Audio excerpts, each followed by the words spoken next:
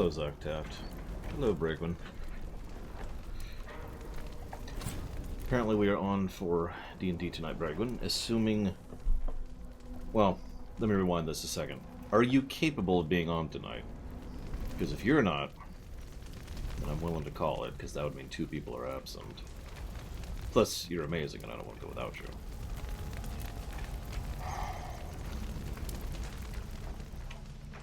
I don't know, Tap. This last time this encounter was not very pleasant.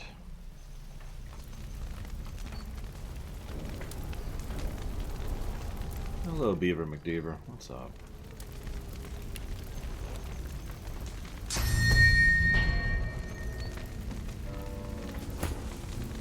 Scooch forward just a bit. As far out there as we can.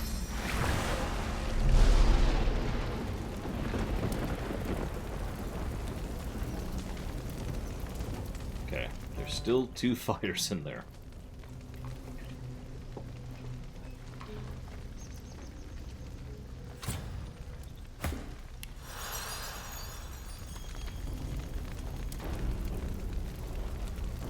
We're gonna need to enter the room to get that one.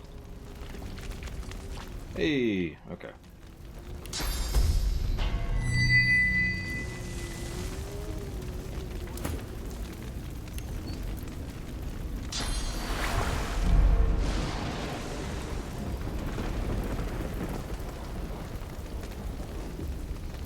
Hey, look, it's holy clouds.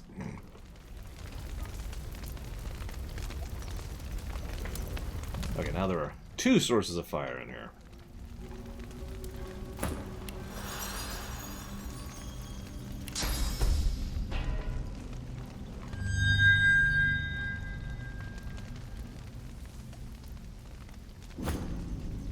Hello, glorious barbarian. I don't know who that is, but shoutouts to the band thereof.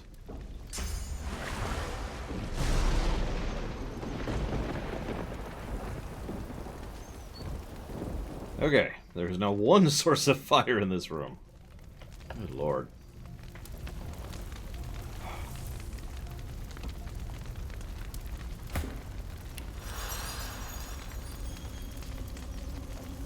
I think we have to trigger the last source.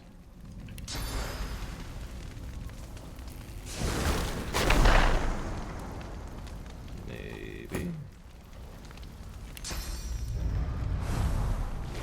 Yes, Beaver McDeaver. A little more heavy on the RPG stuff. Good, Zuckdaft. Alright, Saffron. What's one of those flaws? Hit me. That is the point of streaming these, after all.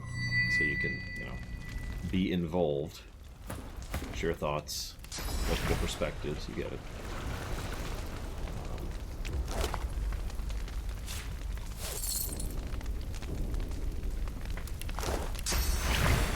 I gotta be honest though, I wouldn't call 13 negatives low on negatives, but that's just me. If anything, I'm actually surprised by how many negatives we've given this game, but I stand by each one we've given so far, so... Hey, fight time! So, they can still generate fire. Let's see if we can, Worms take you. Alpha strike a bit here. Yeah, this is definitely a net positive game. I mean, there are flaws to this game, and I in no way do want to dismiss that. Hell, I'm kind of tired of playing it, if I'm being completely honest with you. I was thinking about that during the lunch break, because I'm kind of like, ugh, want to get this over with. And I was trying to figure out why. Can anyone guess? Because there is a distinct and individual reason I could point to.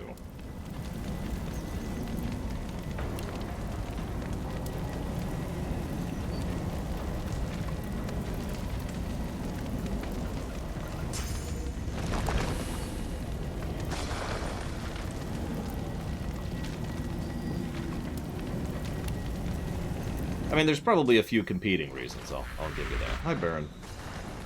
As there are most things. Is it the difficulty? No. Length of combat? Yes. But at the same time, no.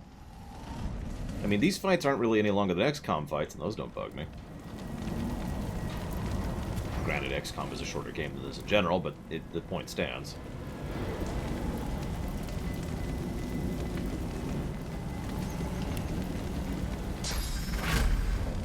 You're right, I no longer want to deal with the character and equipment management, but that's a byproduct, not a root cause.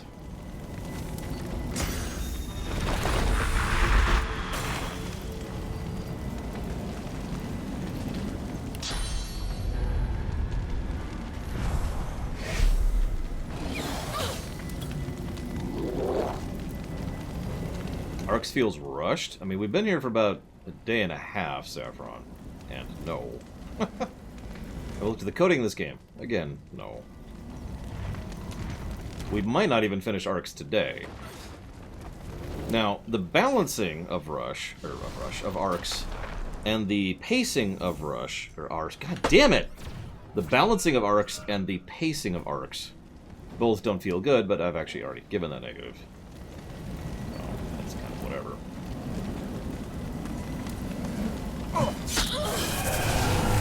That is true. Most CRPGs have that exact same problem. I think Dragon Age Origins, which I don't consider CRPG as a reminder, would be one of the only ones that doesn't qualify for that same feeling for me. Okay, that guy thinks he can res still. I'm not sure why.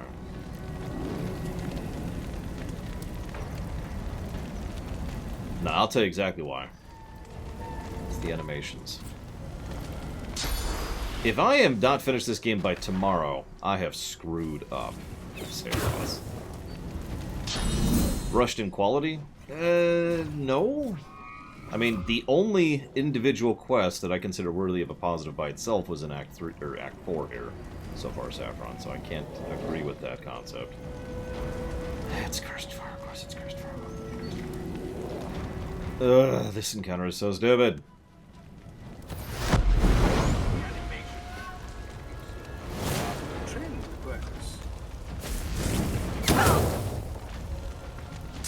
This encounter is actively dumb.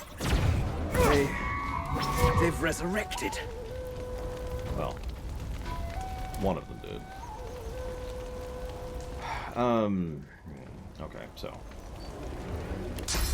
do this.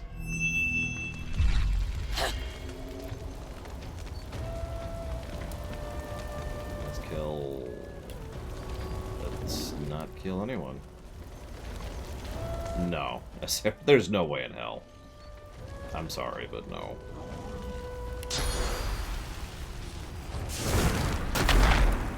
If we don't finish this game by Saturday, I have done something astonishingly wrong.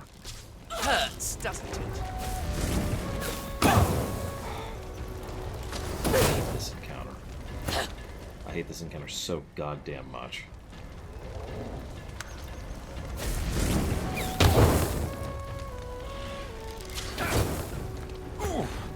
The fact that their cooldowns reset upon resurrection. The fact that they ignore terrain while they're in revenant form. The fact that they can resurrect in a single turn. This is... I'm actually willing to say this is actively bad design. This feels like the kind of thing that should be an optional fight or a super optional fight, not a regular encounter. That's the cooldown thing I just mentioned, Clover. Like, they just get to... They get fire arrows. They're reset to the status of having fire arrows ready to go when they get up. After one turn, immediately. This is stupid.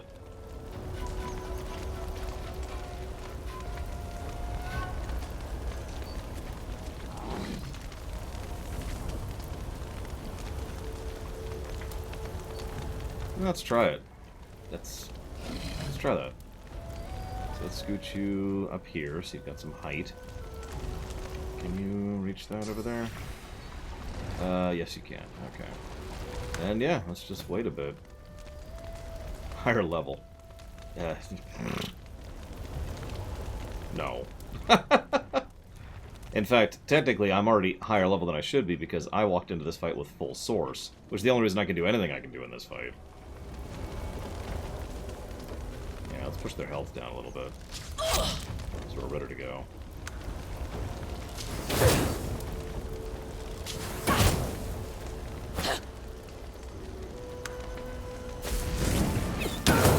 So there's a cursed fire arrow.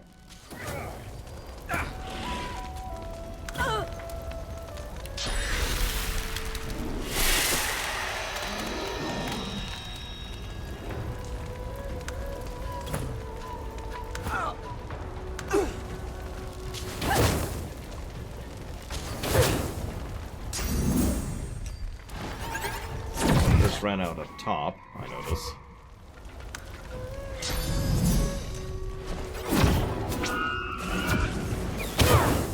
Nope, okay. Had another cursed arrow. Let's just chill for another round.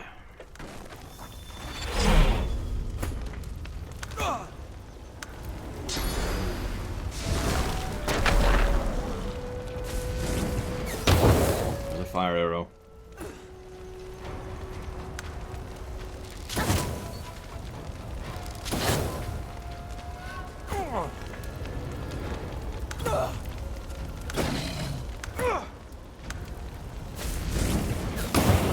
There's a fire arrow.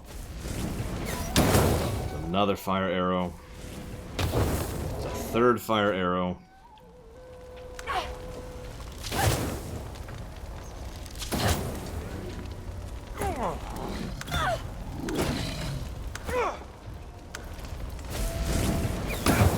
Fourth fire arrow. How many of these do these assholes have? That's just the fire arrow, another one. Hang on. I'm gonna actually look this up.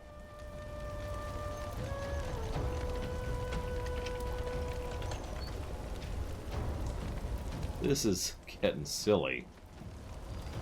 Very quickly. Yeah, I was gonna say, if they have infinite, I think I'm gonna go ahead and finally just pull the trigger on a negative. For the reasons already listed. Ignoring possible irritation, this is an actually badly designed fight.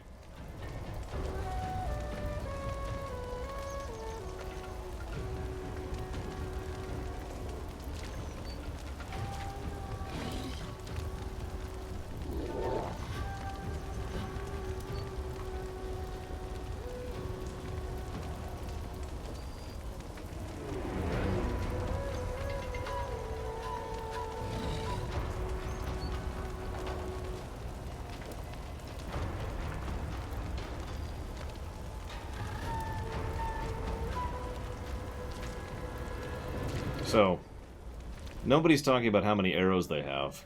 All the recommended strategies are exactly what you would imagine. Teleport them outside. Teleport them outside. Use this method to teleport them outside. Use this other method to teleport them outside. And then another method to teleport them outside.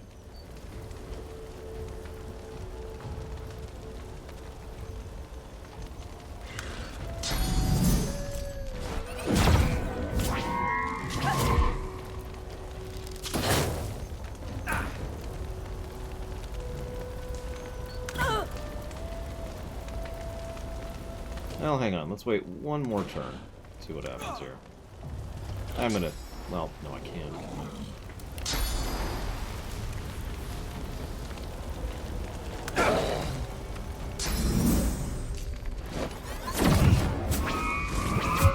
Fire arrow. Of course it's a fire arrow. What else would it be?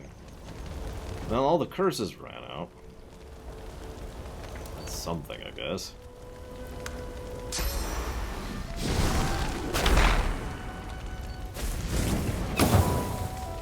Fire arrow, again.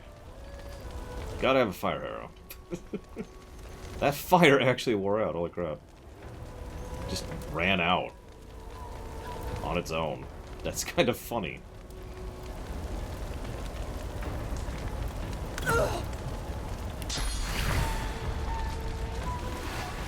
I don't need to bless it. It's not cursed right now.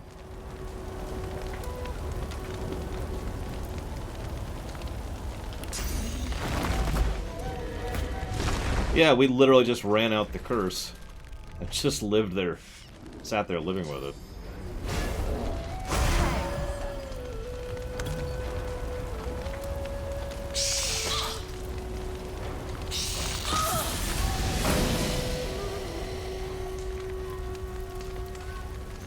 Huh. That explains the earlier thing.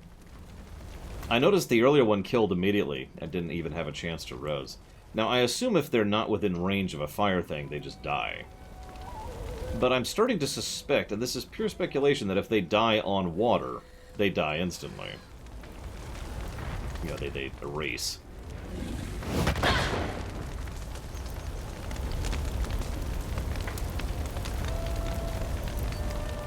I can't tell if there's water here, but it looks like there isn't, so I suppose we'll find out in a second. Yep, okay, there was no water there. And it didn't erase. Do you see that? So if you kill it on water, it actually erases them.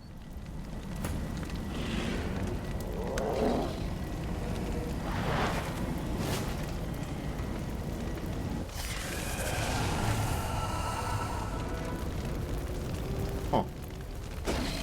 There you go.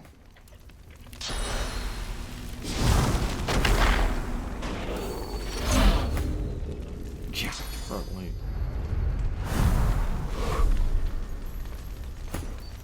In fairness, I think I probably should push that into aggregate negative territory, though. That is still a bullcrap encounter. And as it happens, I have an aggregate that needs filling out anyways. Right here.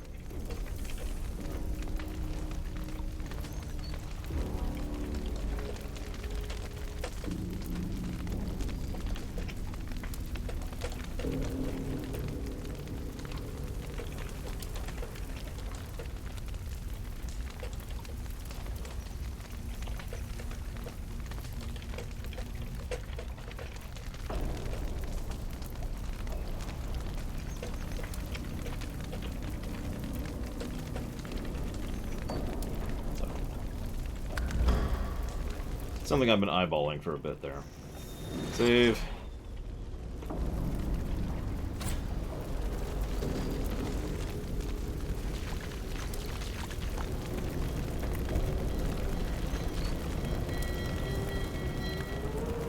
I don't see him.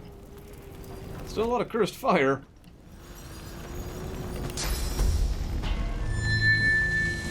Clear this up a little bit.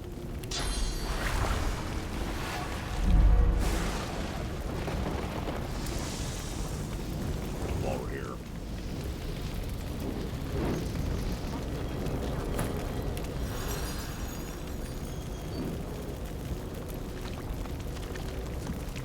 Yeah, new strategy. Stand there until curse runs out. Put water under them. Kill them. That's probably even easier than the teleporting them out strategy.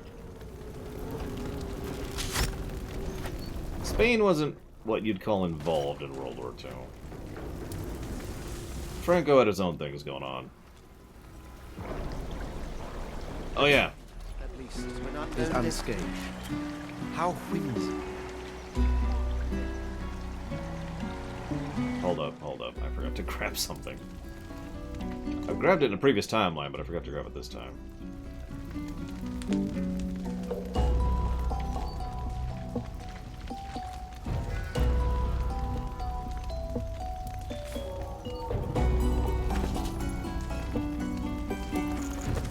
Volume describes the stories of whispered about a lizard princess. Blah blah blah blah blah blah blah. Okay.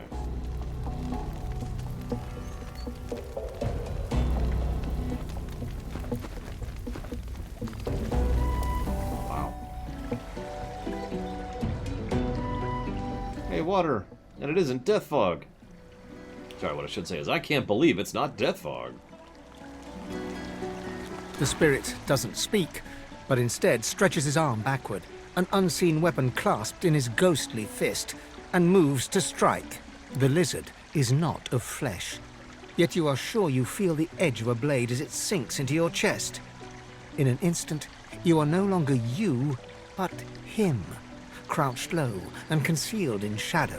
Panic shouts ring through the air, but you must not allow yourself to be distracted. Your eyes remain on your quarry, a female lizard, scales burning red, clad in opulent garb. You remain 20 silent steps behind her as she flees into the consulate garden, where a shimmering portal of opal and pearl illuminates the pool beneath. Finally, the opportunity has come. She is as good as dead.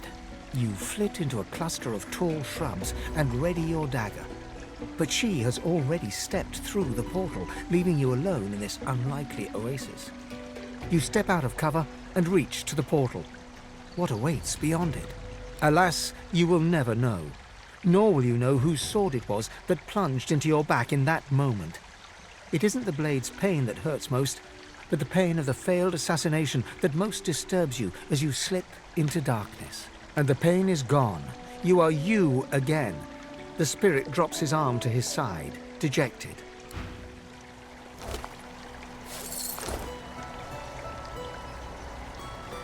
But no, sorry, I don't know if I answered out loud, Colgrim. It's the animations. I think I got distracted because we accidentally killed one of the things. I know it's harder to speed up 3D animations than it sounds, but there are ways to do it, and the fact that you can't makes every minute take a minute and a half. You know what I mean? And so for every minute of, yeah, there's 30 seconds of... And what's worse is it's spread out. I've talked about this before. I need to come up with a lorium to describe this, because it's a common concept. It's wherever... It's kind of the gameplay equivalent of empty text. Like, Persona 5 actually has a really great story. Interesting characters, fantastic plot. And it's like... oh. And it's just... There's so many layers of bread in between the sandwich. It's like having a sandwich, and there's like bread and then one slice of meat. Good meat. One slice of meat and then bread. Another slice of meat and then bread. And it adds up over time to the point where I'm just kind of sick of it. Yeah, there's too much filler, which drags it out. And I really feel, while there are several issues with this game, and I don't want to dismiss that, I really feel if there was some option to speed up the goddamn animations, or just skip the animations, which some games do. Fire Emblem Three Houses is actually a good example of that. You can just skip to the end of the turn and then start your next actions. And just do that. Like, if there's some way to do something like that, so that you could just get on with it. It's worse than that, Von Falkenstein. It's Wonder Bread.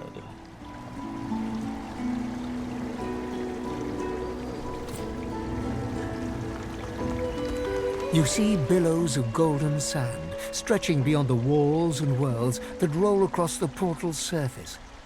It isn't clear if the portal allows return travel, but you're inclined to doubt it. The Red Prince cocks his head, then peers into the portal more closely. You follow suit, and notice a spot of red beyond the sandy swirls that you missed before. What do you see? I see destiny. We must enter. There's no time to waste. All right, I got your back. After you.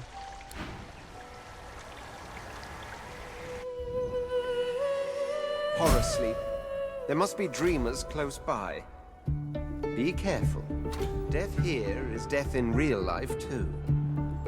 If you die here in the Matrix, you die in real life. Sorry. That's a lot of Why are there so many corpses here? My goodness. And yeah, it's a good time to grab a save. Good evening, my prince. I trust you sleep well?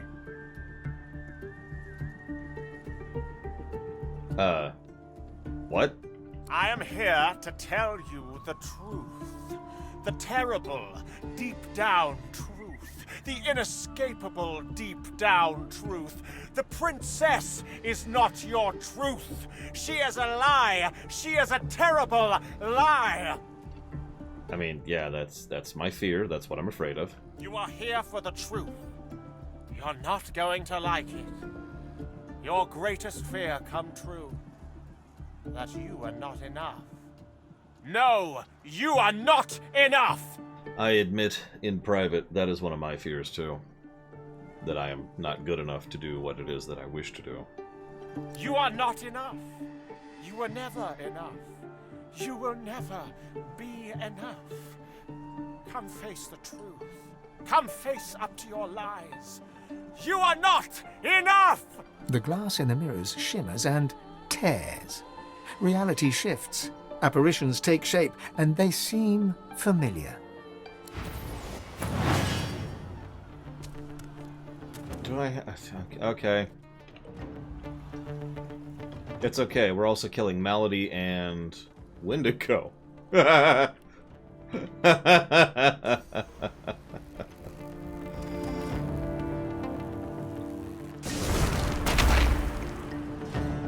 It's all just a dream.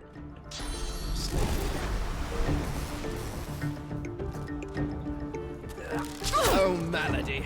I can't say I haven't considered this before. You are not enough. You were never enough.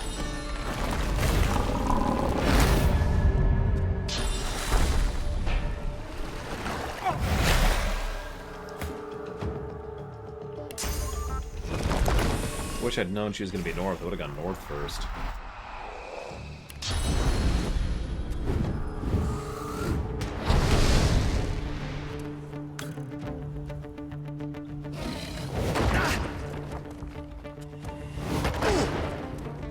You are not enough. You are never enough.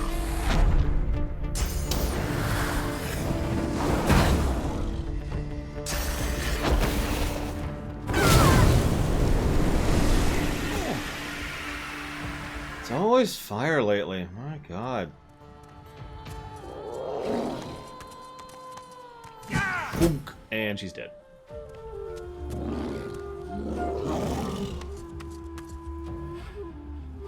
Alright, what's undivided?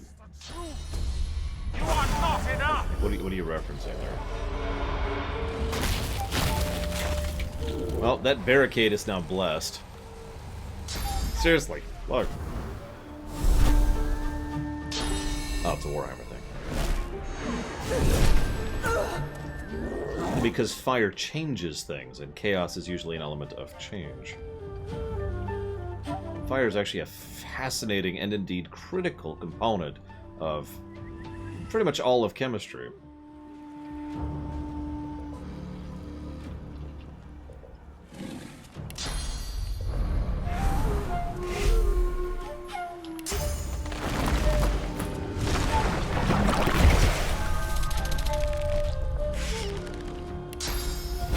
By the way, did you have any others, Saffron? I am still listening, but you only mentioned the one.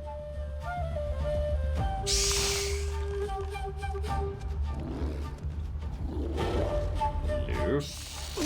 There you go.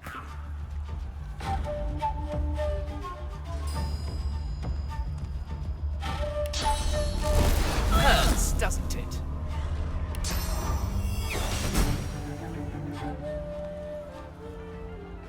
Here you die, but we do not.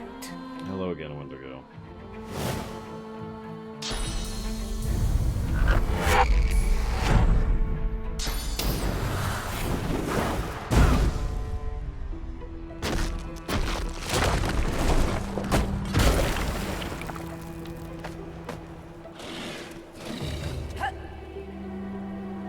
Fortunately enough. This.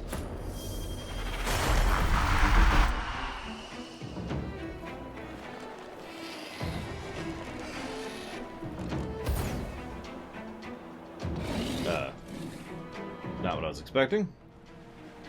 I guess I need to kill the smaller mirrors? Where's the third one, though?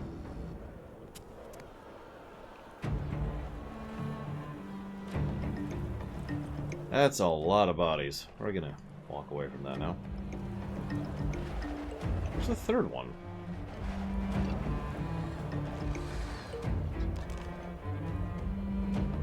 Whatever.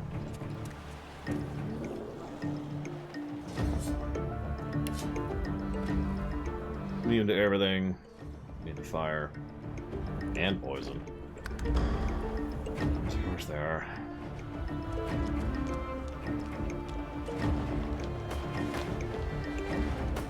Hello, God Emperor's finest. You die, but we do not.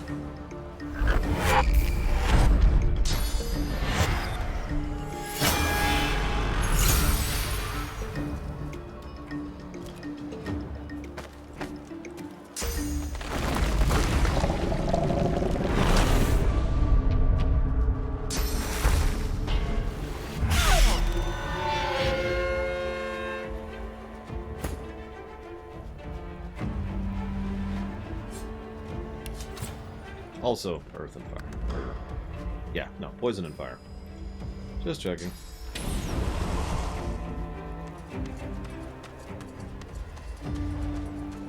Buck Knight, Buck Knight.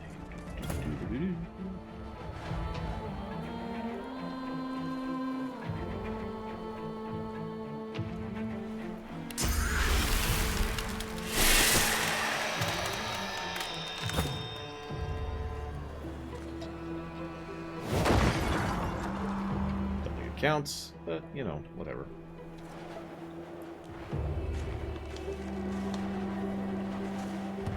Yeah, it's nice and slow, and this is why. This is exactly what I was talking about. Look at that. Like, it's only seconds, but it's just... And it's every single action. When everything you do has another second of padding or... That's what it is. It's the seconds of padding. There's a lot of games that have that problem. And I need to... I guess I could just call it the seconds of padding. Call it that. Use that as the terminology.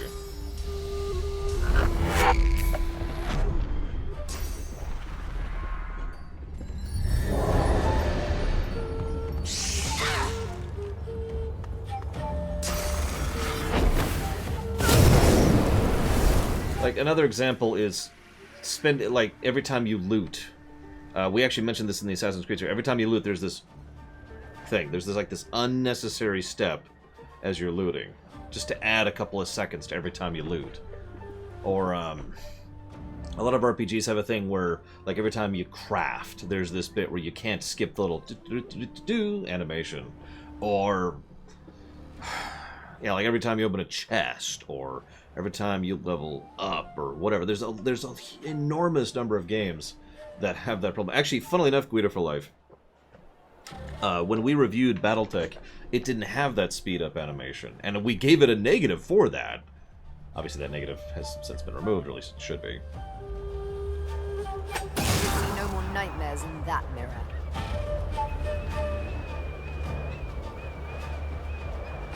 No, I'm agreeing with you, Guido for Life. Your point is entirely valid. Okay, looks like I do need to kill that one. That's okay. You may break one, but you cannot break them all. You are not enough. You were never enough. Oh, they're getting mean now.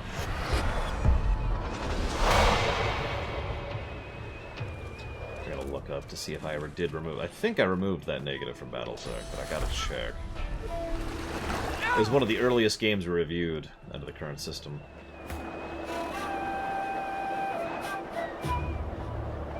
Nope, yep, we did remove the negative.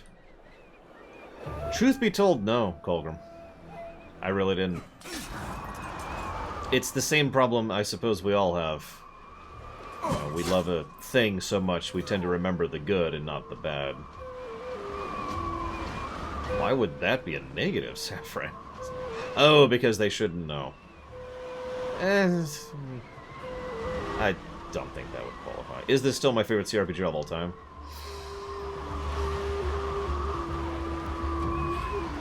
True, Guido for Life. That is also very true.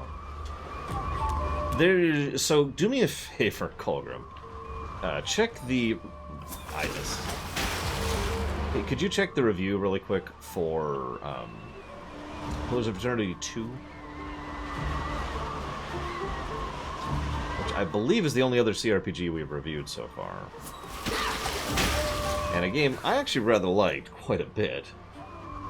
I even went through and did an audit run to give more positives to it.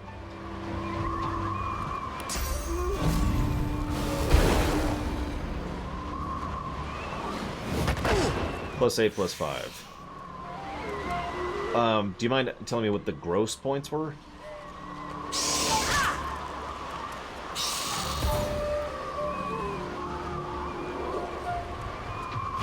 Like, just numbers. I don't need the specifics.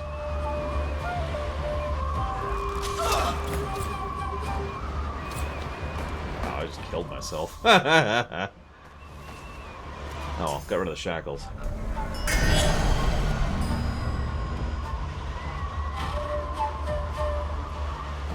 (9-3)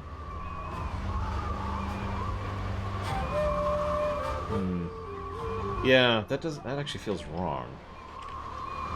Hang on. Let's pull it up myself. Hit the stream brakes.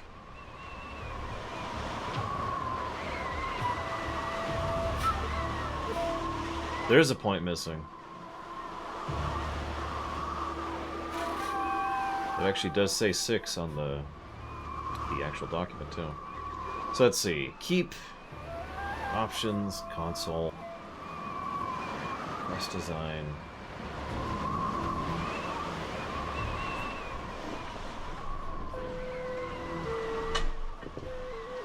But it's just a problem, Guido for Life, because one of the issues with doing a developing review system is that over time, the games don't get reviewed exactly the same, which leads to improper and inaccurate results, which kind of defeats the whole point of the system.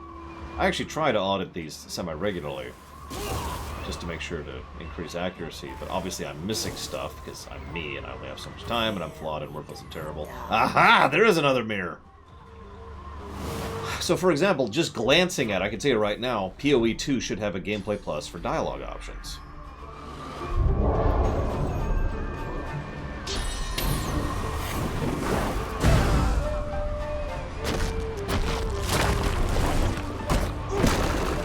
That's actually the only one that's coming to mind off the top of my head. But, at the very least, that game should have one more positive. I do try, Guido. I mean, that is the point. That you know, trying to get better and trying to do better is much of the point here. And that's true. They added the turn-based combat thing, so that's 2 more positives we need to add to PoE 2. My point is, if you asked me of my other favorite CRPG of all time, there are 2 games that would come to mind immediately. One is Pillars of Eternity 2, and the other would be, I guess, Tyranny.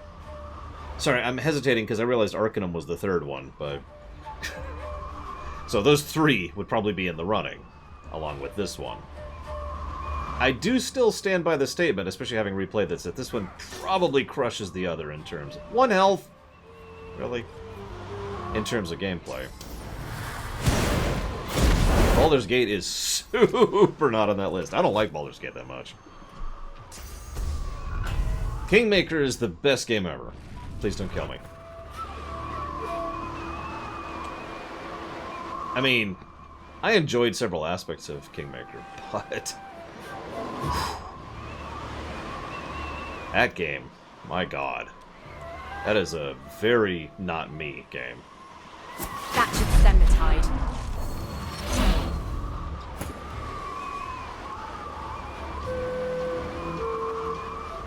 Yeah, Baldur's Gate and Baldur's Gate 2 have combat that I actively despise. Well, this isn't Baldur's Gate at all, though, Juniper Rowan. First of all, Baldur's Gate isn't turn-based, but second of all, and more to the point, Baldur's Gate is 2nd edition, and it has all of the problems that 2nd edition... It's actually 2.5e, but it has all the issues with that 2.5e has. Imbalance issues and needing to know what things are issues. The HUD and interface don't explain jack to you.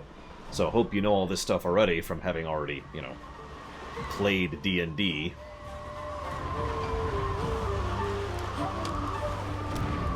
Now, the story in Baldur's Gate 2 is pretty legit, even to this day, and I will stand by that statement.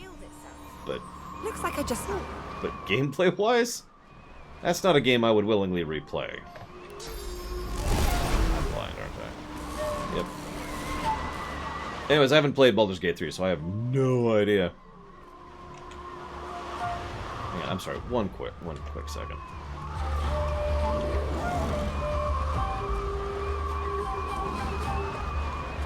No, I'm totally not adding positives to PoE 2 right now. Yeah, there's a good one. What's Thaco? Now, I'm sure several people in chat could answer what Thaco is, and nowadays it's the days of the internet, so you can just look up Thaco. I want you to picture playing Baldur's Gate for the first time and having no idea what Thaco is.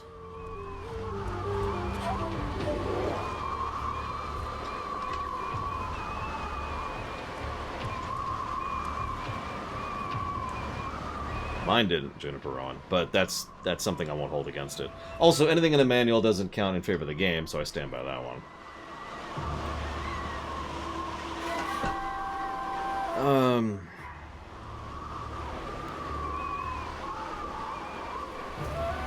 Yeah, Baldur's Gate 1 and Baldur's Gate 2 fall into a category of RPGs. I've actually reviewed several of these myself, where the games themselves rate pretty badly, but it's because so much of the games are so much better if you know what you're doing.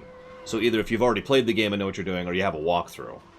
There's a surprisingly large number of video games, especially RPGs, that are improved by the inclusion of a walkthrough, which almost always means negatives, but is something that I usually tend to mention, because if you know what you're doing, Baldur's Gate 2 is a lot more enjoyable. And if you don't, then there's a lot more floundering. And Jonolith Irenicus is still to this day one of my favorite RPG villains. Like, maybe not top 5, but like top 20, top 30, you know? He's up there. Helped by David Warner, who is awesome. What am I doing?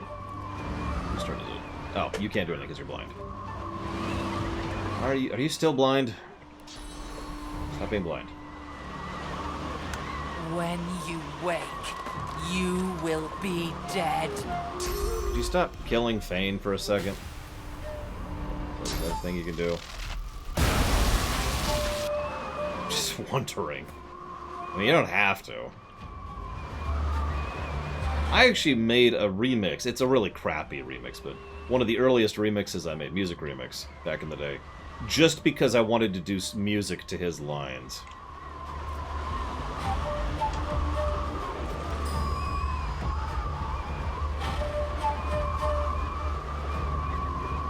So, David Warner isn't dead. I looked it up, just to clarify, but he's not actually dead.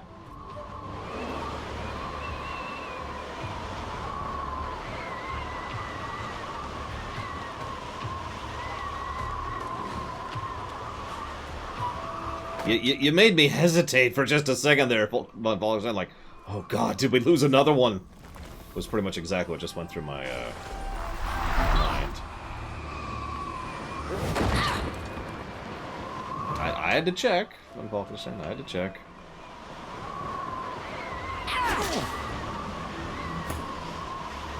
I just realized, is this... Yep, no. We're gonna have to add 2 positives. Oh my gosh. Greet the Reaper for me. We're gonna have to add 2 additional positives to Pillars of Eternity. 2. That's okay. I'm okay with it. It's a great game. It's probably my overall second favorite CRPG. A lot of that is on the gameplay axis, but I stand by it. It has some flaws in the story axis. It's probably one of the least engaging of the top CRPGs, in my opinion. The main plot of PoE 2 is great, but most of the rest of the plots are more interesting because they're political machinations, and that's awesome, and I love it.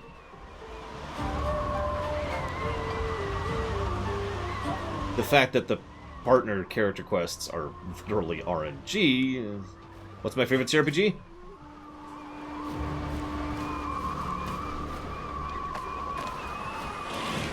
Yeah, there's 4 significantly good characters in PoE 2, I'd say, and that's not a good number. For an RPG in general, never mind a CRPG.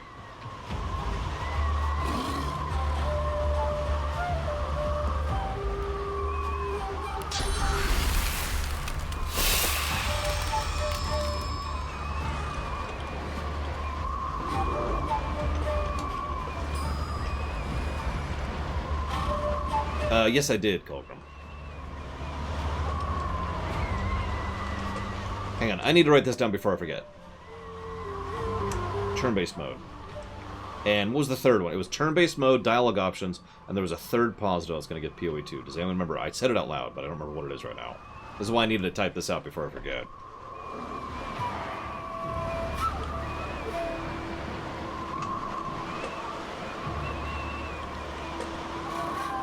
Oh, never mind. I already gave the turn-based mode positive.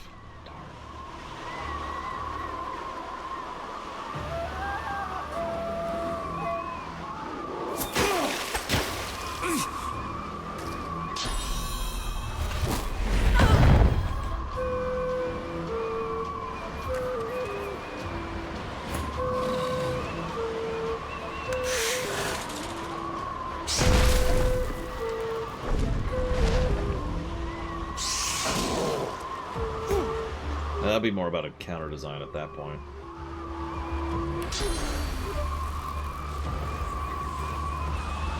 Prepare yourself.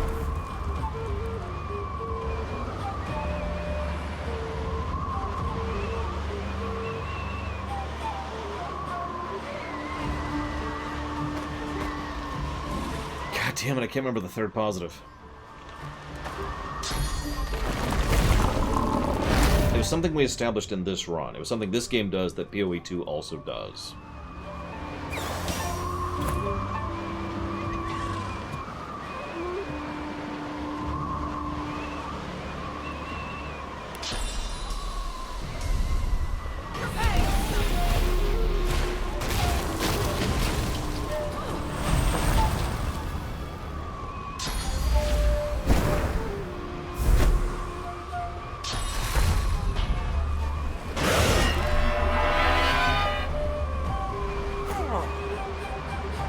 Done being invincible. Oh my god, hit him! Greet the Reaper for me. Yes.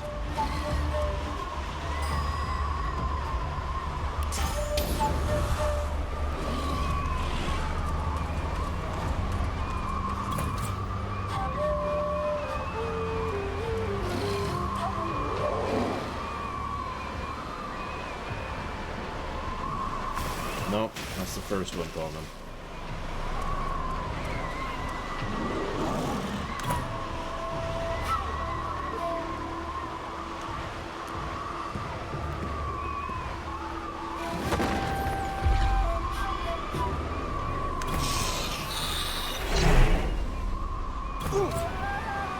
We done here?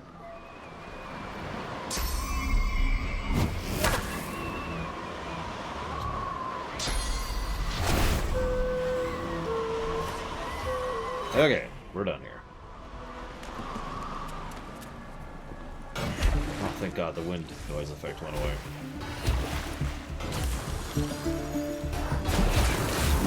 Still raining portals.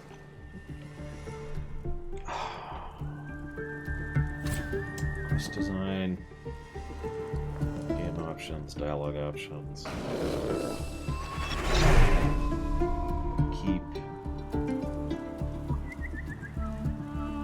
On the fly difficulty, trash design.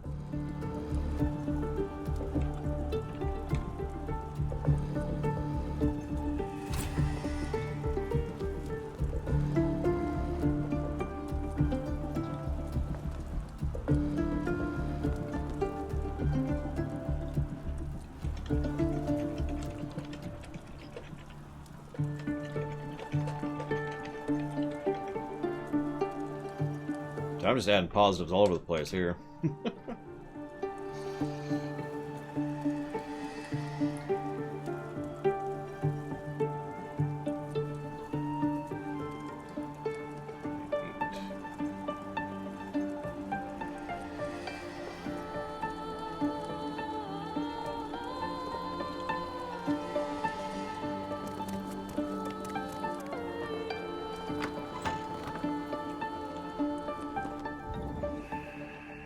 These are the banners of the House of War. My house. I'm sorry, Sierra Mike.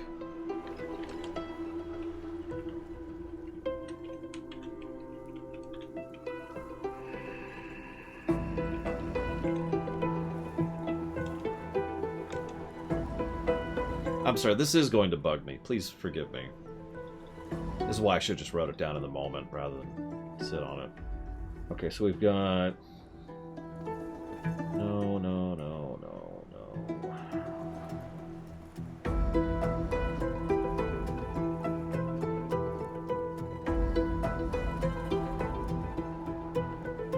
Options, acknowledgement. Did I put that one down? Someone jot down order of events for me, please. That's not the one I was thinking of, but I need to not forget it.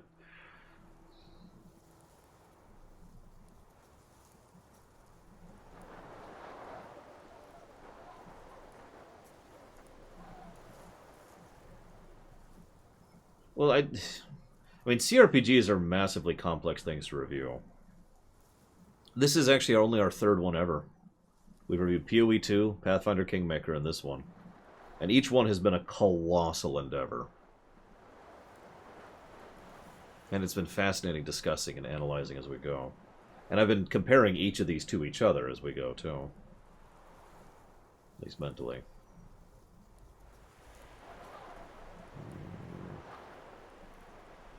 Okay, so let's see here. Let's look at the actual review. Just down here.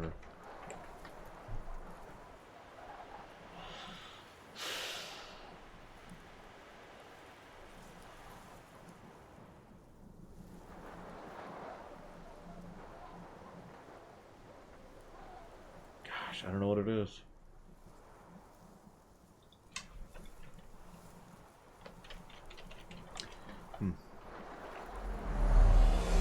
Well, whatever. Let's walk up here and kill yet another person. Beautiful people. Ramos even haunts my nightmares, it seems. Unless the nightmare is his. Teor Ruvula Anqui. Aranu Protomus. There is a positive I forgot to give. Hang on.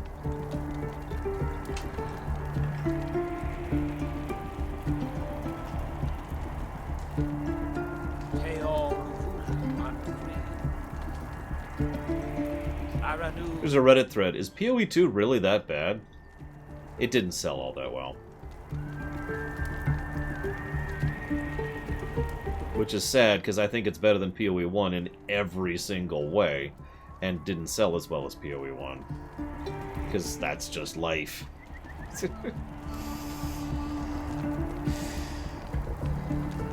I mean, FF8 sold worse than... Excuse me, FF8 sold better than FF9.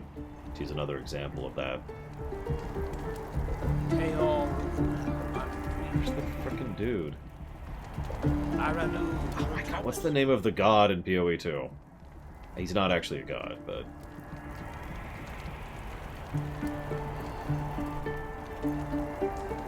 Most likely Jaluda. It is a commonality that sequels sell worse, regardless of the fact that, you know, Aethos, there it is, Aethos. Regardless of the quality. There's only one, there's two repeatable trends when it comes to sales figures specifically. One is that sales figures trend downwards. The other is that sales figures bounce up and down pretty much linearly. This Aethos is what I was thinking of.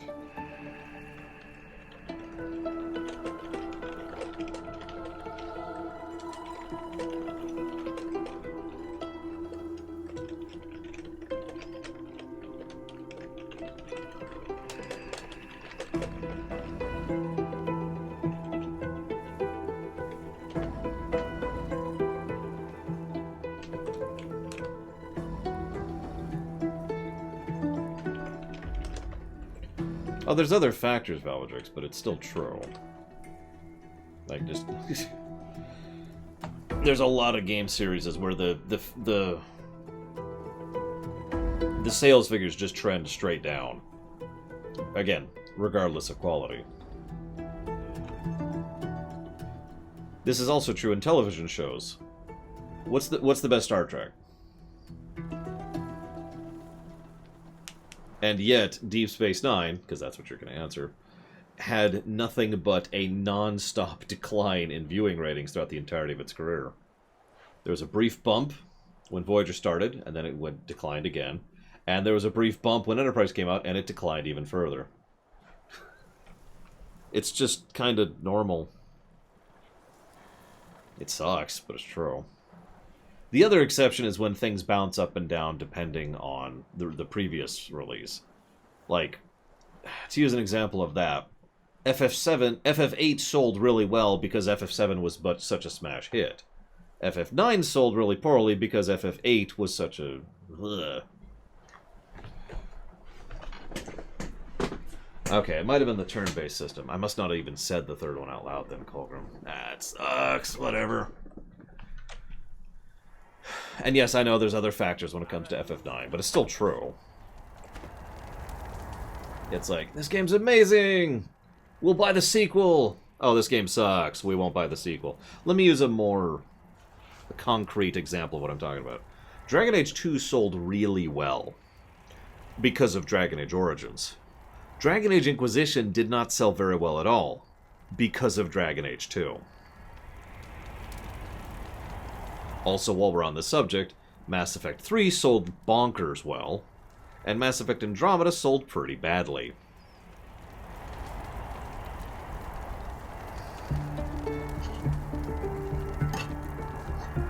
Like I said, sales figures often say more about the previous than the actual game itself that is selling. An elegant and imposing lizard appears within the haze before you. Ignoring you completely, he bustles past you to the Red Prince, genuflecting before him on one knee. Red Prince, spouse of the sun, Anan Nerhet. I, your servant, Bramos. I was keeping the portal at the consulate open for you, but... Catching himself mid-speech, he suddenly turns to glower at you, beady eyes bright with hostility. I mean, that might have been it, Colgrim. I mean, it's not, because I was thinking of a gameplay one. But I did jot that one down into story. You may or may not have noticed the story score got boosted a little bit there as I was fixing that. Woo, Zekteft! And now, Mars is mine. Perhaps we could speak somewhere more private, my lord. My companion stands with me. Whatever you have to say to me, he may hear. Got your back, Red. Bramos narrows his eyes at you before turning back to speak to the Red Prince. Very well, my lord. There have been so many obstacles. The House of Shadows, agents of the God King, and other trifles beneath your royal ears to suffer. But none of that bears thinking of now. For all that matters, your highness, is this. You are here, and the Red Princess awaits you. The princess? Where is she? Out with it, man! In the center of the dream, your majesty. In the sunset eye of the dragon. Agents of the God King seek her relentlessly. There is no hiding place safe enough for her in the material realm. Only in the dream can she rest. Lead me to her, Bramos. Show me the way. She's right here, my prince.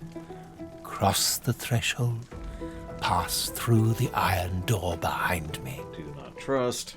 He reaches out and hands the Red Prince something small and shiny. A key.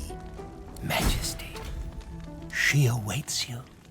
Hopefully Crusader Kings 3 will have good political machinations, because honestly, I don't think Crusader Kings 2 did, but I think I'm the only person in the world who thinks that. Good fight.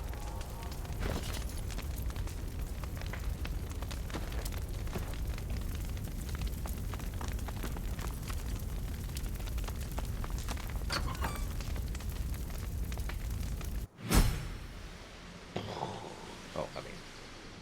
This feels like home. Nice, spread.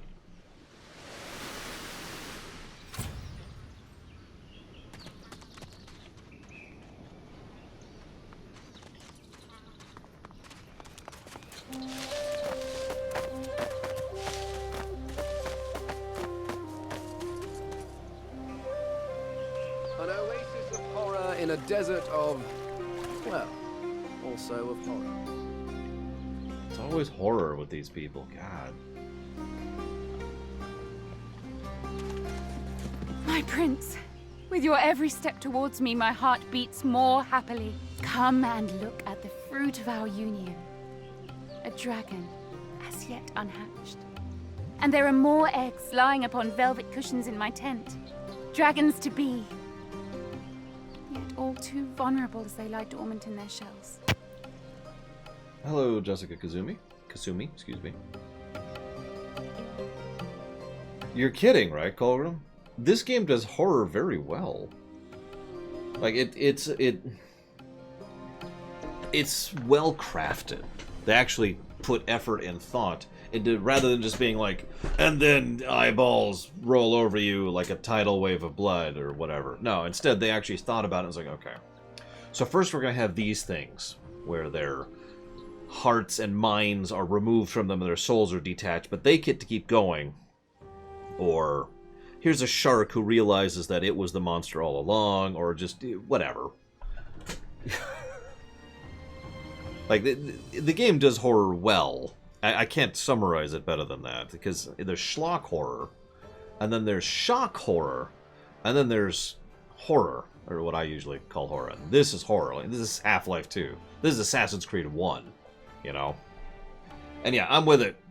Here's to Mars and to the Mars drinking game. That's actually not invalid, Colgrim. I agree. Done. Let's do it.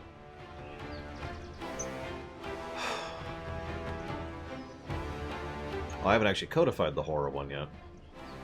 That's why. That's why it's I haven't typed it up yet.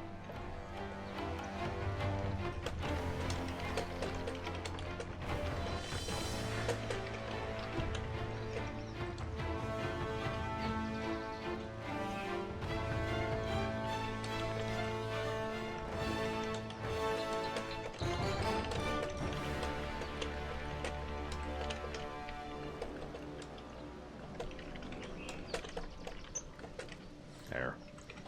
Boop. Since we're getting this far in, we should probably codify a few other things, too.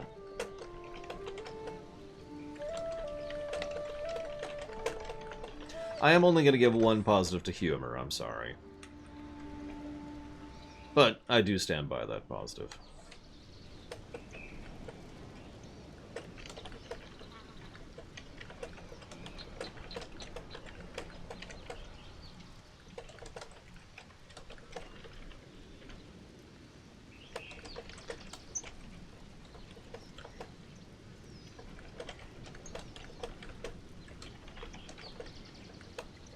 Well, I have no idea, Zactaft.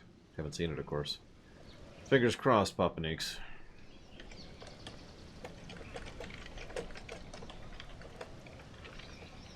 Well, you see, Purple Boil, when a red dragon and another red dragon love each other very much,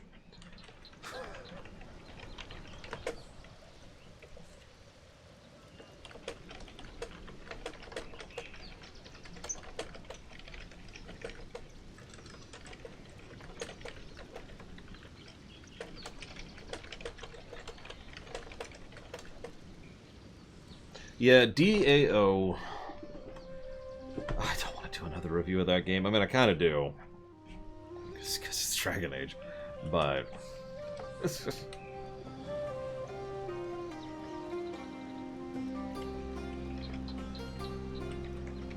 No, she was my favorite Batwoman, is what I said, Zactaft. Slight difference.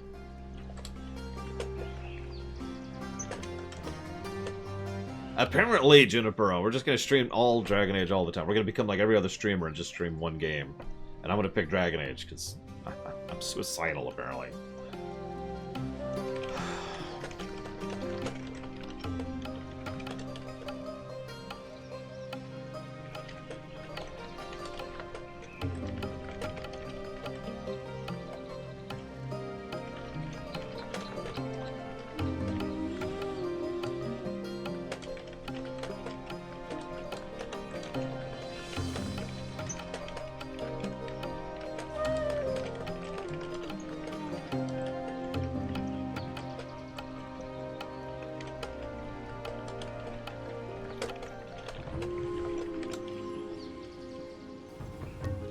Colgrim over there is awesome. I don't have anything to add to that, sorry. I'm just typing up things here. Correct, Zactaft. I'm going to be working my brains out. I think I'm still going to do that. No, Colgrim, no. I know Dragon Age Origins well enough that what I really should do is just sit down and really do an audit run of DAO. And by an audit run, I mean a mental one. Just stare at the review list and talk it out. Maybe with you all, but I don't need to replay Dragon Age Origins to add positives or negatives to that game. I know that game very well.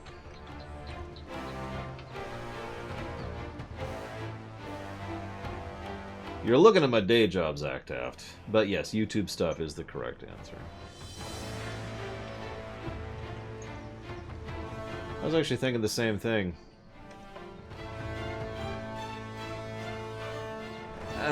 No, Colgrim. Honestly, an audit run really isn't and shouldn't be in the books. It's just, it takes up so much time. Because there's only, really, there's only one game I would want to do an audit run of. Other than the one that has already been funded for an audit run. And that game is huge. Let's focus on getting a little bit more of that list under control first, shall we?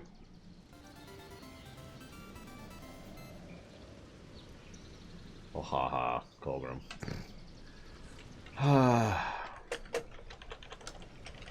Okay, so first of all, thank you for watching my show, Papa Neeks. I put that towards Tex Murphy. Second of all, thank you for that sub, Colgrim. You are awesome. Thank you. And thank you, Papa Neeks, very much. Is Darkest Dungeon not already on the list? Sorry, we're in the middle of this big conclusion to the Prince's epic story, and I'm just sitting there like, hang on. Hang on. Let's see, Darkest Dungeon. Yeah, it's right there. Sure, I'll add Darkest Dungeon to the list. Wink! It's already on the list. I've actually already streamed Darkest Dungeon, I just never reviewed it.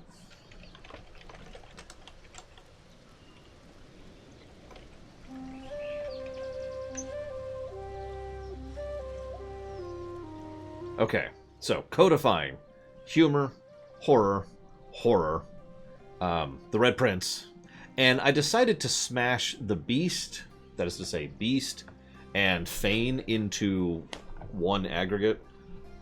This is a problem I've run into in a few RPGs. There's a character I enjoy, but they don't really have enough presence or screen time to justify a full positive.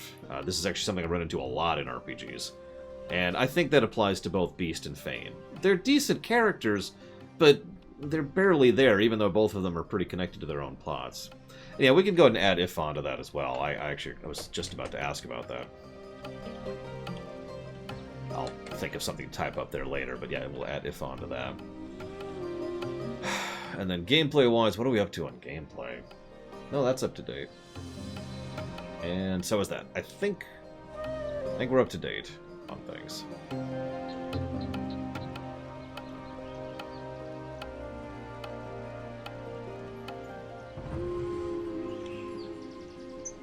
Listen, the Red Slime Princess will understand this is just a political marriage. Oh yeah, I'm totally gonna name the Darkest Dungeon people after you all, and you are totally gonna die. What is yet unborn will one day spawn an empire. The House of Shadows cannot touch you here, Sadher. Protect them from who? The God King. The God King? But why? It seems inconceivable to me now. But in my blackest hour, I turned to him for guidance. Oh, well, okay. I'll just kill you and then source consume you. You moron. You must know, my prince. I was desperate. The House of Shadows closed in around me, determined to kill me before I could become the mother of dragons. Then there was a voice. Promises of protection and power in Kingdom Come. I became sworn to the God King. But when I saw his followers, the vilest creatures one could conceive, I realized how poisoned his gifts would be.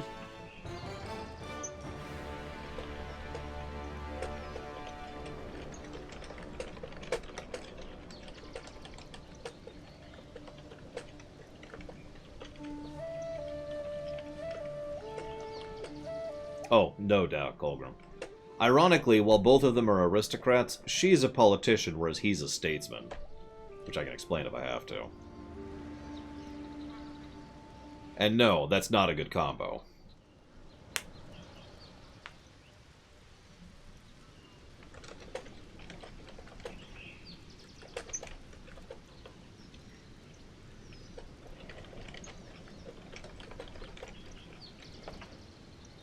So, negative hypothetical. As much as... hang on, there's the extra positive I just gave the game for freedom of choice. This is probably the most esoteric negative I would have ever theorized giving a game. I don't know what to call it. Overwhelmed. I talked about that back when we first hit Act 2. There's not that many games that do that for me. It's a really small list. But when you get to a certain point of the game, it's just like, what do I do? And you just kind of get paralyzed a little bit. And I've played this game before, and I have an idea of what I'm doing. And there's just so much to do that you just kind of go...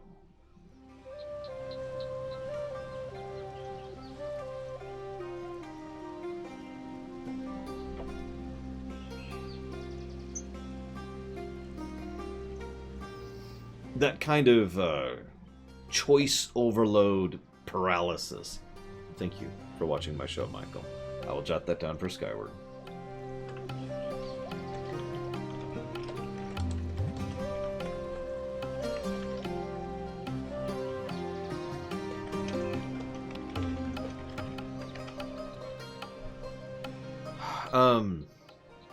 You know, actually, I don't know off the top of my head, Colgrim.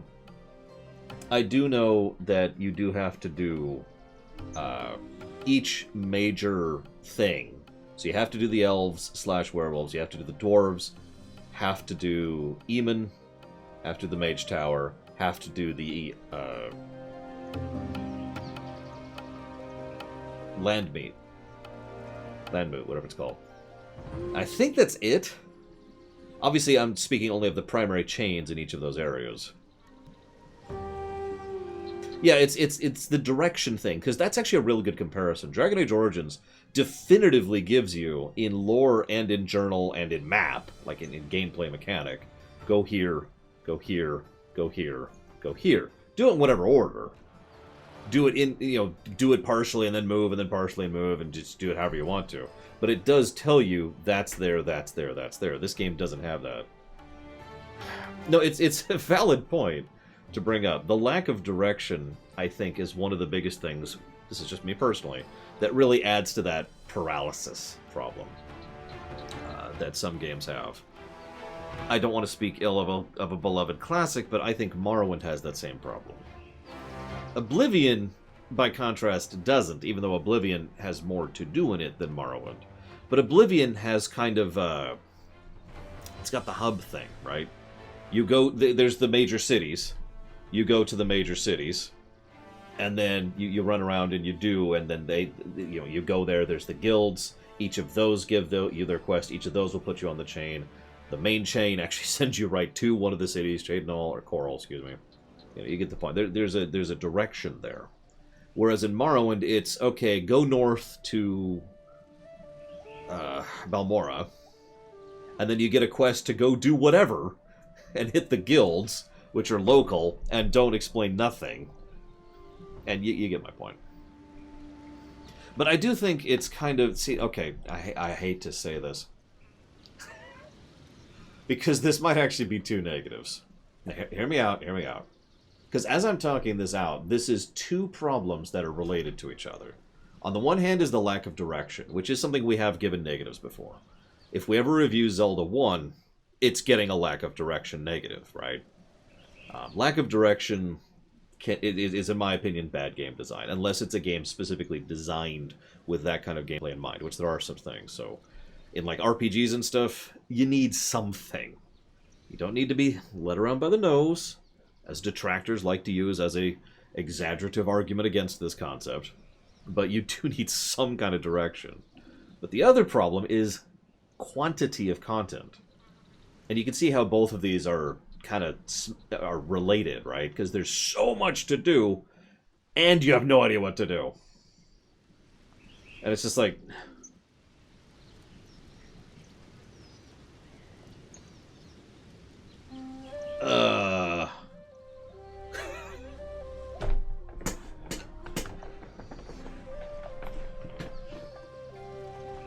Horizon Zero Dawn is a perfect example of a game with a lot to do and pretty decent direction.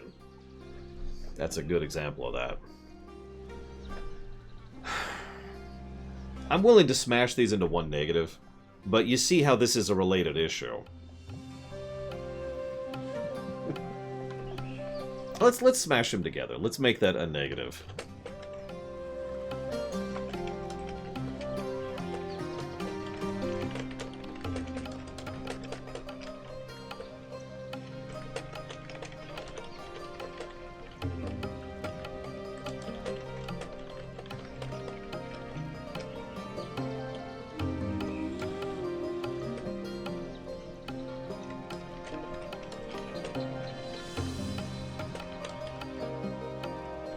Because, yeah, as I'm thinking this out loud, I can think of plenty of games that, I mean, I just mentioned Oblivion, that will put you on the path or give you an idea where to go. I mean, okay, to use one of my personal favorite examples of this, actually. Super Metroid. I know, it's cheating to talk about one of the best games ever made, but the point is, Super Metroid did a lot to give you ideas of where to go. It didn't say go here. It didn't give you a quest thing that says go this way, and then this way, and then this way, and then this way. Instead, what it said is, hey, there's a thing over here, and if you interact with this, it interacts this way. And so now you have... Oh, haha, Sierra Mike. And now you have an idea of where to go. I actually gave Super Metroid a positive for exactly this. I remember this discussion. It was one of the earlier... It was actually, I believe, the first classic run we ever did. It was Super Metroid. And that game scored very well. And that was before we started giving out more positives. I might actually have to go back and add even more positives to Super Metroid. Anyways. Well, yeah, negative to gameplay. Lack of direction. And that is a valid point, Colgrim. Something to jot down for Witcher 3. In fact, I'm going to jot it down right here to think about for the future.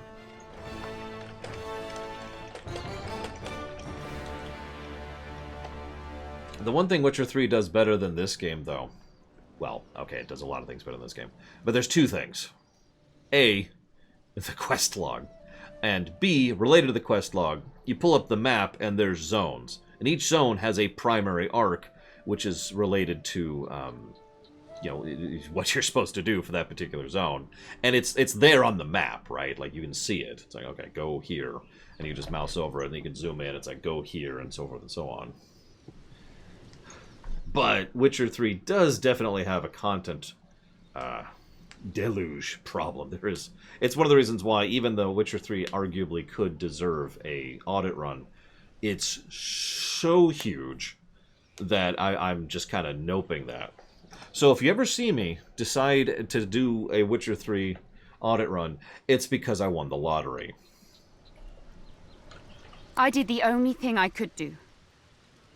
I appealed to our old champions of the House of Dreams and fled here, into a world untouchable by our foes. But I cannot stay here forever. Our children must return to Rivellon and fulfill their destinies. However, as long as I'm sworn, as long as the God King lives, this is impossible. Shoot. Should any of the AC games get that negative? Did we give that negative to Unity? Or do you mean for the content, or do you mean for the direction? Odyssey would get that negative. Odyssey has the content problem. Hard. In fact, I think I did give that negative to Odyssey. And I gave a lot of negatives to Odyssey. Hang on, hang on. Hit the stream brakes again.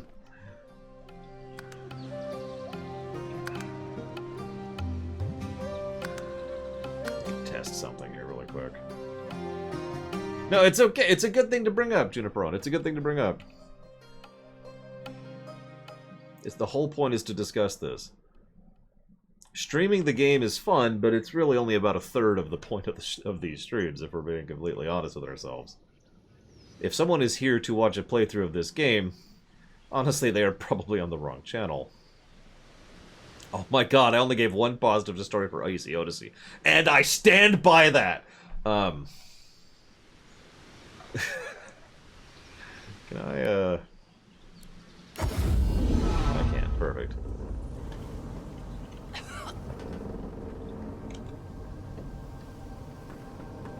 Alright, here we go. I've got sword fighters, mages, archers, all willing to fight by your side. Okay, I did not give Odyssey the Drek side quest negative, but I remember why. It's because I stopped doing them because I hated them, and I felt like it was unfair to give that negative. I may change my mind on that, because I'm pretty sure I gave Unity that negative for the same reason.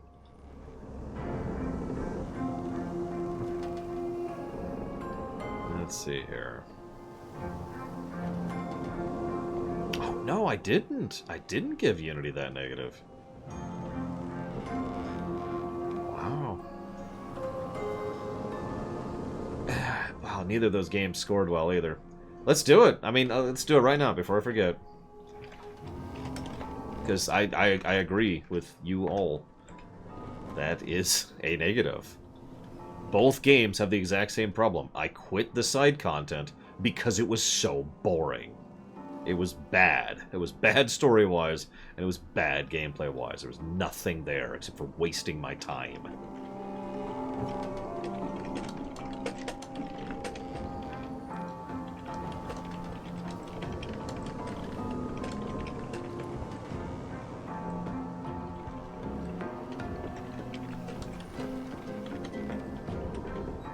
So, additional negative to Unity.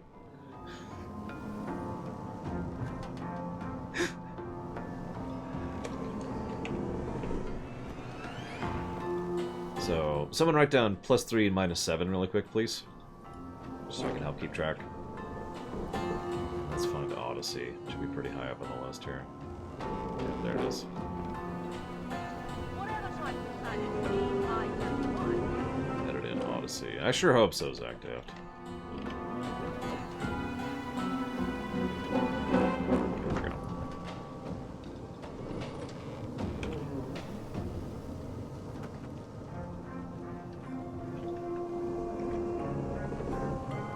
There.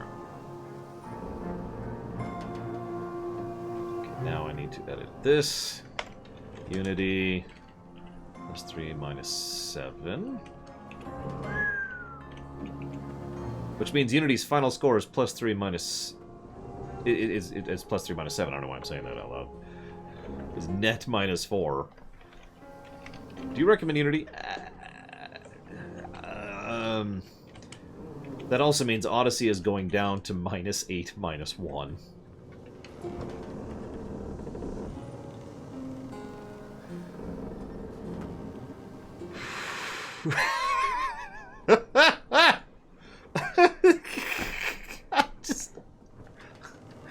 Hang on. I need to see some. Where's my gameplay scores? Where's the Assassin's Creed Odyssey? There it is. Where's Unity? God, that's bad.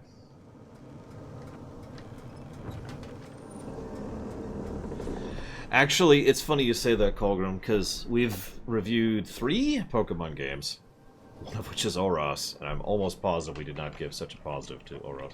Actually, so far, none of the Pokemon games are reviewed very well, but I suspect that's because we need to re-audit and re-examine several of those.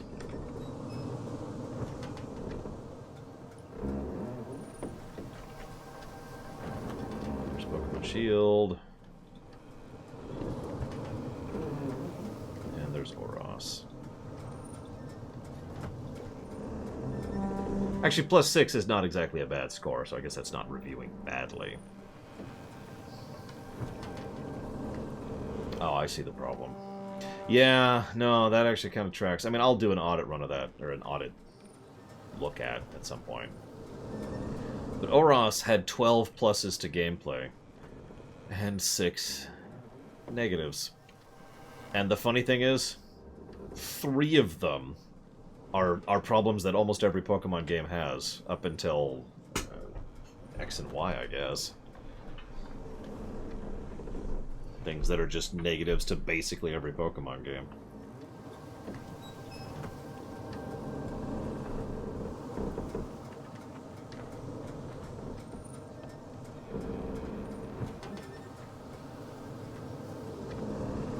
Yeah, I'm gonna have to think about adding that plus to Pokemon Let's Go, which is a remake of Gen 1.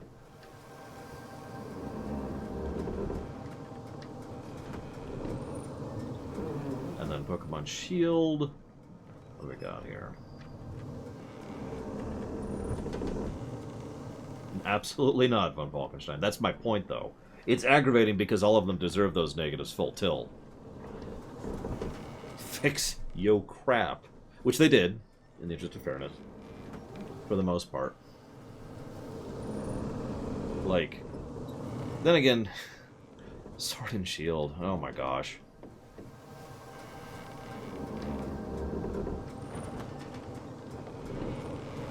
Sword and Shield should be a much higher rated game, but it has 8 gameplay negatives that just drag it down. But I'm willing to look at those later. Let's get back to this. Hey, Elmira. You always bring me to such wonderfully destructive places. I'll never find somewhere quiet to settle down at this rate. So... My dear, why? I can't remember the last time someone's helped me like this. Perhaps even never. When the final hour comes, I will stand by your side. I promise. After all, I am soon to be a free woman. I can choose to fight for whomever I wish now.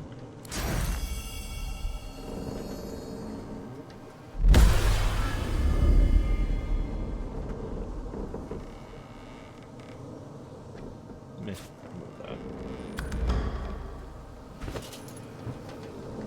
Yeah, no kidding, Zagdad. Word to the rise. Thanos is not a model parent. Oh yeah, I need to fix this, don't I?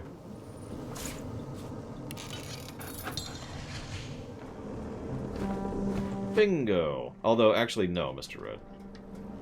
Streaming the game is a third of it, and then about a fourth of it is the reviewing, a fourth of it is the discussing, and the final fourth of it is how awesome you all are, and just, you know, social interaction.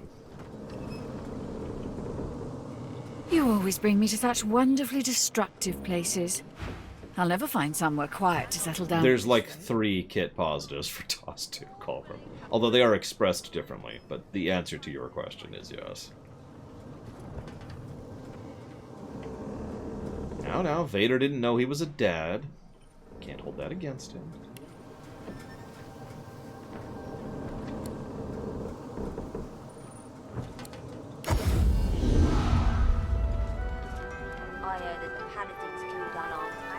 Good night, Saffron. Have a good one. Dream of all the negatives. Picture the game cowering, screaming before your unyielding gaze.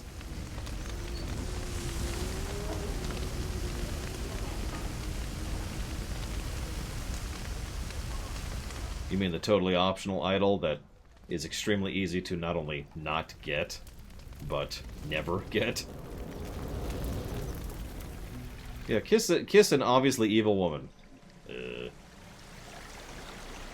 Well, we'll come up with one, S.A. Ross. Can't give negatives if you don't think of any. Or I don't think of any.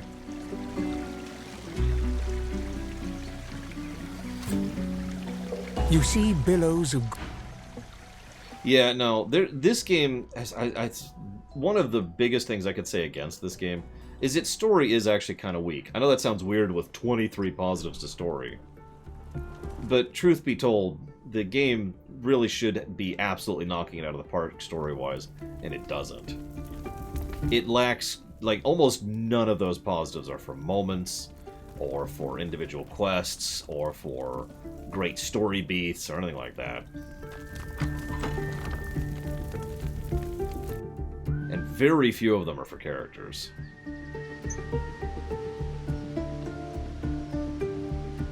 Like, hang on, so we've got presentation, elves. Presentation, humanizing of the Magisters, horror. Oh, actually, that I already wrote down a horror negative, my bad. There's actually 21, sorry. Or 22, my bad.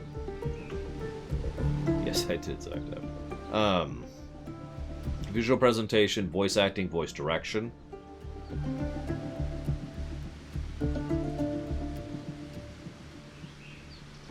The Magister oppression.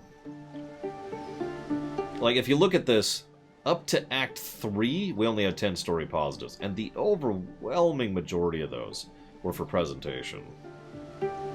Then we started to have some good stuff. You know, the Impish Pocket Realm, Sabile, the Doctor, Lose, the Doctor, horror, humor, the Red Prince, Beast, Fane.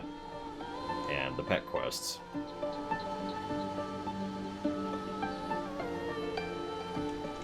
Yeah, if we... negative... We don't give out... Generally speaking, I try very hard not to give negatives or positives out for the way in which a game changes based on previous games in a franchise. To date, there have been 2 exceptions to that. One was in Kingdom Hearts 3, which got a positive specifically for doing something the entire rest of the franchise did wrong. And one was in Pokemon Shield for doing something wrong that the entire rest of the franchise did right. And those are the only 2 exceptions to that. And I'm not eager to add to that extremely exclusive club. Horror in a desert of, well, also... My prince, we come at what is yet. The House of Shadows cannot touch you here, Satyr. The god? You must know, my prince. Then there was a voice. I did the only thing I could, but I cannot stay here forever.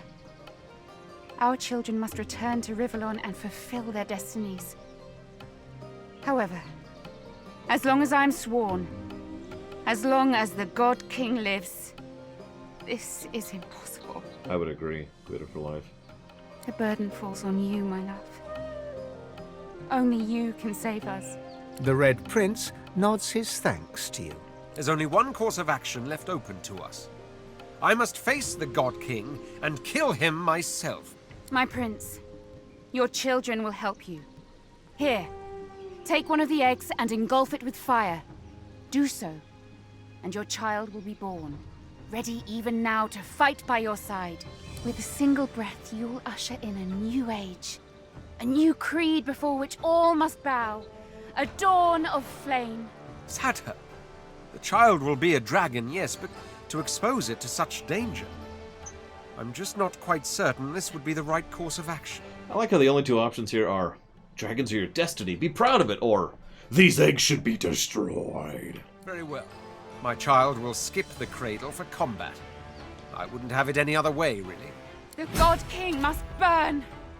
Under your joint command, let my offspring be the all-consuming fire. I agree. You and he have long been on the road. I suppose you trust one another. The God King must burn. So under your joint command, let our child be the all-consuming fire. Repeat. Now go, and take this ring with you. It is the ancient circle of suns. By this ring, I make thee one with fire. One more battle, my prince. Then we will return to our empire as king and queen. Our children will flourish, and the world will be theirs.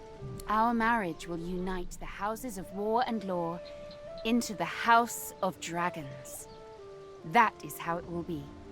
The prophecy will be complete. They embrace, lips hot upon lips. Yonder portal will take you back to Rivellon, where the God King awaits. Good luck, my prince. I love you. And I love you. Theoretically, yes, Guido for life, but it's a lot less overt than, Anora, who is very, very obviously Anora.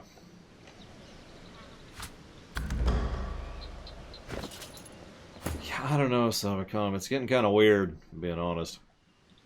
Okay, look, yeah, that's cold. Oh my god, leave me alone. Pray speak.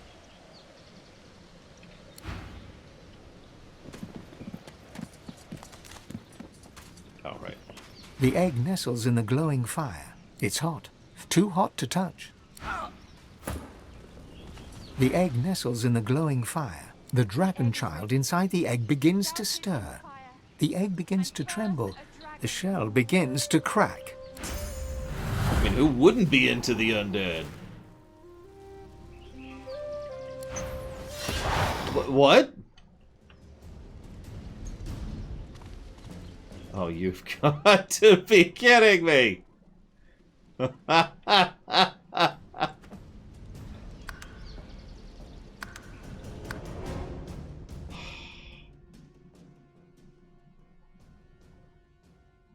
don't remember the paint job. I'm sorry, Zactaf. It is cool that's an option in Squadrons. I don't think about that.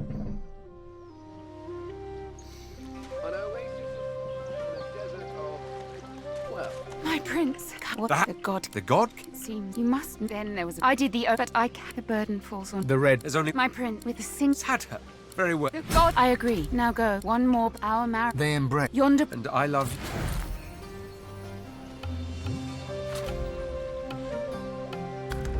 Yep, it's time to ensure the dragons never rise.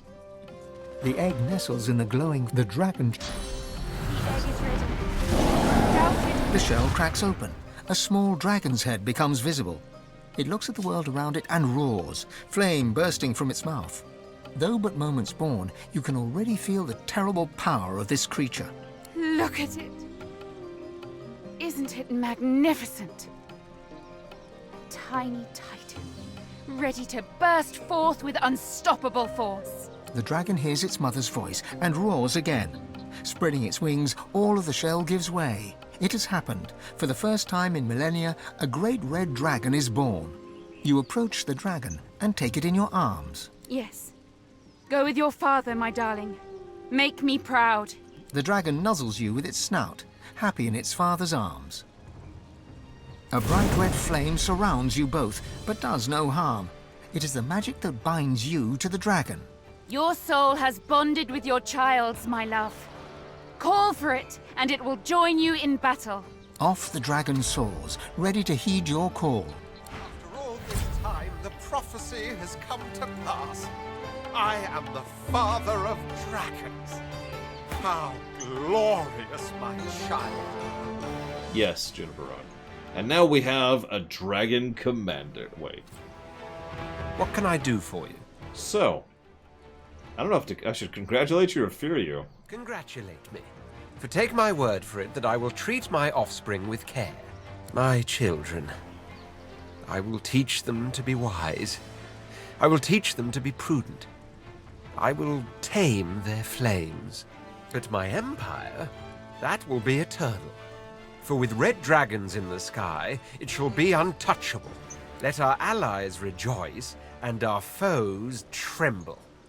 From now on, one has the choice to bask in our suns, or by their fire be undone. And that is kind of the end of his arc. Yeah, little evil. Yes, that is amusing, that. I can see the The consulate garden is easily glimpsed.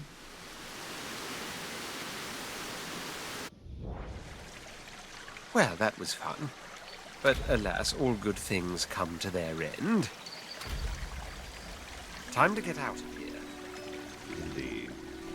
So I'm just going to ask you straight up to tell me where to go, Colgrim, because I don't remember.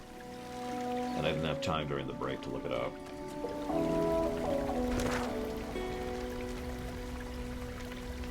Like, I have the dwarf thing, and I don't even remember where to start that. I've got some kind of thing to do. I don't even know what that is off the top of my head. Should be a dwarf for this. Reason. Hunters, I've got the wares you need.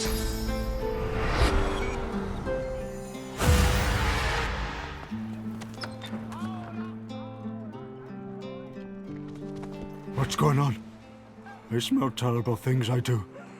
I smell fear, and blood, and doom, and death, and something else. Something worse. It's coming from under the city. Don't worry about it. Tell the others. I am playing Fane, Papanix. The great lord of the dead. Actually, not really. He's an old geek who happened to accidentally stumble into a great secret, which led to all of history. A visitor. Tell me, do you like puppets? Well, yeah. The toy seller nods and smiles. Wonderful. Here, take a look at this. The puppet springs to life. Impressive, no? There's a lot of craftsmanship in that small package. Quite a lot. Now, what can I do for you? I haven't had many callers of late, what with all the fuss and hubbub that's been going on outside. Did you design the Path of Blood? Myself and others, some of the finest feats of engineering ever conceived guard the remains of the divine. The Path of Blood was our masterpiece.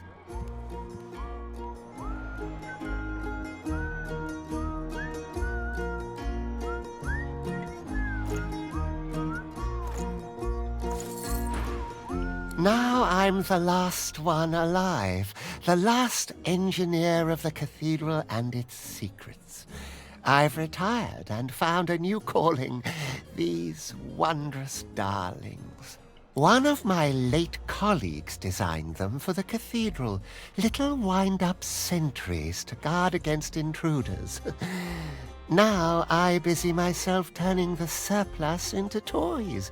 It truly feels good to spread a little joy in my twilight years. Depends on what you're after, Papanix, but I would argue rather strongly that it's better to play an origin character. So where'd your puppets come from? And did he? I love my work. I love the possibilities of it all. The idea of engineering something to perfection. But one aspect always fails me. People. Fallible, mortal, irrational people. Yeah, whatever, Robotnik. He throws an adoring glance to one of the puppets. My darlings aren't like that. They are pure and beautiful. They don't make mistakes, and they don't question my desires. I don't need others anymore. I have something better. So how did you bring it to life? Source, what else? Each and every one of my darlings has a little bit of magic in them. It turns a mere toy into a friend. But how would you avoid Magister persecution? They controlled the city until pretty recently. I'm on good terms with the Divine Order. They know what my work entails. They've even had use for me in the past. I have nothing to fear from them. What about the whole Voidwoken, who aren't actually attracted to the usage of Source? Oh, no, not at all. I use only the smallest sprinkle of Source in my work. I'd hardly think a Voidwoken would set its sights on me and my darlings. I suppose I shouldn't say that definitively. I've theorized for a long time the Voidwoken don't actually give a damn about Source. They're just, you know, doing what they do because they want to take over reality and supplant and destroy us, you know? Source is just kind of a torch on the path, right? Consider me at your... Well, that was a fascinating quest. Terrifying, one might say. The puppet looks at you with what almost amounts to curiosity. You sense power from within it, a measure of source, just enough to make the plaything seem alive. You must sound very old, Zach Taft. Hello, Dr. Papa Penguin. Are you very old? You don't have to answer that. No touching, please. Oh, right, of course. Forgive my impertinence. Alarm! Alarm! You're not supposed to be here! What's in this? What's going on here? That's none of your concern. Listen, you can tell me what's going on here, or I can brutally murder you. You think you can intimidate me just because I make toys? Wrong!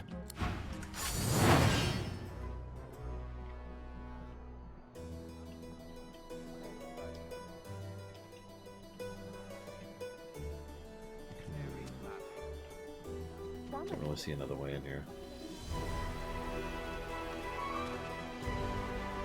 Oddly.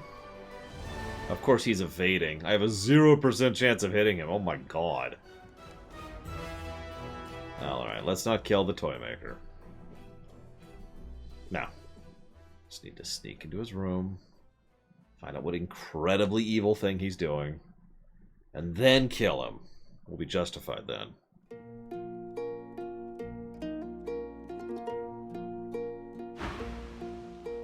Allow me. This way I can be... Of course. Aw.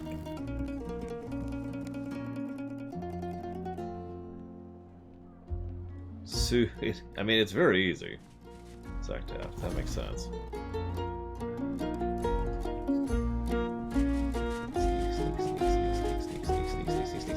Sneak. Made it. Okay. What horrors lurk up here? Oh my god, he has teddy bears! I'm gonna be real. I don't remember what I'm supposed to be doing here, Colgrim. In fact, I don't even recall this being a quest.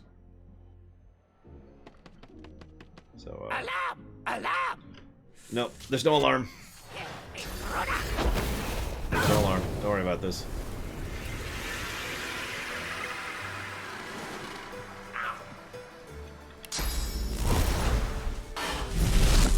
How did that miss?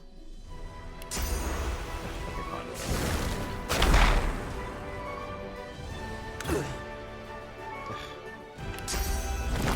Prepare yourself. It's taking way too long to kill a stupid toy.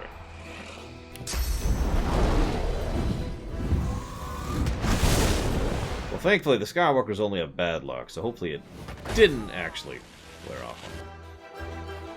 Ah, crap. Okay.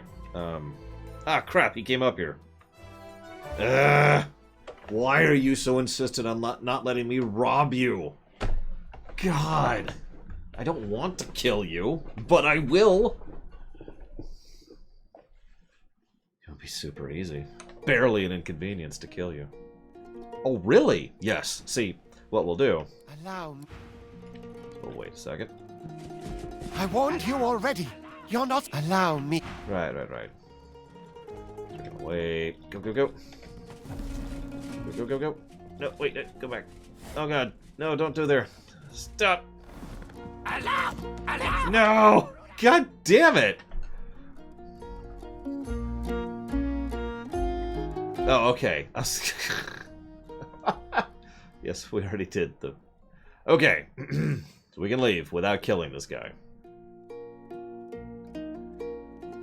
So I don't know what a halloumi fry is. What is a halloumi fry? I know that feeling, Colgrim. Every day. Alright, so Magister's Barracks, which is over here.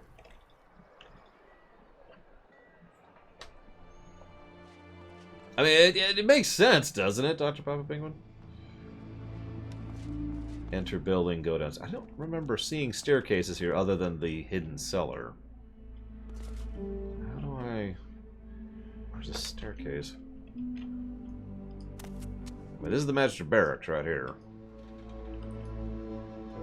Oh, you suck, Brigham. I steal the entire bag. I put it in the replicator. I give you back 7 of them. 7 bags, not, 7 individual pieces. I'm not that much of a dick. Come on.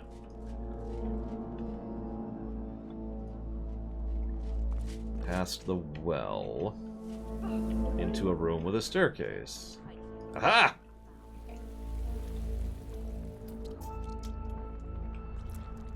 Are you okay, Mr. Paladin? Madam Paladin? Oh, you're cursed. I can fix that. The bleeding stopped. Thank you. You're welcome. Wait. What? What? And she's back to being cursed. Thank you. I appreciate the spell. Here's hoping. The paladin presses a wad of fresh bandages upon a steadily bleeding leg wound. For a moment, it seems to work, but then the bleeding suddenly gets worse. Damn it! Okay. Something. What the hell's up here? The paladin grits her teeth and readjusts her grip on the wound. I'll be amiss from this world soon if this bleeding wasn't slow. Okay, hang on. The spirit of a magister jabs a spectral finger into the paladin's wound, while muttering some profane-sounding curse. I'll do as I please. This paladin filth hacked me down right here in our headquarters. She's going to suffer for what she did to me. You must be confused. She didn't kill you. The spirit thinks for a moment, then moves back from the paladin. Very well. I am done with this world. Last. Thank you. The wound's closed over. Thank you. Here, I found this on one of the magisters. It looks valuable. Take it, with my thanks. That is very valuable.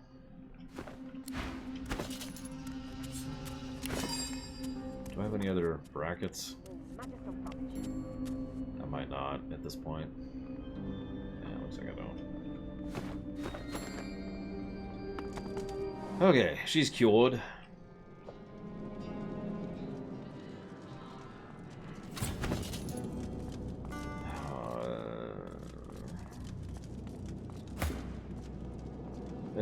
Fine. Hang on, let's see if I can find this stupid bracket. There. That's a mystical frame. What else have I got? Mystical, frame of power. I forget which is better. Mystical or frame of power. That looks like that's actually all I have.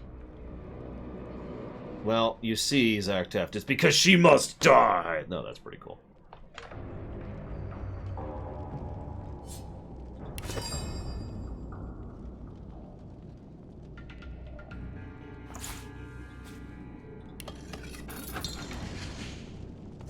And then we go over here. We do this, then we hit the wrong button. We do this.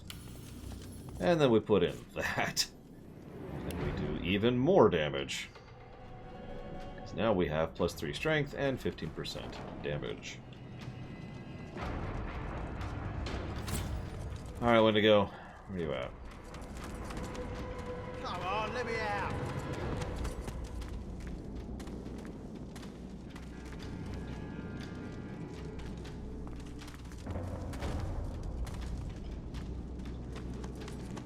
Wendigo. Where are you go? Where did you go?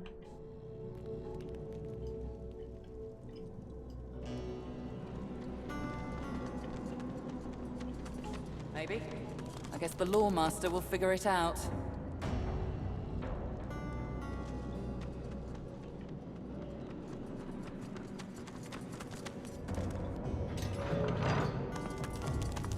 The Magister Spirit looks up at you from a tortured face. His eyes are filled with pain and terror, and his hands grasp tight to each other, clenching and clenching, harder and harder. In this dingy hole to end my days.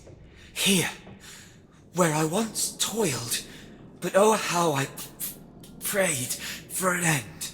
At the end. And I'm still praying. I am the answer to your prayers. For the glory of Lucian, there is no task unworthy. Here we turned up abominations into servants of the Lord. And the more powerful the sorcerer, the better the Geist they make. All the better to serve him. For him we pray always. You doing alright, buddy? Sound like you're not really, super happy with your lot in life there. Can't imagine why. You really think she's all that dangerous? Dangerous enough that she's got to be kept in that fancy cell. This way's off limits. Stay back. It's for your own good. Who's in there? Found the undead freak here already chained up by the Magisters. They say she's a witch. I say. Her voice freezes into a harsh whisper. I say she's a demon. Oh my god. A demon? Perish the thought. So, can I talk to her? Damn right. Lucian spoke of creatures like this Windigo. They spread their black magic to our children with songs and stories. Makes me sick. Our little ones, tools of demons. Yeah, I've talked to her before. You know this trickster? Oh yeah. Seems to me like you go in there and rile that demon up. Oh, god damn it. You talk to her. For your own good. Let me in there. Her voice. Let I me say in. she's a demon. Damn right. In. You Let know me this. in. Let me in. Well, go on then. Probably doesn't matter who breaks her, so long as she gets broken. Just keep your head on straight. She'll try to make nice. Creep into your thoughts. Keep her out of there, alright? It would be more accurate to say that demons are aliens. And there's a couple of caveats to that, too. We have encountered 2 decent demons. How did you? Yes. I miss him. I miss us. No one touched me, so... What's this? Stop! Stop! I can't deal with any more interruptions today. Give me room, dwarf. She cradles her head in her hands, then pivots towards the prisoner. Her mouth opens, yet nothing spills forth. No sermon, no screed, no threat. She turns back to you and grimaces.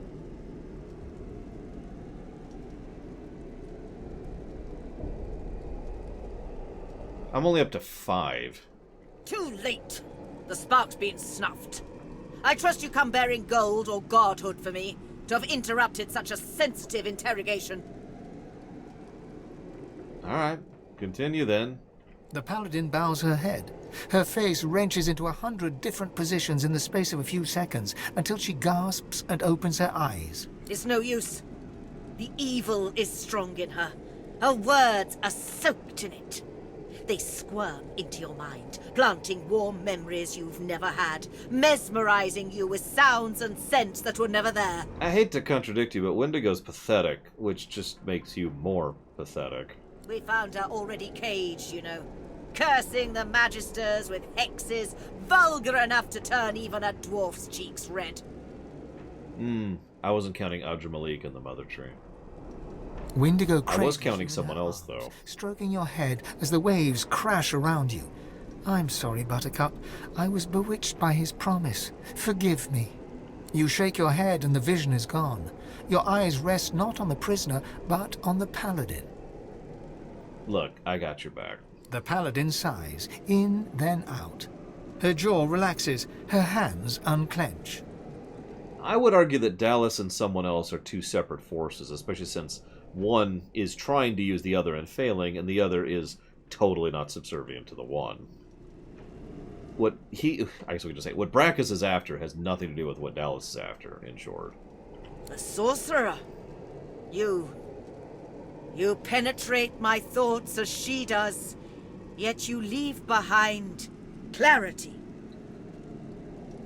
not fantasy. I would say the Black Ring don't count, personally, because they really are just puppets of the God King at this point.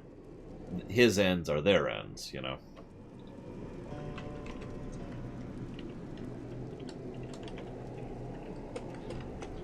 Thank you, Command & Conquer 2. As always, sir. Do you know where you want those to go? I understand now. You are as dangerous to her as she to us. To Valhalla. You got it, thank you. I will give you the space you need, then. May Lucian be your guide. Things are under control. For now. Save. Hi, Wendigo. You step up to the cell to look at the skeleton you know to be Wendigo. The barrier mutes her source, but it isn't her source you fear, but something more, a shadow. She says nothing, but you still hear her words. An unexpected pleasure. For both of us, I'm sure. She looks to the nearby device, and an urge engulfs you. An urge to power down the device to release Wendigo from her cell. Okay. Her mouth remains closed, yet her voice settles in your mind like a damp fog. No more games. Only liberty. The voice is gone. You reach your hand towards the device, and your inner source is stifled, as if you'd never rid yourself of that cursed collar. After a bit of tinkering, the machine whines pitifully, and the shield surrounding the cell flickers off. Come to me, sweet. She steps forward, slowly but confidently. She holds out her hands, bony palms up. They emit no fire, no ice, no curse. The God King no longer grants me his favour. Mask ripped from me and flesh flayed to bone, because the God-woken still walks Rivellon. Yeah, that's me, by the way. Hi. Now he's chosen another. I should hate you for what you've done to me. Hate you for the hell I've lived. I only killed you twice. But I hate him so much more. He loved me when I was useful. He cast me out when you failed to die. Go to the new chosen. See that he suffers. See that the God King suffers. In your name and in mine.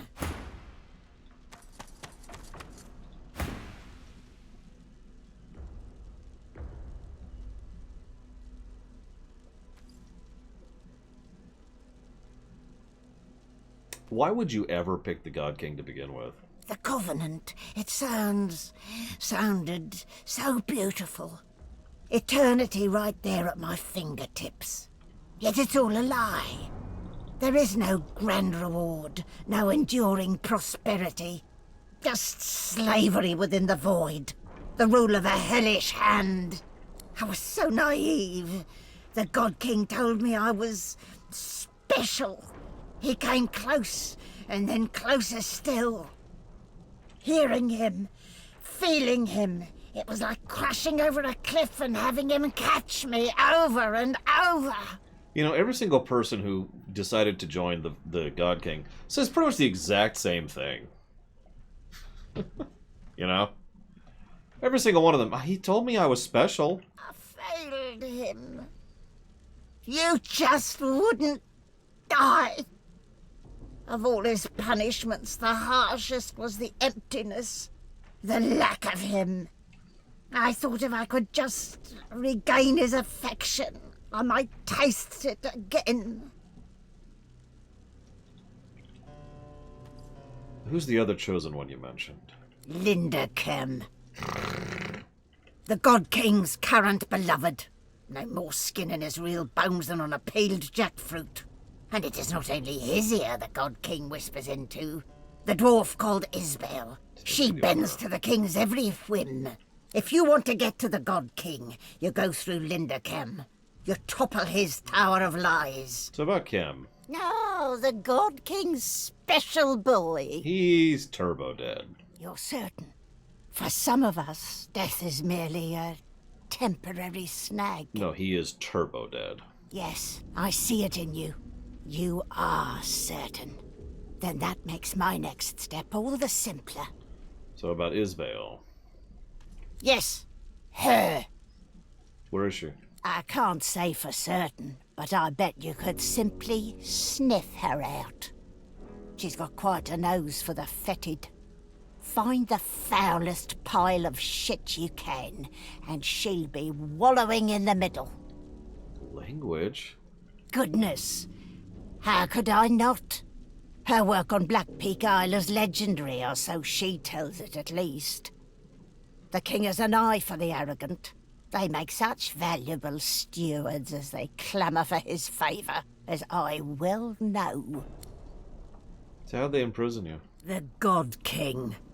He said if I could find Dallas, eliminate her, I could take my place by his side again.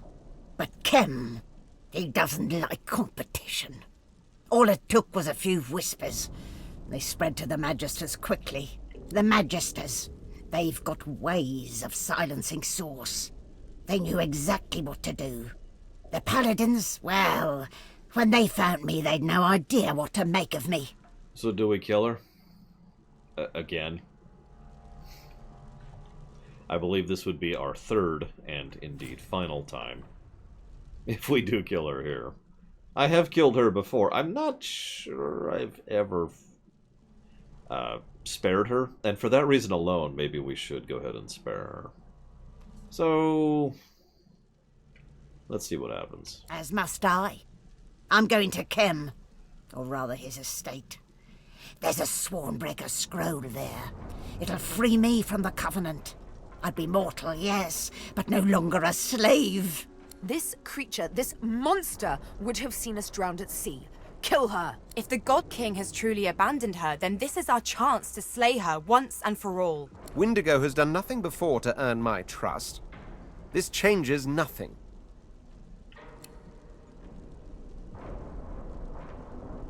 Like I said, I've never done this before, so... Neither of us are inclined to mercy. Let's make the most of this moment, shall we? Before you go, I have something for you. Something I learned. A touch of void, if you will. Windigo pauses. She doesn't speak the next words, yet you hear them as clearly as a robin's song. Goodbye, Godwoken.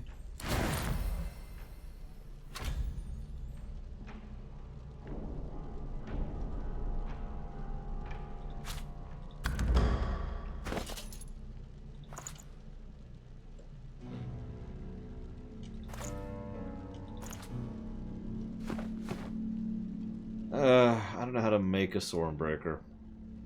Although I only need... Nails! I only need the one, though. Rubbish. So that is interesting to think about. Oh, she's gone, and I don't even know where she's gone, so...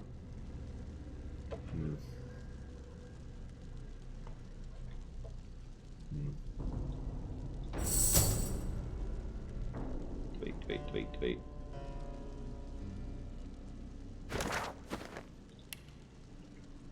Let's see something real quick.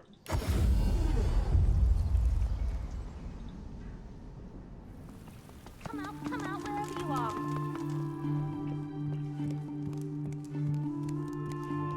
Can't blame her for drinking so much tea. Not with Master Kemp.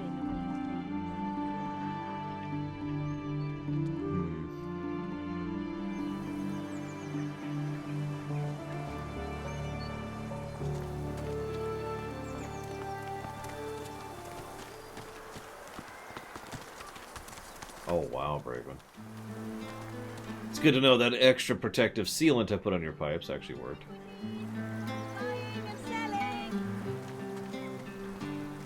See, part of the problem is I think I need to redo that whole conversation to give her the Stormbreaker. Because I think she's despawned from the game right now.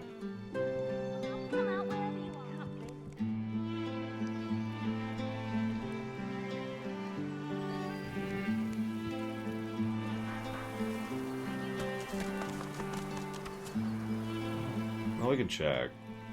If you want to look it up. Because otherwise, yeah, we need to rewind. Oh yeah, we can just warp there. Ooh.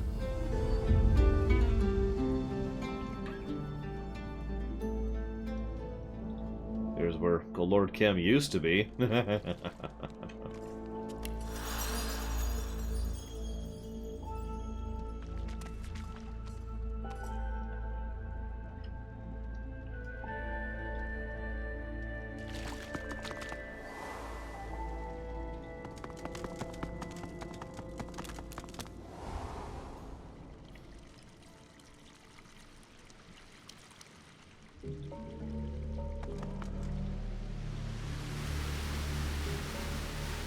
Yeah, no, I think she despawned. I didn't see her walk out of the prison. She just...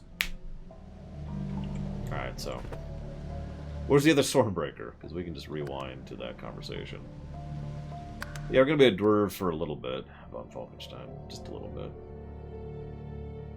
We might still beat this game today. I don't know. We'll see how long the end game takes. We still have to settle the dwarf issue.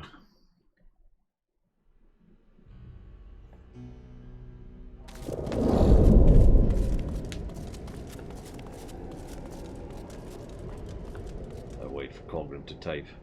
All eyes turn towards Colgrim.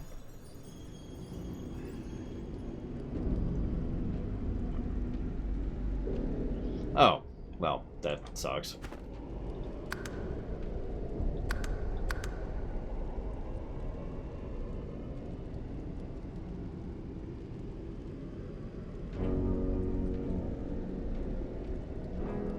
Yeah, you can make your own. I don't remember how to. Hang on a sec.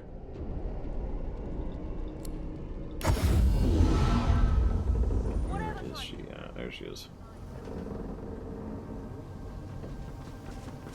You're lucky that I enjoy a bumpy ride. This place You always bring me to such wonderfully destructive places. I'll never find somewhere quiet to settle down at this rate. So, I used to have an option to tell her, hey, give me the stuff to make the Swarmbreaker. But then I gave her the Swarmbreaker, and now she no longer has that option. So I think I just straight up cannot get a second Swarmbreaker. That sucks. Well, whatever. We'll assume killing the God King will fix everything. Because that's totally what we're doing. So let's finish this combo. I'm still going to spare her. It'll be interesting to see if she turns super evil if we don't Swarmbreak her. As must I. This creature, if the god... Windigo has done nothing before to earn... Neither before you. Windigo. Goodbye. And yeah, she just vanished right there, you see what I mean? Okay, so. To the dwarves. Let's do this.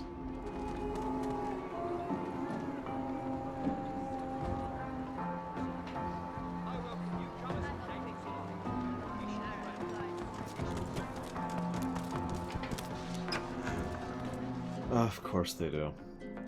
I'm lucky I was posted indoors. That I'd be drawing breath now if I was in the garden. Okay. I'm okay. I'm okay. Oh, I didn't see you there. Sorry, it's been, quite a day. You need a hand with anything, let me know. I have an invitation to the wedding. Wedding? Oh, Duna, haven't you heard? I'm so sorry, there's been a tragedy. You can head into the garden to see for yourself, if you've the stomach for it. Not sure how much longer I'll be here, but if you've a need of supplies, let me know. Take care of yourself.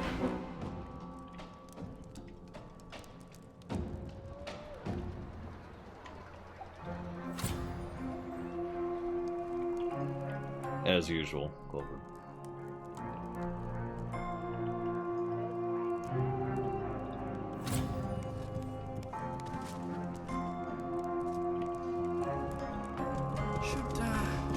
Hold it right there. Private wedding party. No entry. Can I please come in? We've had a Voidwoken attack in the middle of a wedding. You don't want to be here. And I don't want you here. So bugger off. I'm good at fighting Voidwoken. Where were you when we needed you, hero? The Voidwoken are dead, and half the guests with them. You should be on your way. I do have an invitation. She looks you up and down. Lohar sent you, did he? You're late. But I guess that's a good thing. I'll unlock the door for you.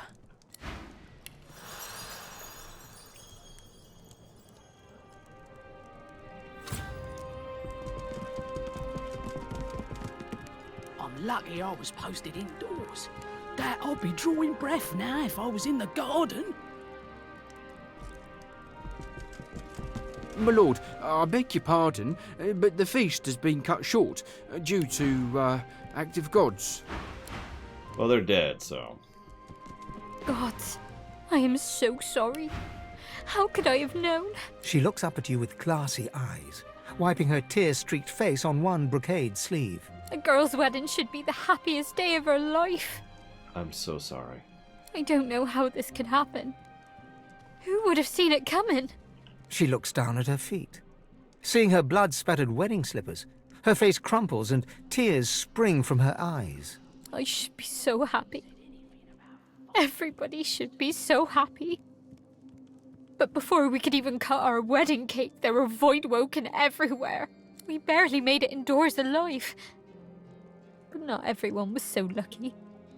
I can hardly bear to think of them. Their wives and husbands and children back in the kingdom, left to grieve alone.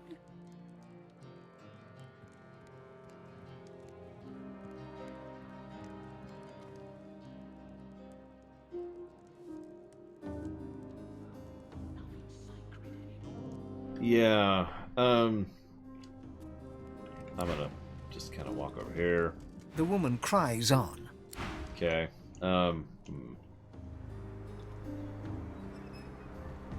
The dwarf stares grimly into space. Rings adorn his fingers, some of which glitter with ornate rose-tinted jewels. You notice one has a gem missing. Dusty salt, Mr. Red. If you'll excuse me, I'd just as soon be left with my thoughts.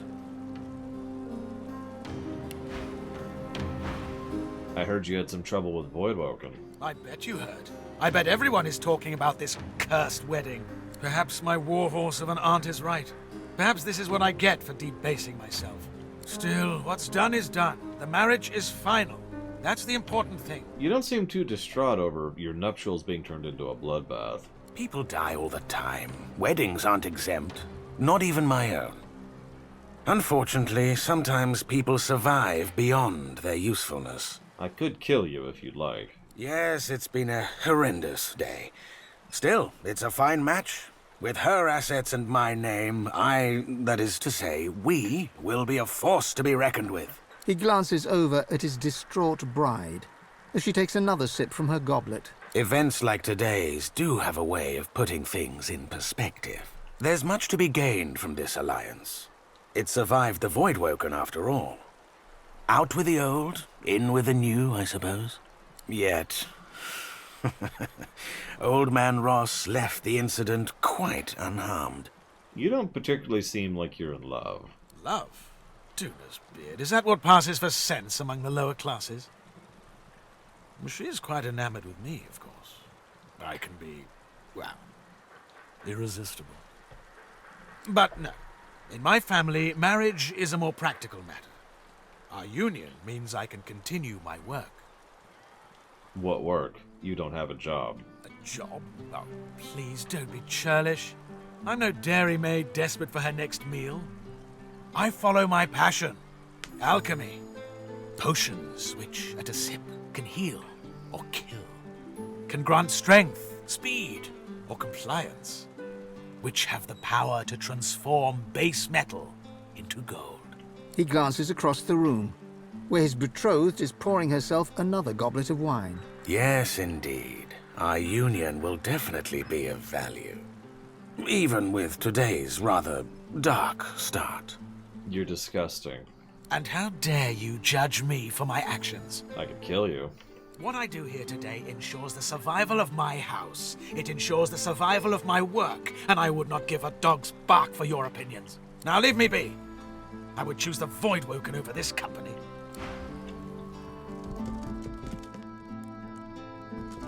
I'm lucky I was posted indoors. That'll be true. She looks right through you, face slack with grief. I can't accept them. She turns and waves. Please forgive him. He's broken up. It's a lot to take in.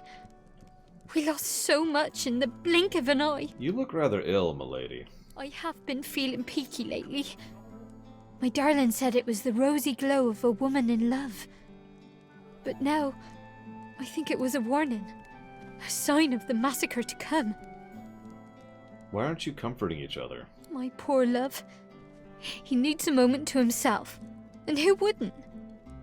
Today should have been so different. I'd kind of like to save her from being poisoned to death by Senior Jackass, if that's cool. I feel like I need evidence of this, which is probably going to involve stealth, which I'm not great at, but I could probably manage. She takes a shuddering breath and idly itches her face.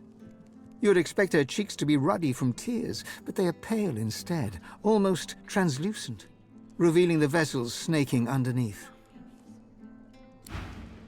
Okay, hang on, save.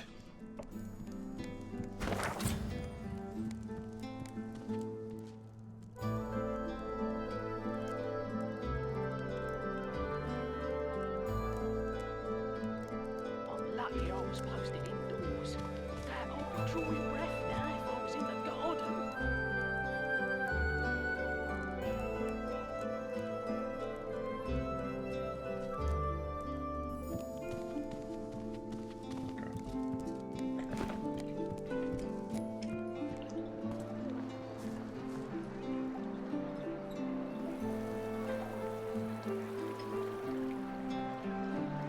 As I say, it's probably this one.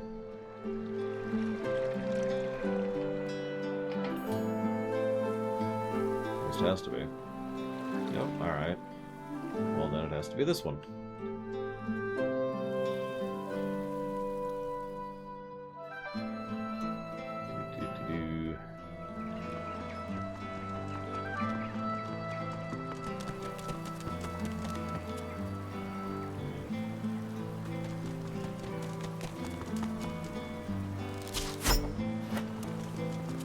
Gosh, did you hear the wind today? Whoa. Really zipping by, isn't it? Mr. Paladin Marksman. There we go. No, that's probably just Twitch. If you hit refresh, it should go away, Juniper Ron.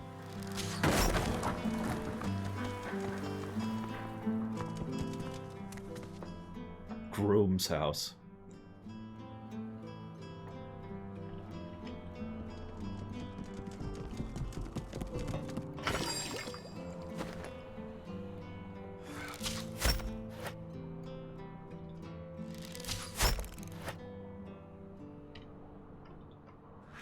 So I saw a yellow dot approaching. It was Laura, but for just a second I thought it was the guard. Like, what are you doing?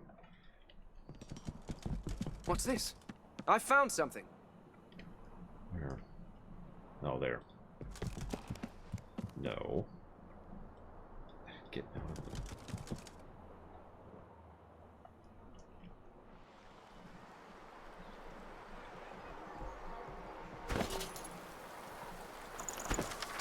Isla, my Isla, such a pretty little fool. Though she's not wholly blameless in her family's downfall, she said she'd have said yes to any chump wielding a ring and a smile.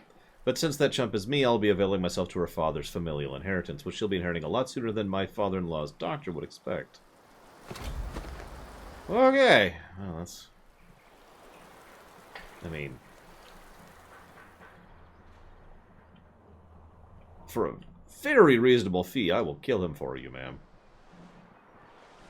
I'd even kill him in the face.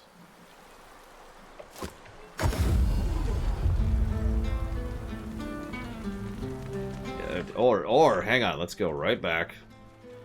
I heard him say I found something, but I didn't actually see anything that he found. Let's try this again. Roof tiles. Glorious roof tiles. They're so pretty. So beautiful. Like pearls of joyous screaming. Ah, there we go. We're here. Right, where's the stupid button that I apparently already spotted?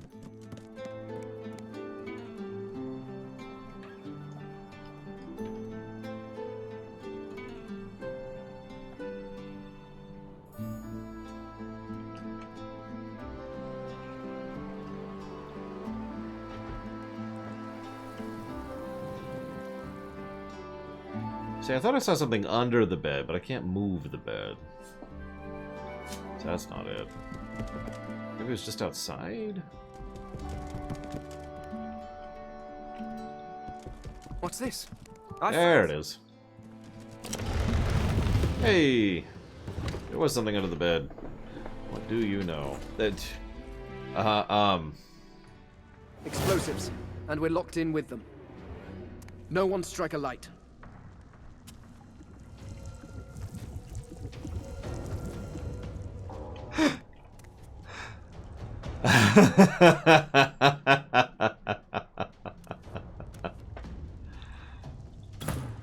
Like how they're not even in combat.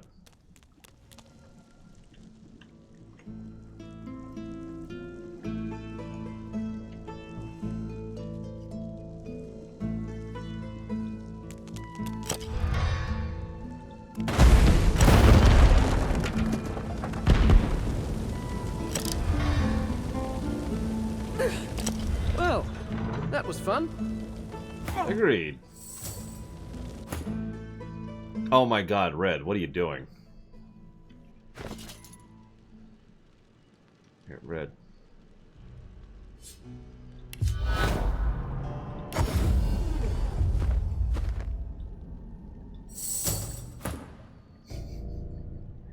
Yeah, there is a reason I tend to crank leadership on every single one of these playthroughs, on at least someone.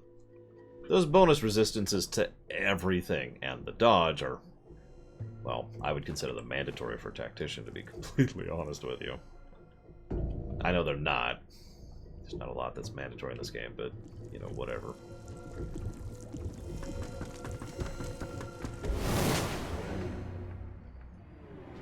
So,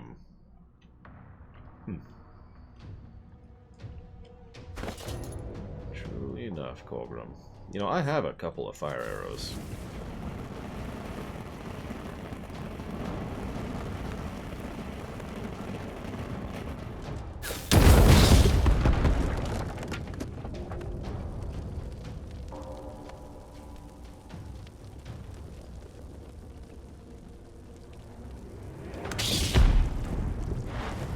Just let them kind of schlep through the fire there.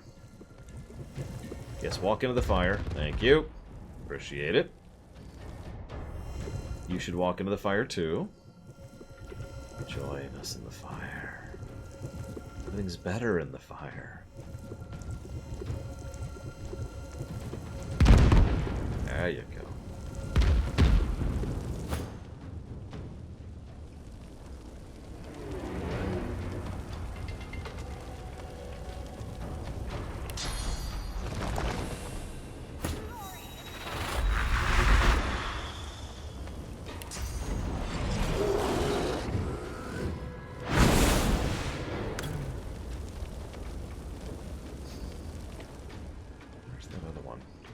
Over there.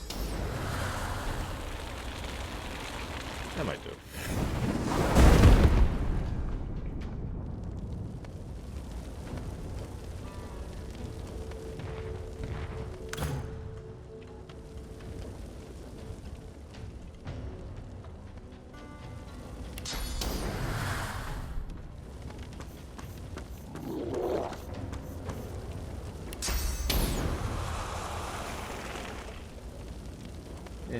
Just hang out there. I think I'm justified in this case here, Mike. I mean, wouldn't you agree? This jackass deserves to have his basement on fire.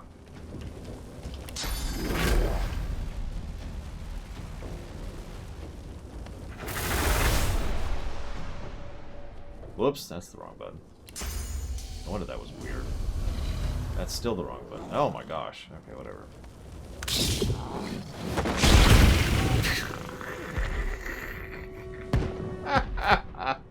I'm sorry.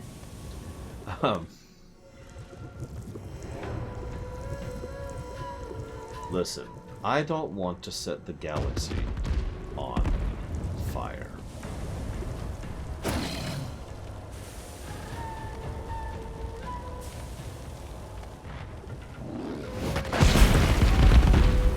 Ignore the current evidence.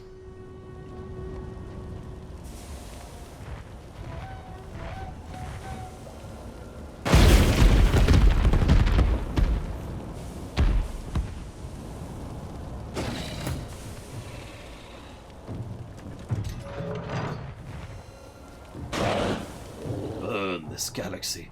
It's father and son. I'm just gonna wait that one out, I think, actually.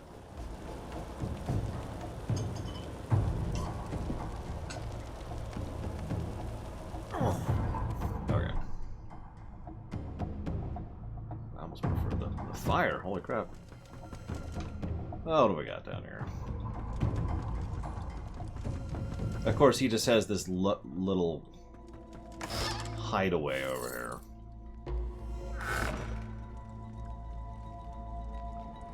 Little Book of Big Booms.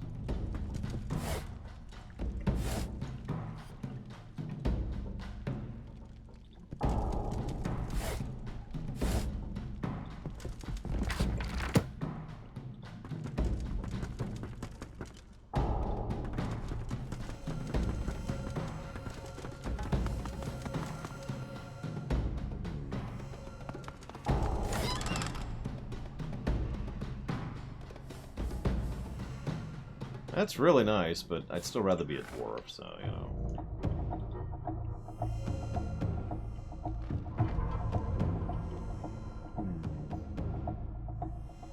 Now let's do this.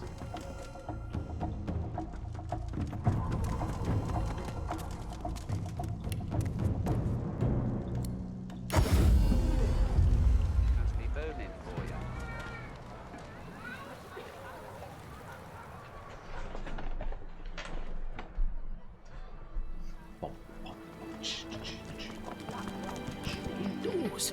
That I'd be drawing breath now if I was in the garden.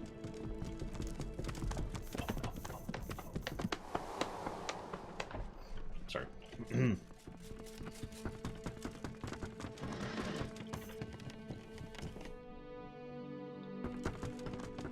A well-dressed dwarf paces swiftly around the room, overseeing the packing of trunks. He gives you a cursory glance, worry etched on his face. Yes, thank you for coming. Indeed, it would have been a beautiful ceremony if only... Dark times. Dark times indeed. Safe home to you now. He quickly turns away and casts a worried gaze around the room, counting something on his fingers. I share the contents of the diary. Oh, really? Do you have any other shock news to share? Trolls are ugly, dwarves are short, lizards are scaly. I'm well aware of the circumstances, Snoopy, but Isla's heart is all aflutter. What's a father to do? Okay.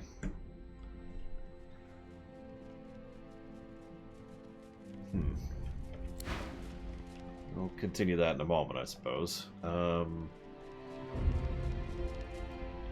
Or maybe not, because there's no one else up here.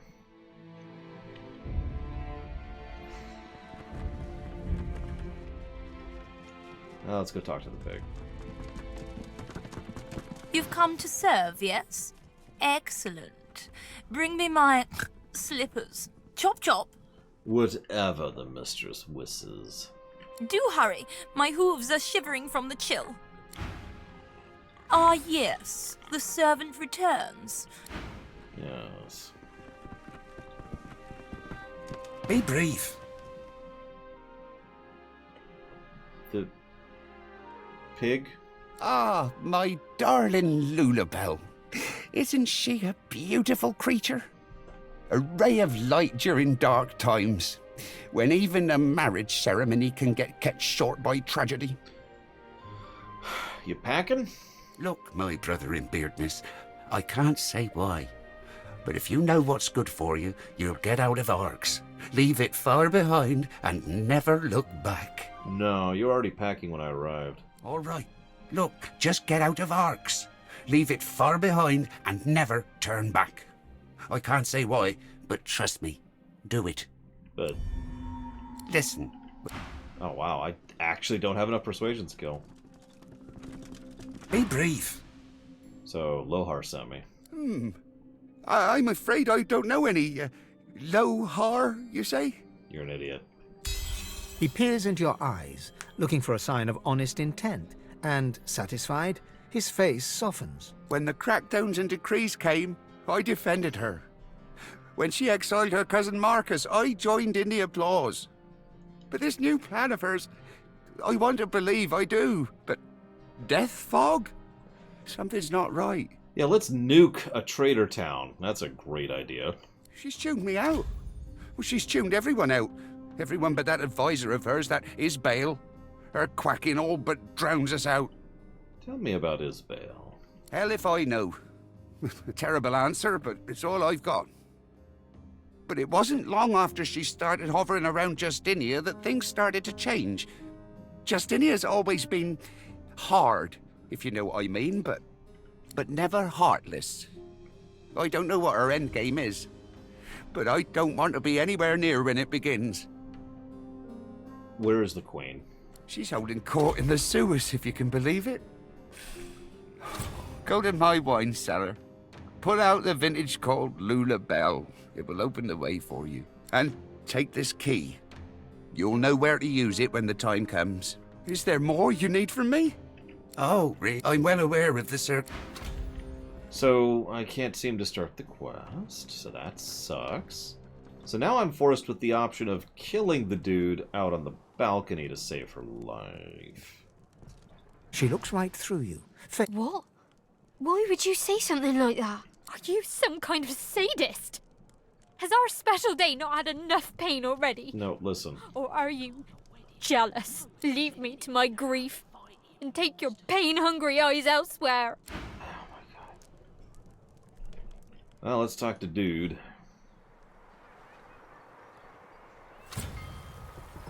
The dwarf rubs his temples, his rings glittering rose gold in the light. What?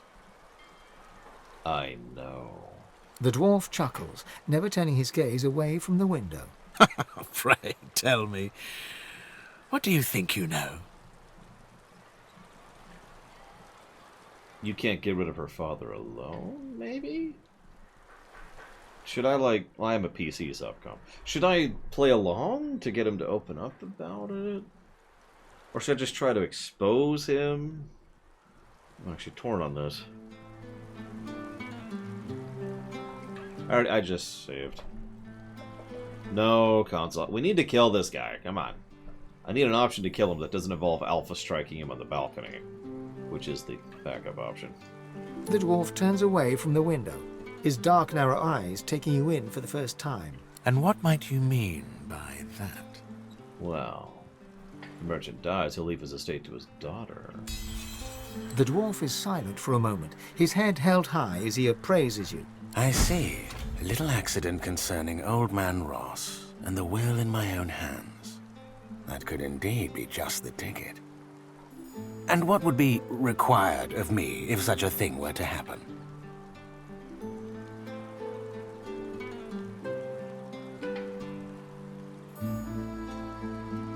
Wait, you want to kill your father-in-law? What is your price? My goodness.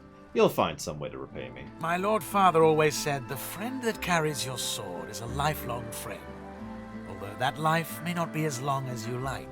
But I am a more trusting man than my father. Come back to me with good news, and we shall be friends indeed. Okay. So can I talk to him now and be like, hey, he just asked me to kill you. Where'd he go? There he is. Be brief. So, your daughter's betrothed just asked me to kill you. What? Impossible. That's the wine talking, that is. I was actually offered a handsome reward, too. He wants a copy of your will. My will? What could he... Yes. Yes. I see the honesty in your eyes. This news does muddle things a tad. I tell you what.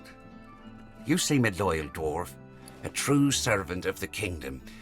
See Dorian dead, and I will meet his offer. Okay.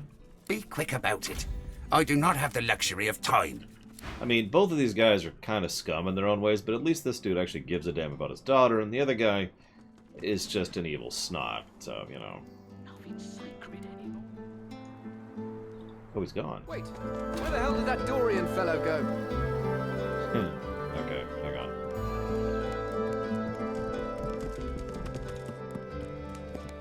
Yeah, he should be in the lab now. I was just looking for my husband. He was right here a minute ago. I just turned away to refill my goblet, looked back and he was gone. Save. He's evil. She stares at you in horror. You think you see that strange pink tint in her eyes fade a little. What? No, that's not true. That's impossible. Yeah, I read his diary. Her eye twitches and her mouth moves silently, but aggressively. It almost looks as if she's having an argument with herself. When she looks up at you again, the pink tint has cleared completely from her eyes. How could he? How could he? Oh, yeah. So, not only was he poisoning her, apparently he was love potioning her too, which... I don't know, I feel like that's worse. I've got to find my father. I must warn him. Don't worry.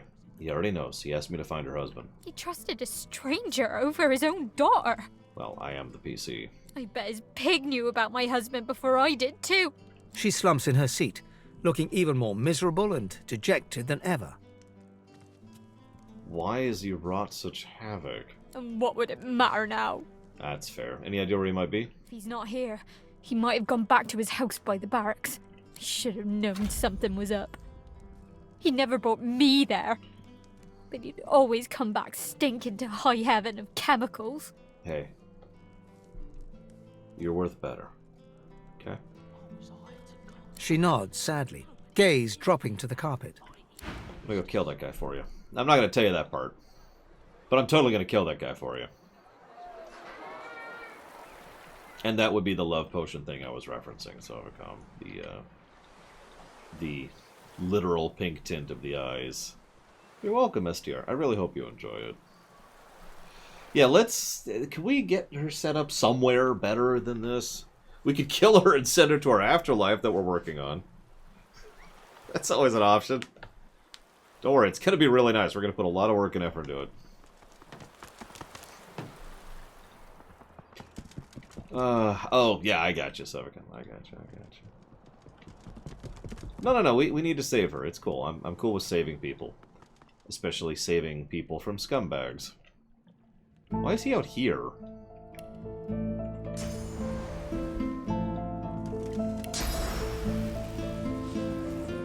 You? Again? Hi! I'm gonna enjoy this. I should hate to spoil your fun, but this will not be as easy as you might think. The dwarf grins as he lifts a flap of cloth to reveal a string of grenades around his waist. Well, send your minions after me. Oh, what's that? Do you hear that? It's the sound of your death.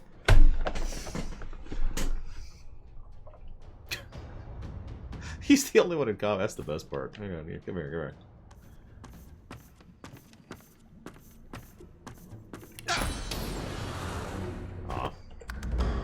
Aw. Well, let's see how many hits you take. You do have some health on you. You know what? I'm actually curious. Are you immune to poison?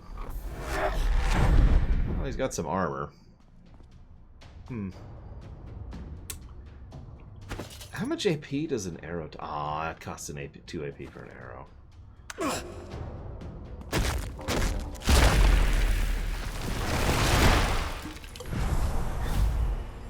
Oh, he went invisible in the giant poisonous sea of death. Can I have my turn, please? Can I please have my turn? Please let me have my turn. Oh my god. Wasting my time. You're really wasting my time now. There we go. Okay. So, first things first. Have fun. Oh, it didn't spread. All right, you know what? I'm gonna reload that. I can do better than that. I can do better than that.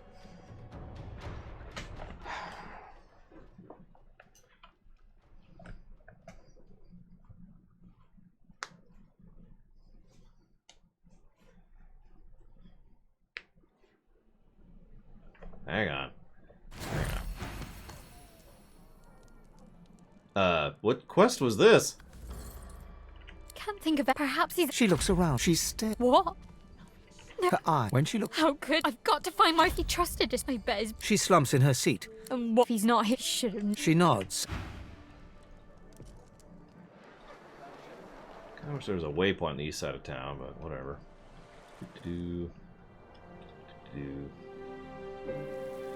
Yeah, I think you're right, Juniper Rowan. It looked like the right rewards for that. I noticed that several reloads ago I didn't actually get those rewards, so I'm guessing it's related to that.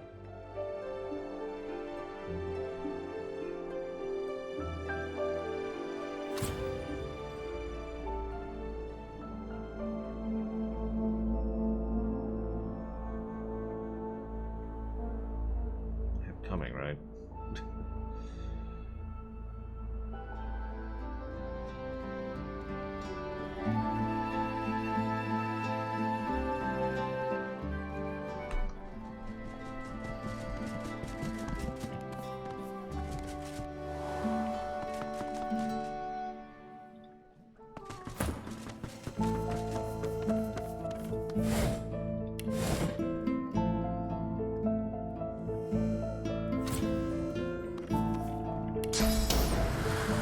Oh, he's way over there now.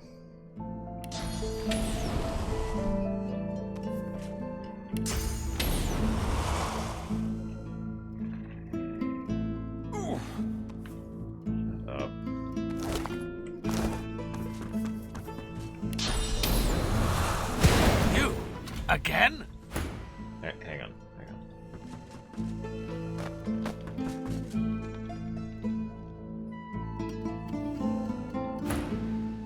I should hate to... The dwarf...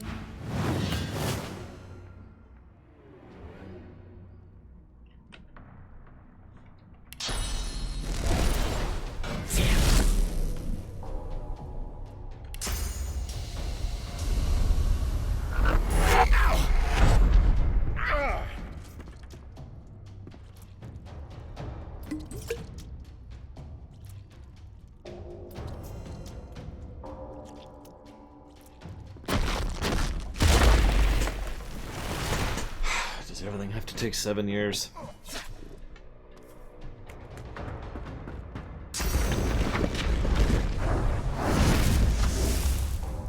Aw, he has a fire immunity aura? To say, how do you still have AP, you asshole?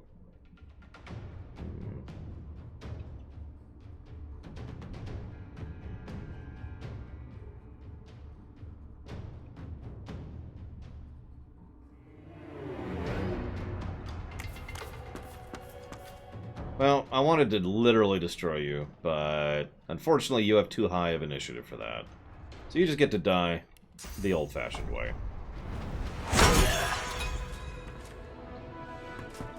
Asshole.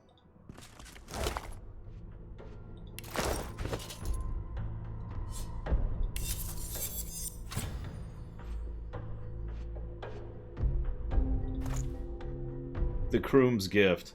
Poison damage. Summon poison slug.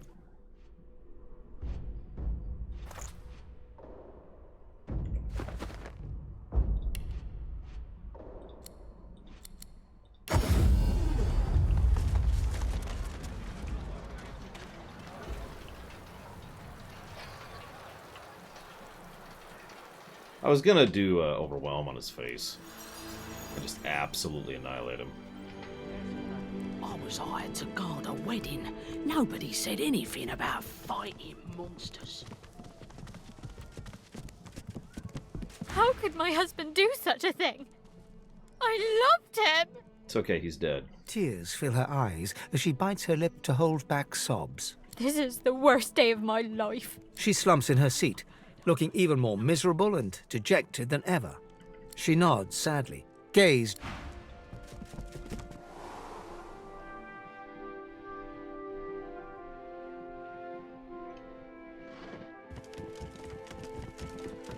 Is it done?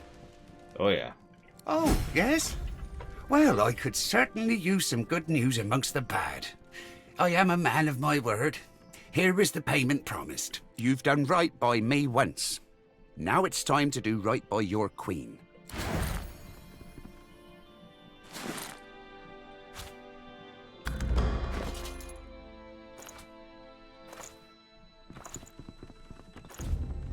Jeez Louise, that's a lot of gear. Which I'm just gonna throw at the vendors at this point, if I do anything with it at all.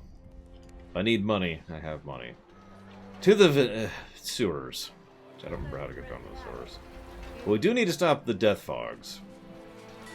Nukes hitting the town is something we should probably avoid. I hear the rumble of... Oh, right. The garden. I welcome you. Over here, I think? Yeah.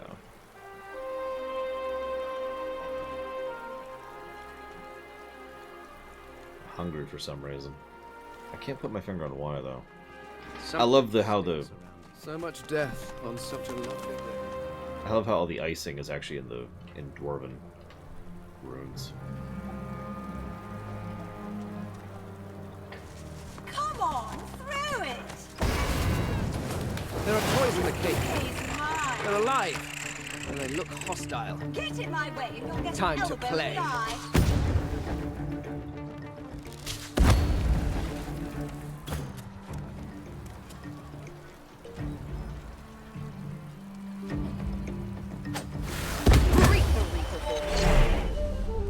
We just knocked down a ghost. Just in case anyone missed that.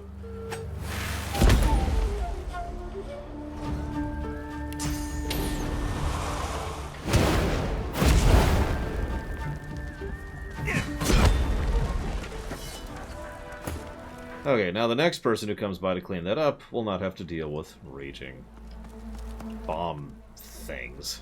What is happening out here? Haven't we seen enough tragedy today? Ambush. He considers the wreckage surrounding the ex-cake. Understanding dawns. That cake, it came from the doctor, with a letter of congratulation. It was truly a magnificent sight, but the wedding was cut short before we could even slice it. Voidwoken, sabotage, bad cake. You'd think someone had it in for our little lady. No, the messed Not up that I part. blame you. I don't want to appear disloyal, but as dwarfen weddings go, this one had a tad more blood than usual. A tad. The sad thing is, I don't think anyone really cared about the groom. This again.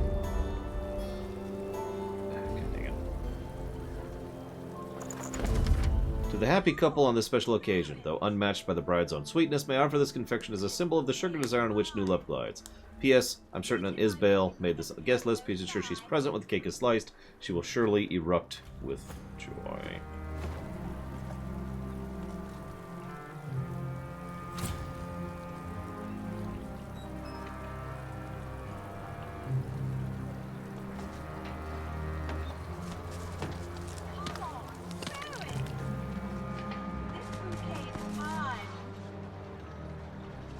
Get in my way and you'll get an elbow in the eye.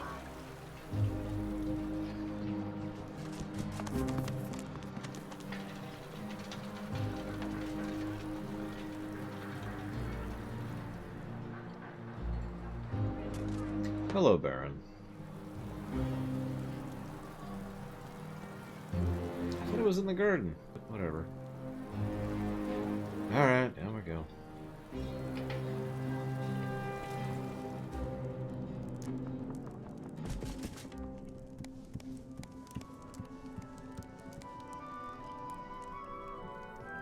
No, it's okay. It's a lot more than 2 people. It's more like 20 people. Or dwarven. That's impossible, let's say Ross. And that's how I know you're actually a traitor. Or you're not S.A. Ross at all. Where's the... There it is. Hello, Jimatul. Okay. That makes all of the no sense. So as if that vile stench doesn't deceive me. Queen Justinia's down here somewhere, and that thieves' guild too.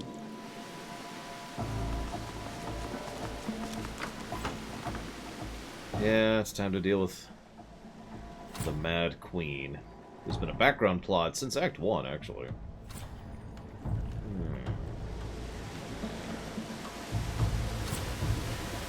What's the issue here?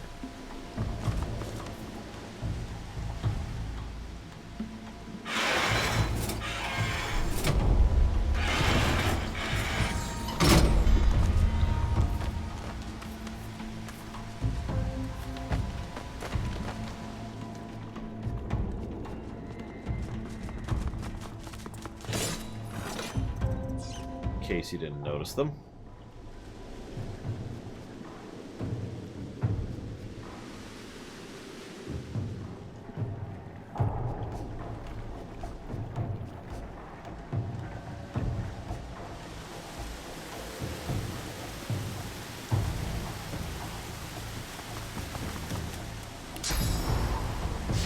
Look out! I see a trap nearby.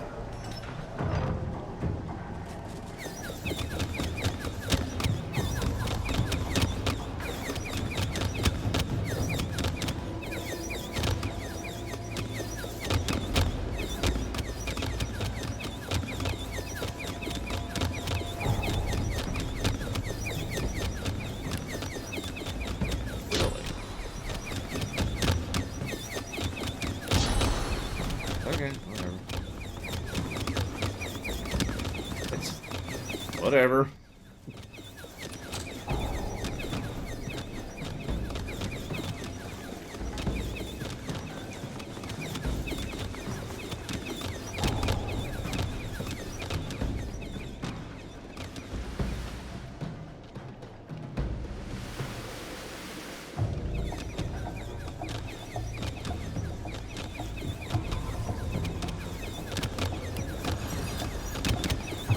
Well, that unlocked something. Or locked it.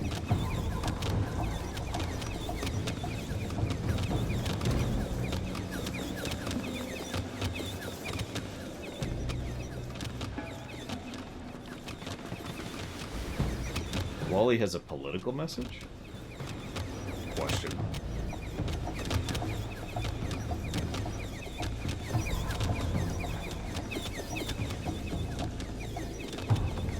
Huh.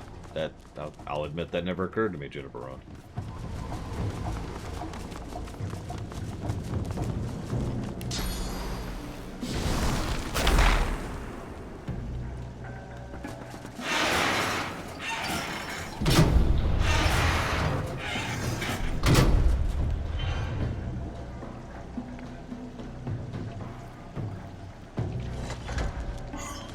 Well, I've got 2 quests left to do, Jimatul. One of them is the final quest. Until Colgrim's like, wait, there's these 736 other quests you didn't do, which is actually not that far off bounds, because there is content I'm not doing, truth be told. I've spotted something. Yes, there's a lot of death fog around here. Like, a lot. All of these are death fog crates. All of these are death fog crates. This is enough to wipe out this entire city and then some.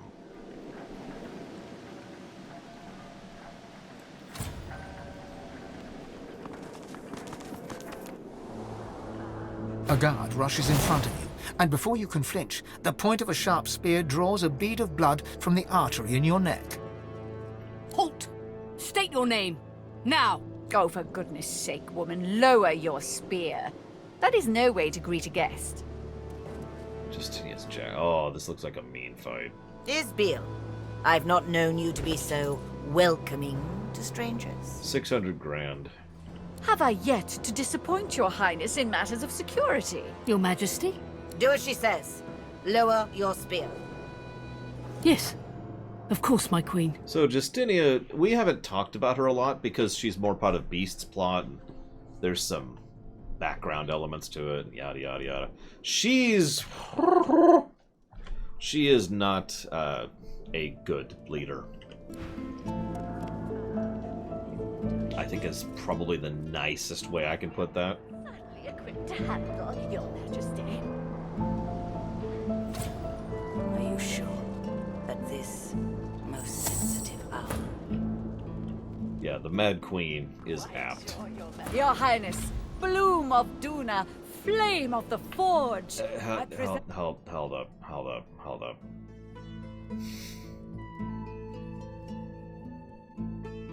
I'm not walking into that battle. That hurt. Just give me a second.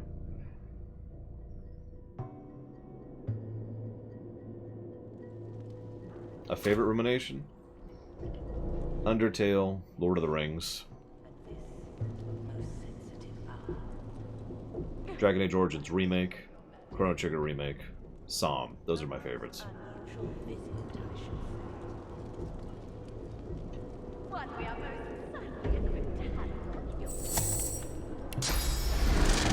No. Bad. There we go. I'm watching you. One misstep. Your Highness, Bloom of Duna, Flame of the Forge, I present to you the Seed of Divinity. Queen Justinia sucks in her cheeks, then offers you her unwavering hand. I kneel respectably.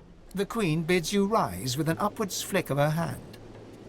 An audience is granted. I am yet too intrigued to give my leave.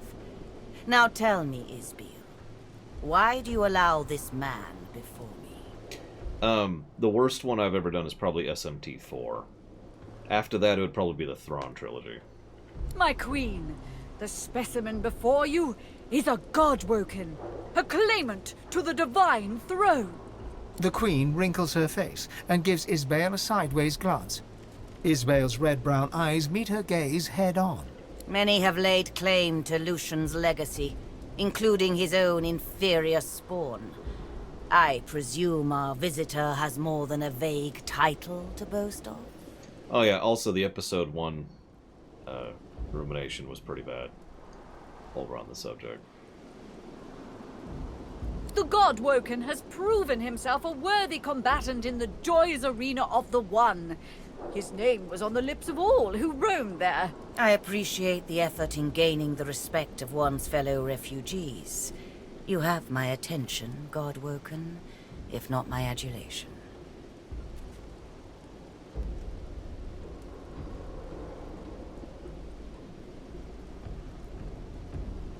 I have no idea which of these options to pick. I really don't. Isabel, how do you know so much about me? I am consort to Her Royal Highness Justinia. It is my business to know who serves the Queen's allies and abets her enemies. You do not roam this land unnoticed, and your true form is hardly hidden to all. Now, let us continue. Isabel clears her throat and continues her litany. He has escaped the island prison to which the Order confined him, a feat deserving a modicum of respect. A refugee from the Joy, then. Impressive. Few avoid the Magister's watchful eyes. Can this God-woken declare other triumphs, Isabel? Isabel returns to her review of your adventures. The God-woken arrogated the Lady Vengeance, the very vessel that terrorized the high seas under the Hammer's command. The Queen's eyes grow wide, and she nods appreciatively, then looks to Isabel to continue the ovations. His triumphs as champion of Driftwood are known to all dwarves of Reaper's Coast. This title is not effortlessly earned. Yes, it seems you've proven yourself familiar with sword and source. The raucous one would not assign the honor of champion lightly. The dialogue option is, let Isabel continue. It's a nice trip down memory lane.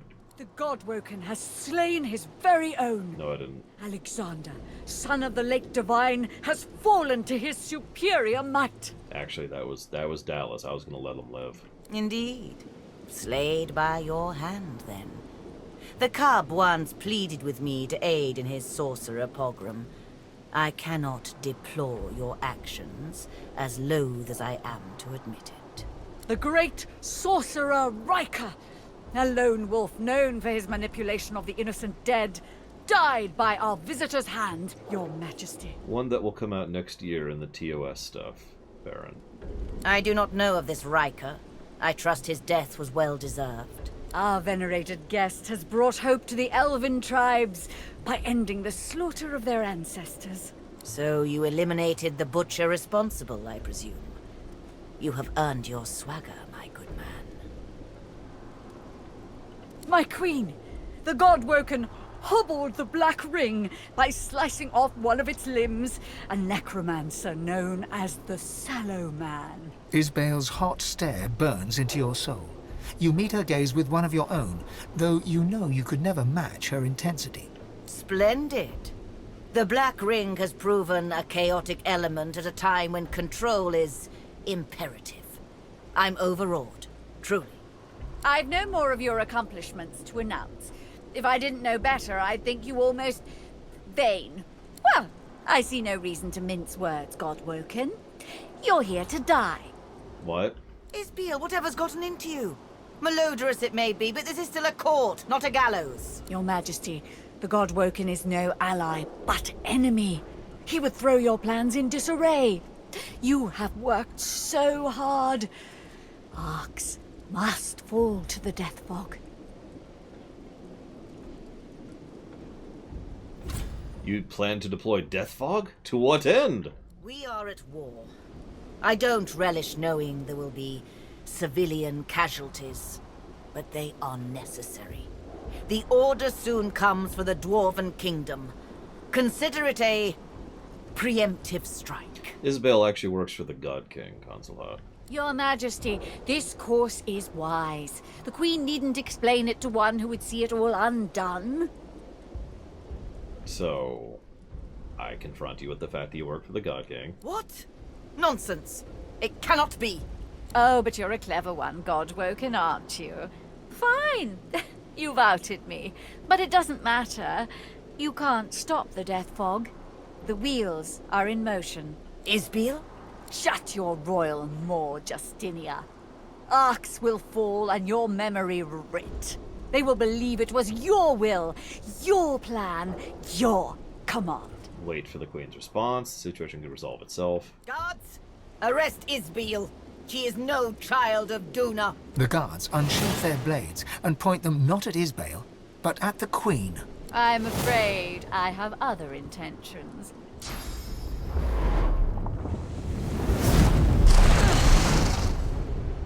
And she's dead. You blink yourself awake to the cold gaze of 1,000 stones and the hot gaze of the dwarf Ismail, right hand of the queen. Oh, good. You're awake. What? At first I figured I'd just kill you. But then I thought, Isbiel, you're wasting an opportunity here. Don't bother thanking me just yet, though. I dare say you'll be begging to die before long. So I'll start with lesser toxins, just to see how you react, and take it from there. How strong a dose can a Godwoken handle? How long does it take for one to succumb? So many questions. What'd you do with the Mad Queen? Your lips open, but no words spill forth. You try to lift your head, but it is no match for gravity. She has paralyzed you. Only your eyes are free to move. Don't fight it. You'll only make things worse. Oh, but I've been so rude. You should know the real me. Oh, it's good to give myself a rest. Those masks can be darned pesky. Can't they, my mariful friend? Every ounce of energy within you evaporates. You have no more control over your own source than you do of your flaccid body. Isbel shakes her head at you. Tut tut.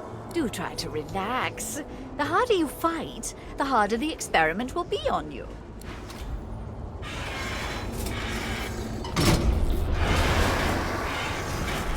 Oh, that dose proves quite alarming for my normal subjects. I'd forgotten that you are, well, anything but normal.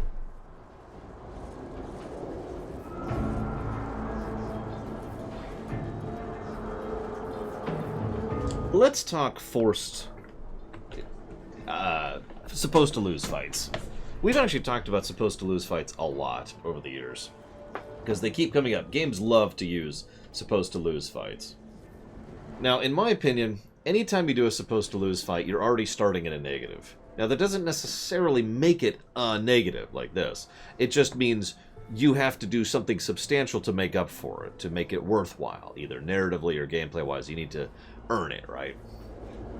And most games don't, to be completely blunt. Most games just do it to do a scene like this, to have this whole scene where it's like, ha ha ha, I'm going to monologue at you while you, the player, are helpless to do anything. It's effectively a form of trying to mitigate cutscene incompetence by ensuring cutscene incompetence. So you're just sitting here just kind of like, okay. This also leads me to another problem. Maybe it's just because we were talking about it earlier. But I'm reminded of Jonolith Irenicus. Now, Irenicus over in Baldur's Gate 2, spoilers, is a stupidly powerful mage. He is the main villain. He is really, really, really powerful. And learned, and knowledgeable, and determined, and just all sorts of stuff, right? He is, he's what you'd get if you take a min-maxer and let them loose on D&D in Faerbrunn. He's nuts, right? So, yeah, he's literally attempting to become a demigod. He's actually going to succeed at becoming a demigod if we don't interfere. So, Irenicus, kind of, just by virtue of who he is, partially earns the supposed to lose encounters that you have with him, of which there are 2. But even with that guy, the first major encounter you have with him is towards the very beginning of the game, and the second major encounter is at the end of Act 1. Now, why is this relevant? Because it's easier to buy a supposed to lose, haha, I'm better than you. You know, in other words, the whole point of these scenes narratively is to establish the strength and character of the villains, right? So, Irenicus, super powerful dude, establishing character moments, and they're good scenes too. Both of the supposed to lose scenes are very good character scenes. But both of those were also earlier on in the narrative, and I keep emphasizing that point because that kind of scene works better earlier on. Not only is it establishing a character, which, you know, the earlier you do it, the better, but also the fact that it's easier to swallow when you're level 4, right? As opposed to now, where we're level 19, and basically one step away from being a god.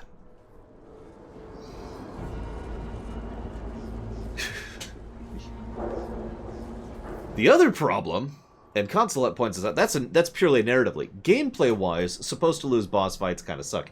But usually a really good game will bother to make a supposed to lose fight that you can win.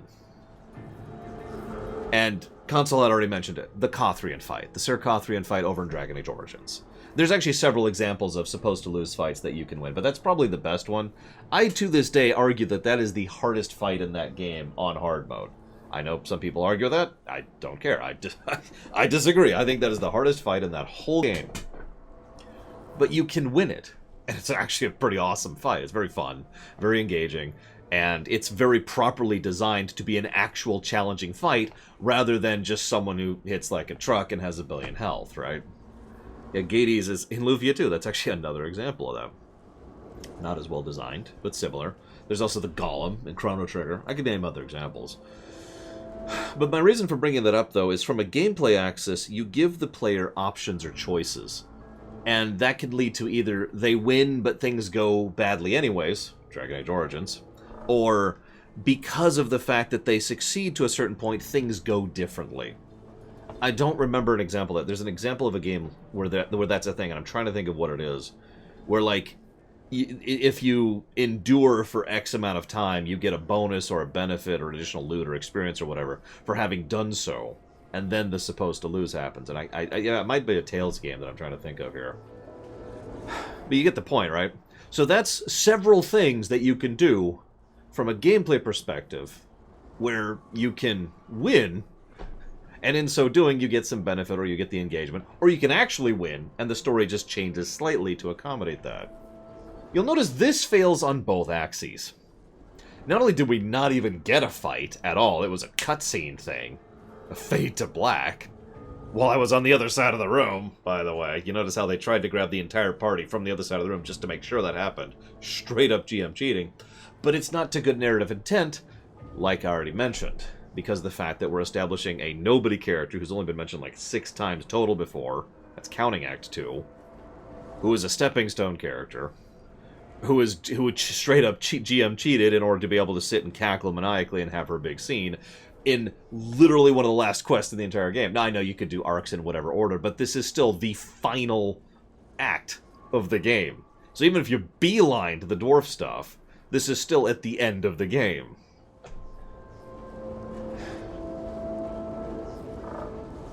Forgive me for ranting, but I need to really, as always, I try to make my point clear. Now, I'm not going to give the negative yet, but no. So, hang on. Now, I'm going to go ahead and be honest with you. I hate to be negative, but this might be 2 negatives. Because, like I said, this fails hard on both the narrative and the gameplay axis.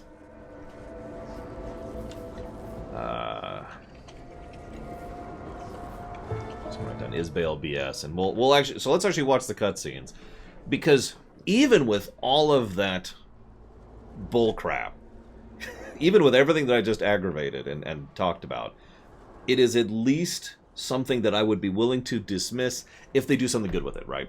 Like I said, you're starting at a negative, but if you could earn your way up, if you do something good with it, then I'm willing to let it go. And there's quite a few games that have done that too. In other words, not Mass Effect 3. Let's see now. I have just the thing. Just a spritz, mind you.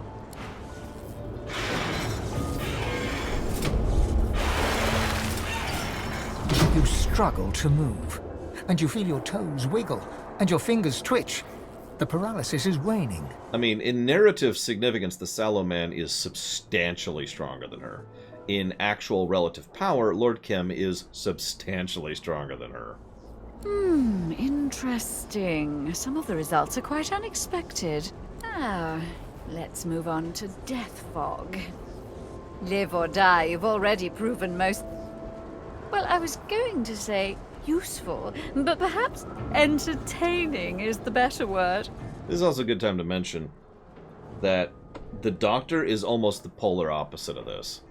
Very powerful personally, very directly tied into the parties, you know, because of how many fingers he's got his pots in, especially Losa, and you know, a significant narrative climax boss, which is properly established and built up multiple times until we have the payoff. Like, almost the total opposite of what we're doing with this twin. His veil turns the valve, but no fog wafts forth. In that moment, you feel your marrow awaken. You've regained control of your own bones at last. One last thing. You remember... Yeah, exactly, Golden. How many of you have seen a Hollywood film? Sorry, I shouldn't say it that way. How many of you have seen a movie in which there's someone... They're down. They're gonna die. There's nothing they can do. But at the last second, the thing that's supposed to kill them doesn't. You know the type of scene I'm talking about? What's wrong with it? Guards! Come! The Godwoker's broken free of my spell! I've got to get out of this death trap. Now, again, that can work depending on what you do with it. But the majority of the time, it's just some random bullcrap that comes out of nowhere because they wanted to engender a sense of, let's call it what it is, false tension. Star Wars Episode 2 is actually a near perfect example of this because, well, let's not even get into that. But yeah, plot armor. So why didn't the Death Fog come out? Because we should have died right then and there. That should have been game. Hey, come down here, would you? Thanks. Appreciate it. I'll yield to none!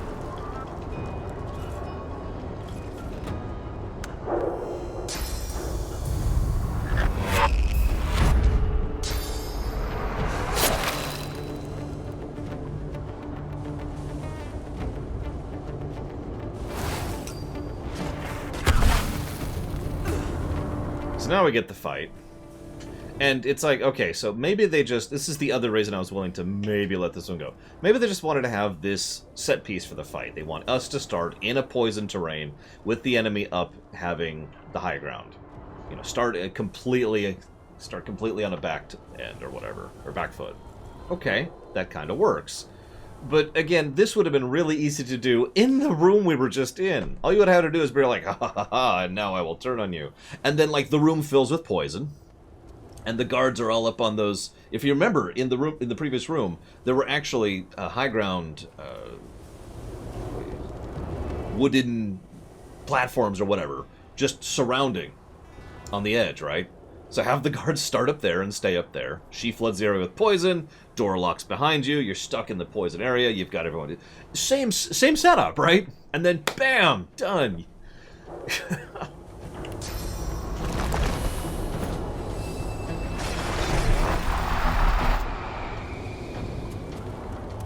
I would agree with that, by the way. One of the hardest challenges in the rewrite is going to be making the Borg without making Voyager lose. I already know how I want to do it generically. Coming up with the specifics is going to be pretty rough, but I have some ideas. Glory is mine!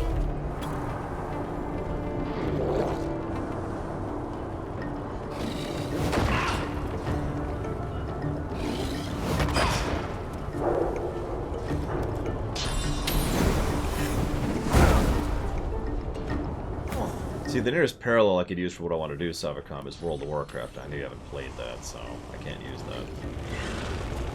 that. Pretty much, Baron. Voyager's going to be a lot more like Equinox right up until Season 5, which is right after the Borg season. Pretty sure. Then, we start time traveling.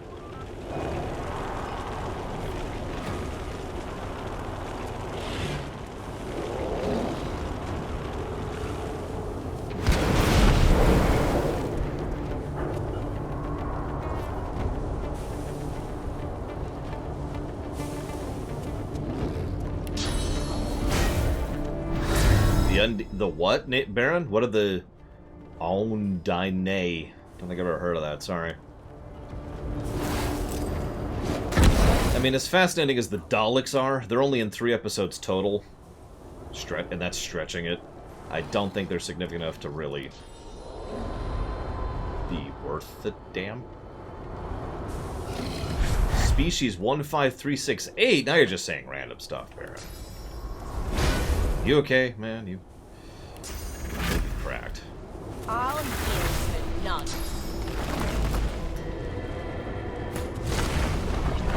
Don't worry. Spider's not on fire. In all seriousness, no, the proto-Daleks don't matter. They are a race of the week. And I do not care at all about almost every race of the week in all of Trek, across all of the shows.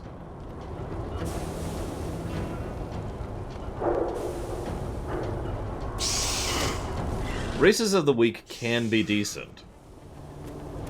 But for the most part, they're usually just wastes of time.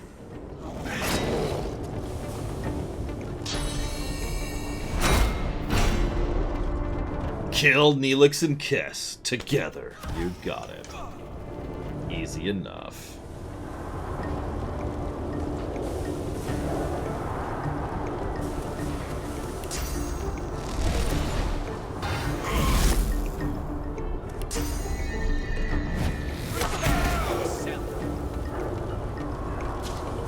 Oh my god, it's on fire.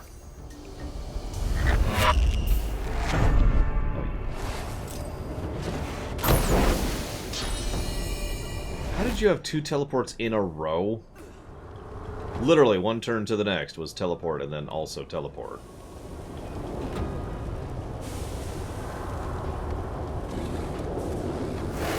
Oh no, we're using the Borg, Baron.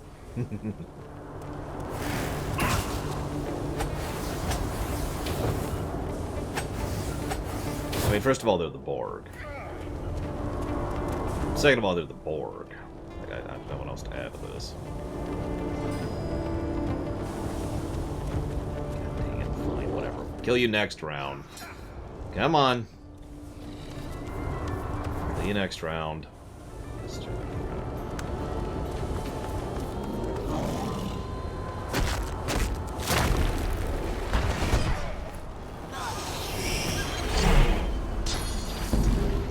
What?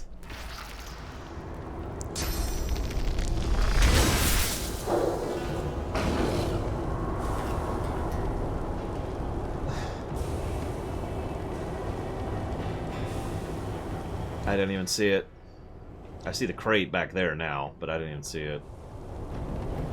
Hi, Cyan. No, don't do it, don't do it! Well, I was gonna kill her on one hit. Where's my latest save? Way too far ago. Oh yeah, we're just gonna live with that. Because that is way back there.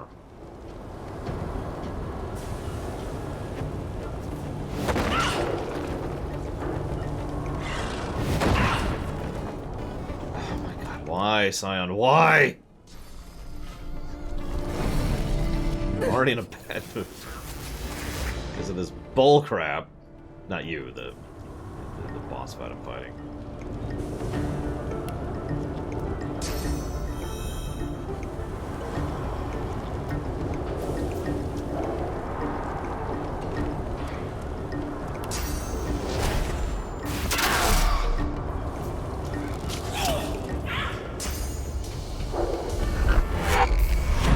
How do you have so many teleports?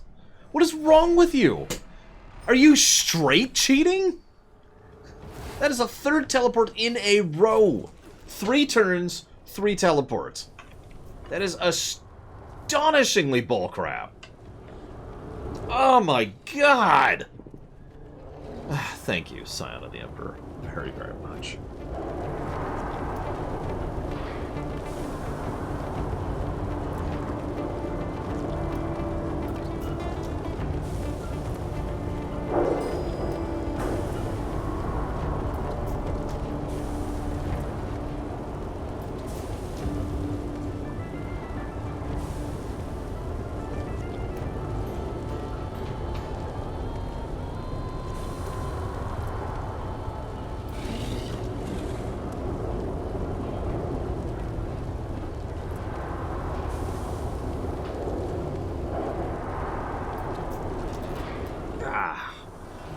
Even though you're probably already gone, thank you again very, very, very much.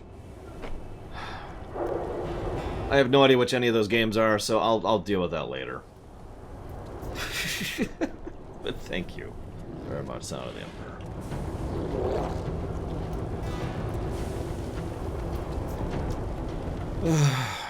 Alright, who are you? Prepare yourself!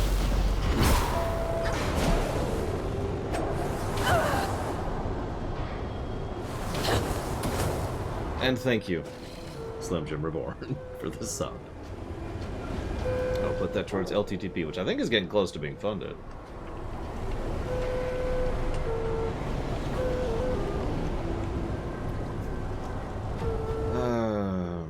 Who's still alive that isn't her?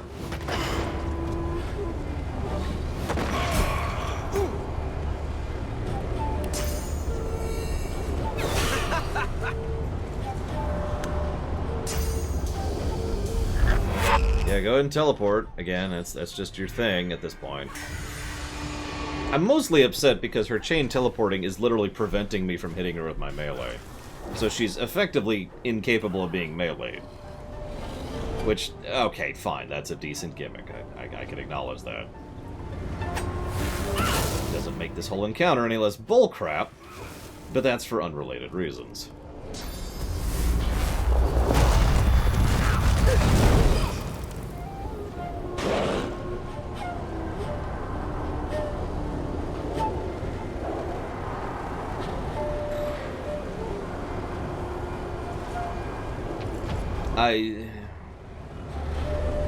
I don't know yet. Monk Wolfenstein is the quick answer.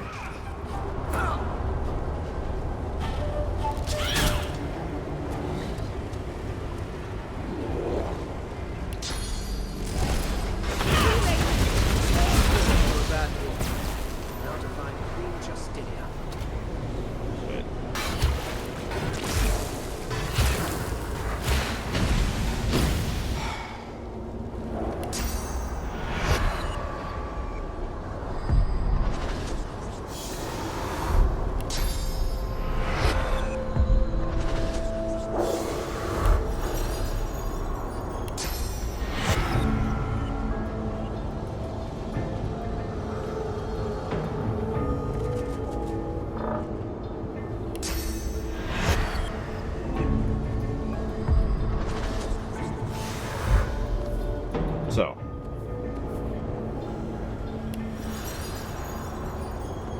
The great machine sits before you. Pipework tentacles outwards and upwards, the conduits piercing the ground overhead, wending their way towards the city and her people above.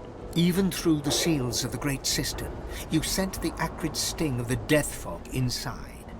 A faint gossamer of death fog rises from a junction where the release valve meets a pipe. A switch allows redirection to a different pipe, labeled C. The junction currently leads to a pipe labeled ARCS.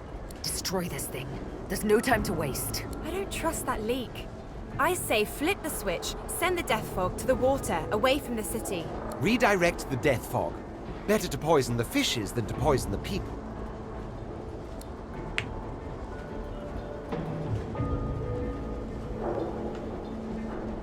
I don't think that's a controversial topic, but haha.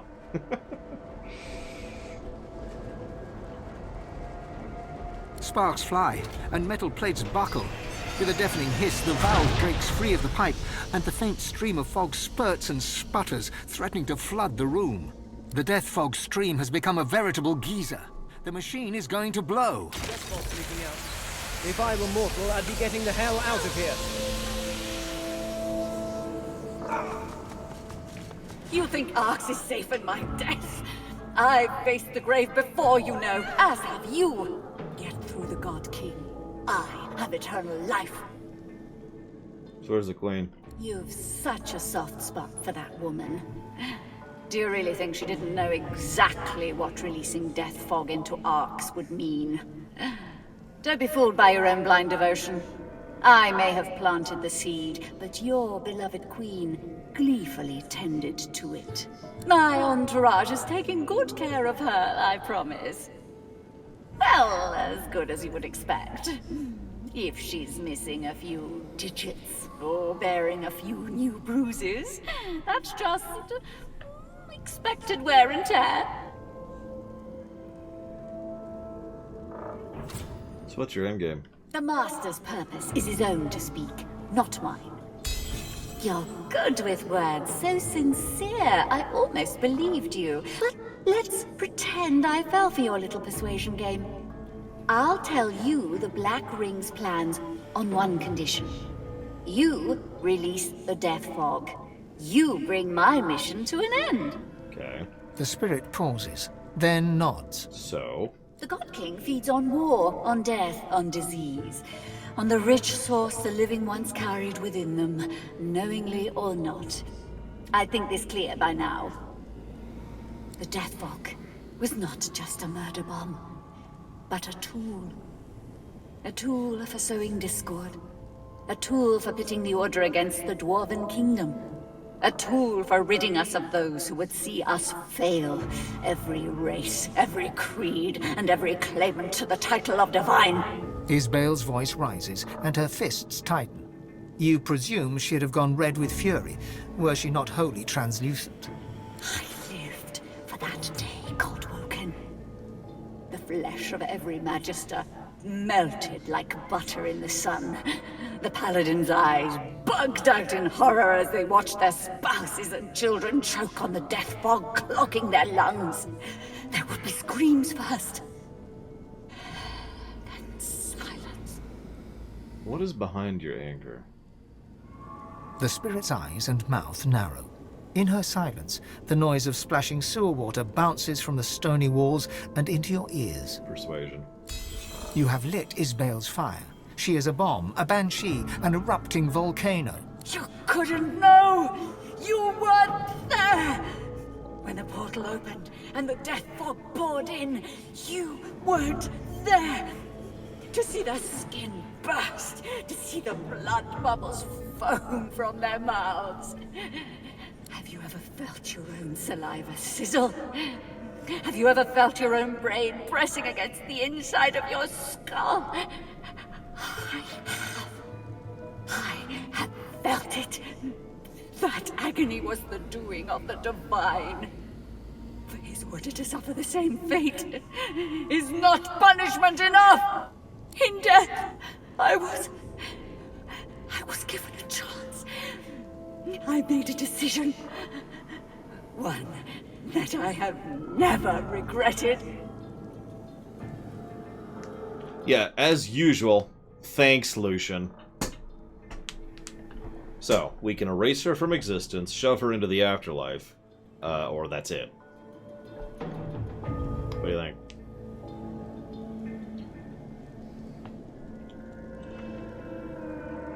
Fable 3.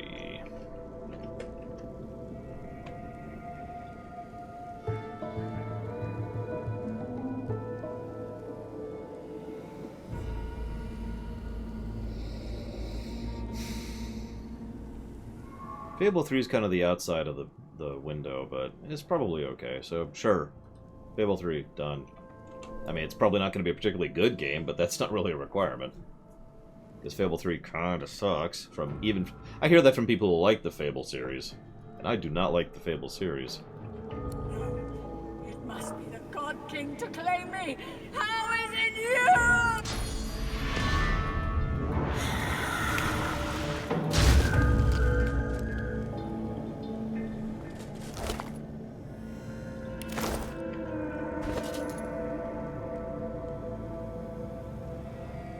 I mean, Fable 3 is the best game I've ever played, personally.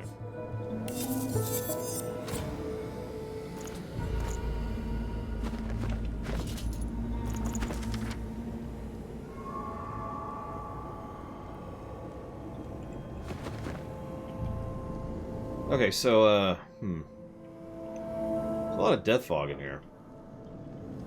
Hey, Popcoriana, what's up?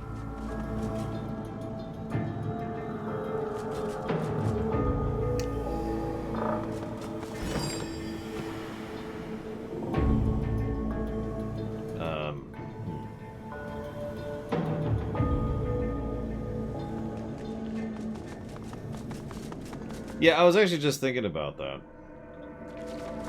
I actually have a theory that will probably not succeed.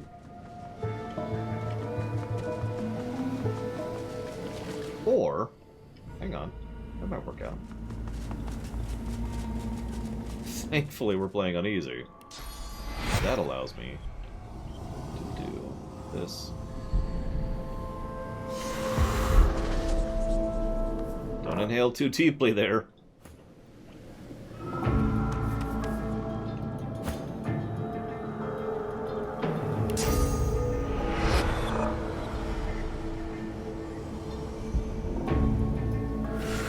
And the range on that, look at that.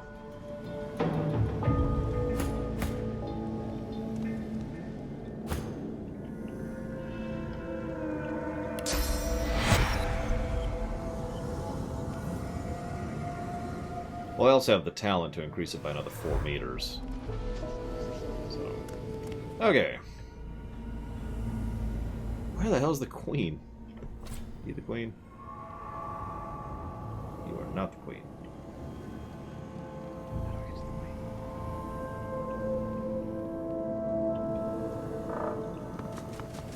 What's this? I found something. And open it.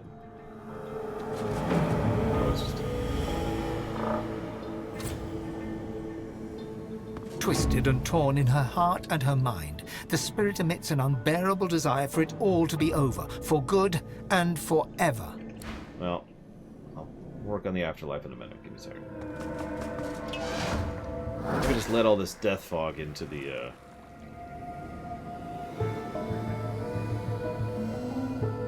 area. Yeah, don't break the crates. Wait, are they right next to a crate? Why did they die? Why did the death fog spread? What happened? What happened? What did you do? Oh god, it's spreading. It is actually spreading. Look. Like, even over here it's spreading a little bit. Yeah. Look, it is actually spreading. Look at that. You can see it. Okay, okay, hang on. Before this becomes untenable.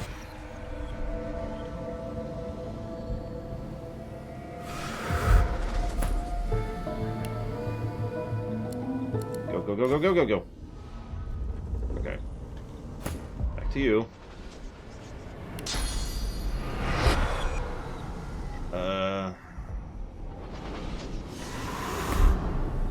Go, go.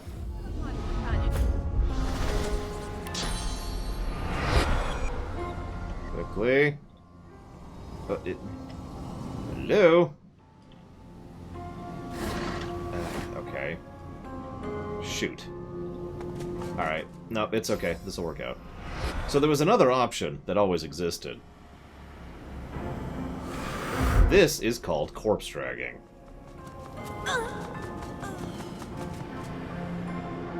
In pretty much the most literal sense of the word.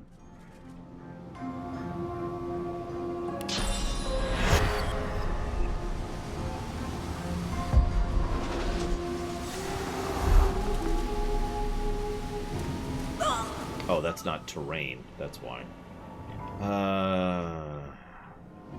Well, let's find out. Let's see if we can... Let's save. Well, let's teleport out.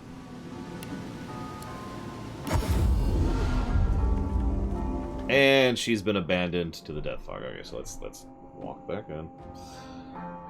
Okay. Death fog. God, it freaking starts spreading. That's... God! That is so bullcrap. Alright. Looks like I can teleport her corpse. Not that I have nowhere to teleport to. I think I'm actually out of safe terrain until I open that door. Alright, so... It's actually going to be easier. I'm sorry, you're going to have to die a second time. Third, fifth, I don't know what we're up to here. But Just don't worry about it too much. Okay.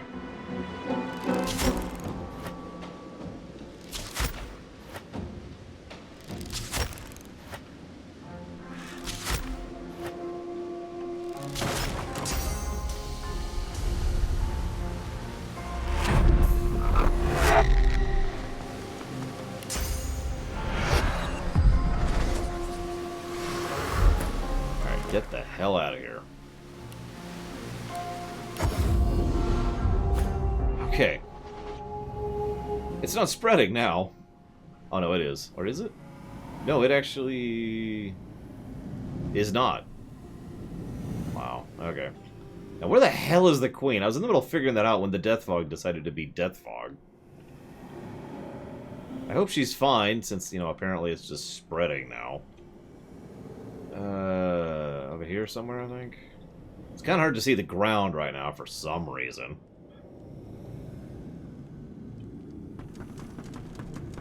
I've spotted something. That sounds like the Queen. Show yourself.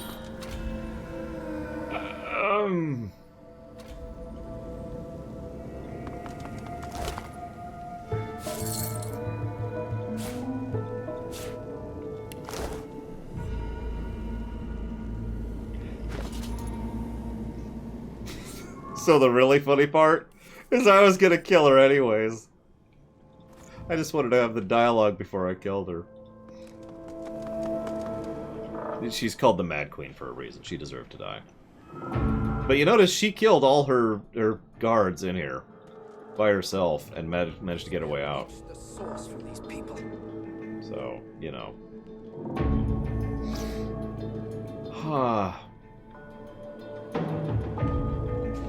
Can I res her? I don't think you... I can, no. Radovid? Well, Radovid was a good character, and she's not. So that's how... Oh, okay, so... Radovid had some mental acuity, and otherwise... was more of a victim, for lack of a better way to put it, than Justinia. Like, I think we can fairly safely say that a lot of why Radovid is the way he is was directly because of... what's-her-face? I can't remember her name right now. Justinia has no excuse. Philippa, that's it. Justinia has no excuse. And is just a evil twat who was totally cool with nuking a city in order to improve her political situation. She also lacks any of the acumen that Radovid had. She also got herself killed there. Alright, where... That was great. That was great. Oh, that was worth it by itself. And no, Justinia isn't significant enough to be a get-off-my-screen character. Which I suppose is an insult, but, you know, I'll take that. Yeah, I want to give a negative to both. I know that sounds harsh, but that is the era we're in. You know, free negatives, free positives, right? And to be perfectly blunt, that is a terribly designed boss encounter. And a terribly designed narrative beat. And I spent like 5 minutes discussing that earlier. I've already made my point. Because that was not a good point in the game. That was just blah.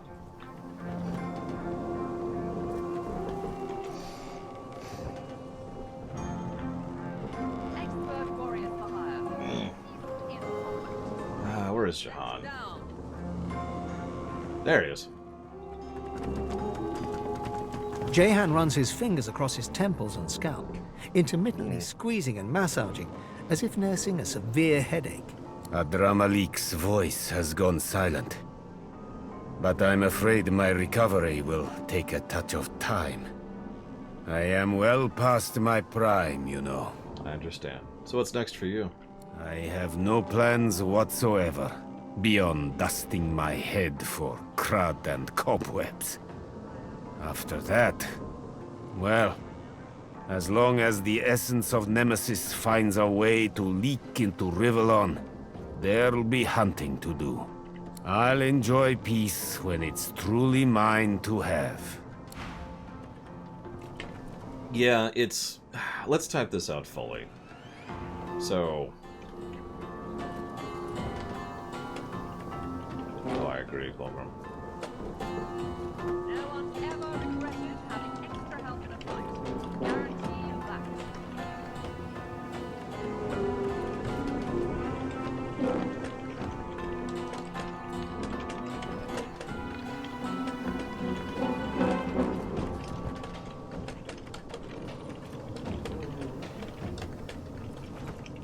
So, yeah, no.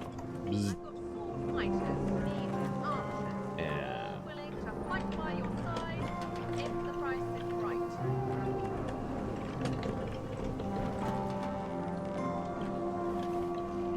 You know, the funny thing is, we call it GM helicopter nowadays. We used to call it pulling a, oh my god, I can't think of his name. Mass Effect 3. Edgelord. I can't think of his name. Truth be told, no, Colgrim.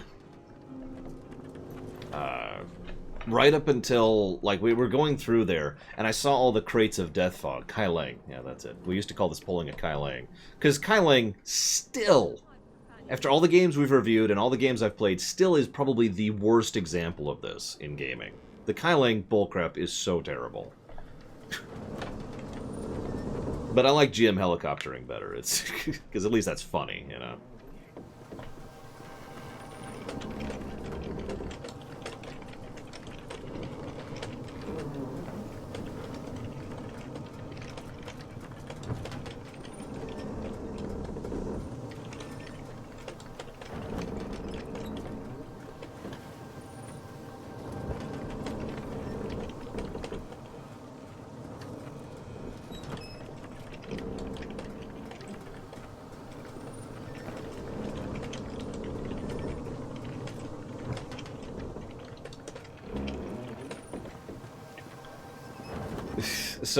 So Kai Lang is a character in Mass Effect 3. There's a lot of things wrong with him as a character, but the relevant one to this discussion is there's a bit where you're fighting him, right? And you can kill him, but his HP will lock at 1 HP. And then what will happen is a helicopter... Oh my god, it actually is a helicopter. A helicopter shows up and starts shooting you. Now, if you're good or well-equipped or know what you're doing, you can actually just hang there and endure the helicopter for a little bit and keep fighting Kai Lang. But he's invincible, and he's regenerating health as he sits there, and the helicopter will keep shooting you until you get out of the way. Then, when you've sufficiently decided to allow Kai Lang to heal back up to full, because bullcrap, you then go back and fight him again, and then it repeats, I think, twice or 3 times, I forget how many times exactly. And then when all is said and done, he wins the fight. He is actually like, I have defeated you because I'm better than you. But I will allow you to live because plot armor.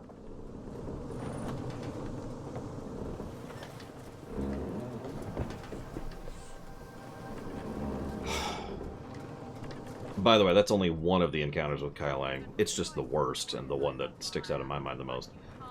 Let's go beat the game. You recognize the approaching child. He is hardly a picture of innocence. His cheeks aren't rosy, but sallow. His smile isn't curious, but crooked. Surprise! You left a little boy to rot in a prison cage, and yet I made it here. What do you say to that, eh? What do you say to that? I guess I'll have to kill you. Attacking a child? That's dark. And very bad for your sense of self, that must be. So let me help you. His voice changes, becomes deeper, rougher, older. Really, I'm not. Say hello to your mistake. A razor smile unfolds upon his lips, but his eyes are gone. The light in them has turned black. Any time he may have had as a sane and functional human is well and truly over. Yes, my Lord Lucian, I'm coming. I'll free you. I'll protect you. I'm coming, my lord. I'm coming, Lucian. I'm coming. I'm coming right after I... I don't think I've ever had this happen. Huh. Well, I never had the fireball spell, so that didn't happen, so whatever. Okay.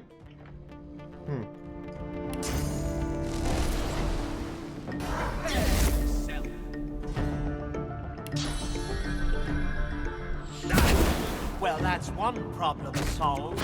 Now on to the next. I don't remember what I was talking about with the Death Fog crates.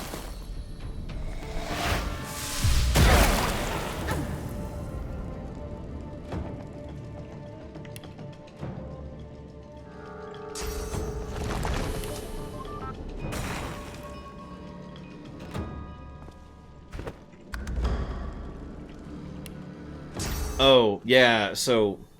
if you remember, I was going through the sewers, and you probably don't remember this, but there was a specific moment where I stopped and was like, that's a lot of Death Fog.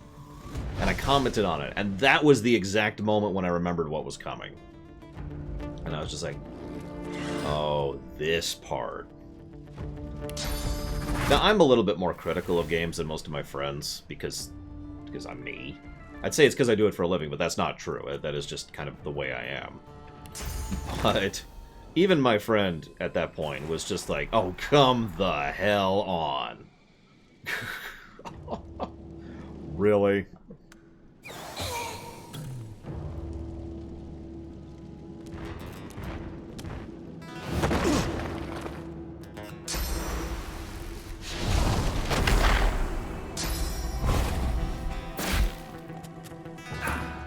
It does, Miranda.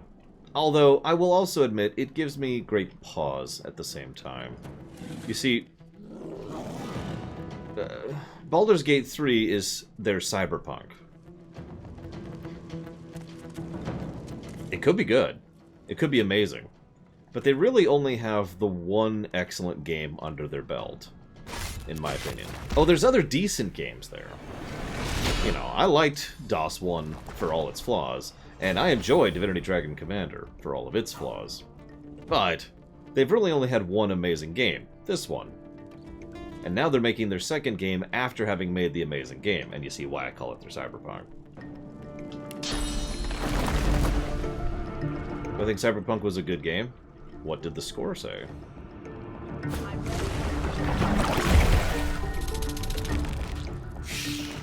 To use my own categorizations, because I've used this terminology before, I think Cyberpunk was a flawed masterpiece.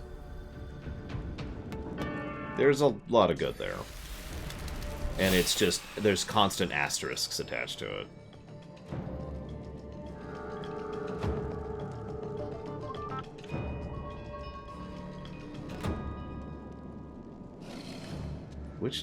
Who is this? Kajun Frozenheart, that's that dude.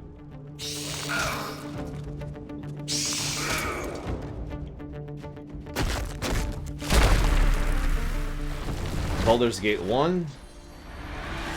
So, we actually talked about that earlier, Miranda, so I'll try to truncate my early response so I don't bore people too much.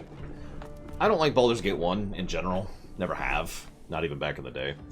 Baldur's Gate 2 I replayed multiple times because I rather enjoyed the story, but if I was to ever review Baldur's Gate 2, something I might veto if someone tried to suggest it, it would guaranteed be a net negative to gameplay. That is not a fun game to play. Now especially, but that was true even back in the day.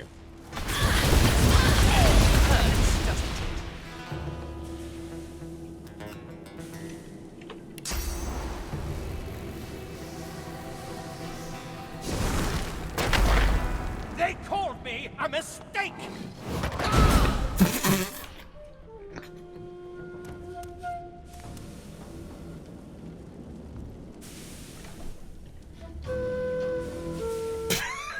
That's almost as good as the Queen opening the door.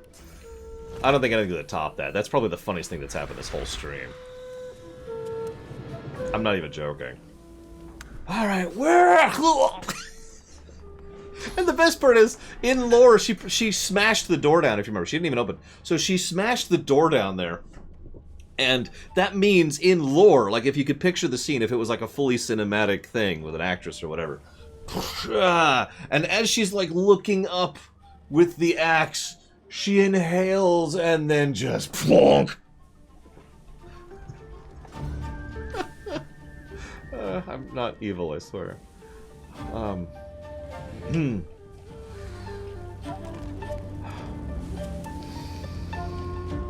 It was just really funny watching her die. Oh my gosh.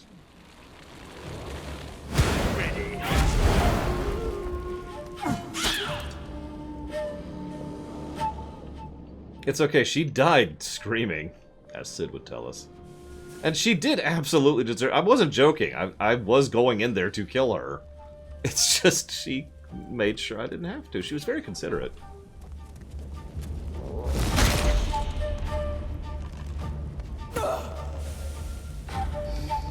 Wow,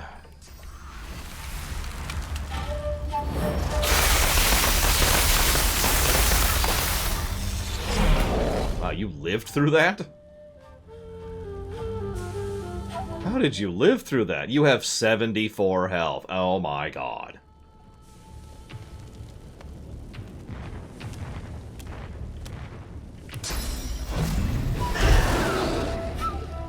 There.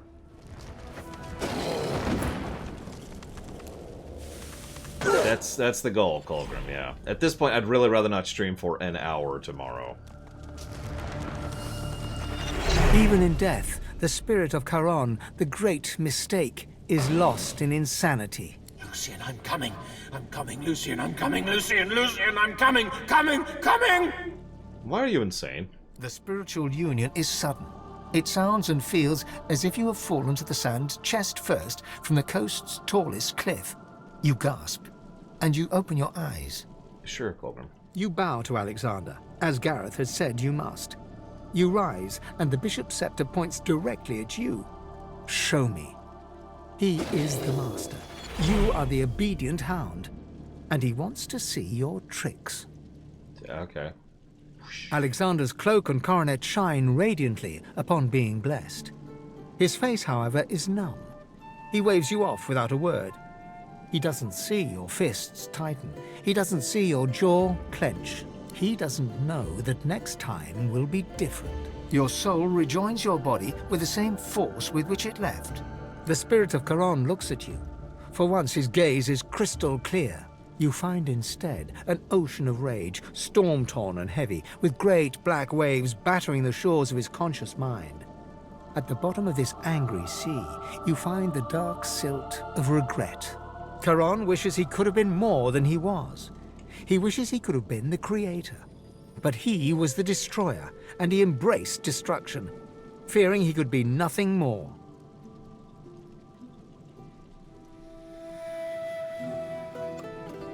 And there, beneath the regret, lies the kernel of fear from which all of this rage flowed. Fear that he could not be better.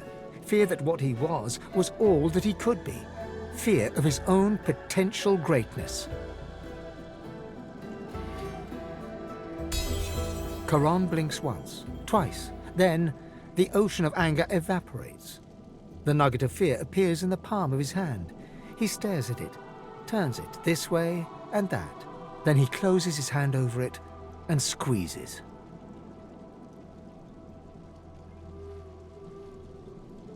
When he opens it again, his hand is empty. He smiles at you, lays his hand upon your breast, and gives you a gift, one soul to another, to enhance your talents as you see fit. Then he leaves for the halls. In case you missed that, yes, that's because of Lucian as well. It's just the gift that keeps on giving. I mean, in many ways, it's arguably the whole point of this game, narratively. Like, if you were to zoom the camera out, the main point is what happens if the PC makes all the wrong choices in one of these types of games. And Lucian.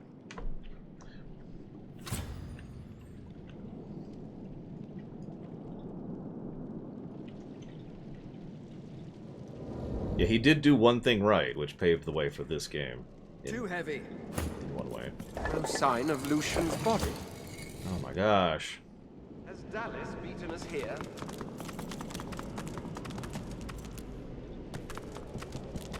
The blessed altar seems to want to be touched. The altar seems to respond. Beyond it, something creaks, as if the pipework was moving. The sound comes from beyond the altar, but also echoes and gurgles behind.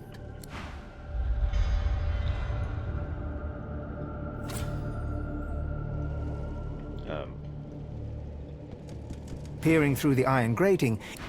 Yep, okay, how do I...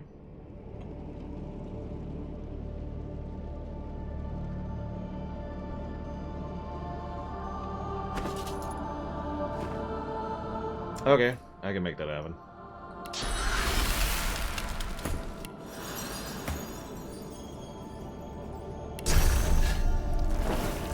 It'll be fine, Shadow Machine. Certain definitions of the word.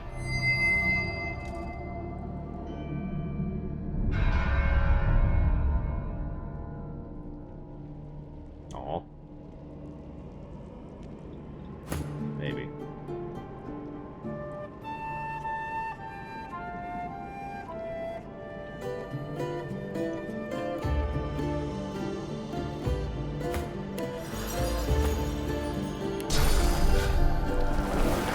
I sort of assumed it needed to be on the altar for some reason.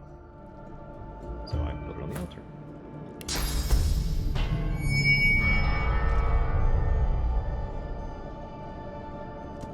A blessed stone altar. The cool stone seems to beg to be touched. The altar seems to respond. It went through. So now how do I do it? How do I get... How do I access the puzzle?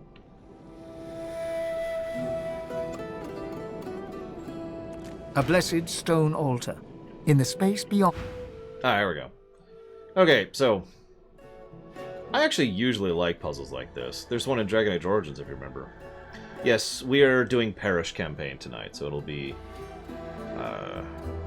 Shadow Machine, Darth Tyron, Bragwin... Not Sis. Sis actually can't be there tonight. And I suppose me as well.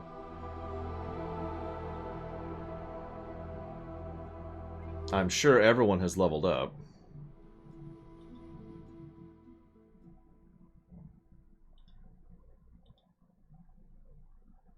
That's the one, Shadow Machine.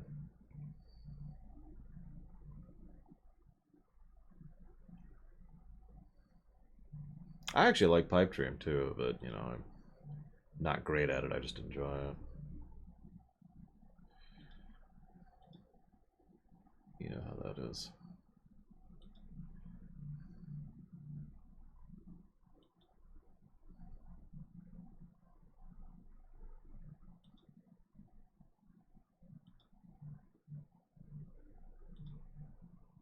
Strangely quiet as we do this here.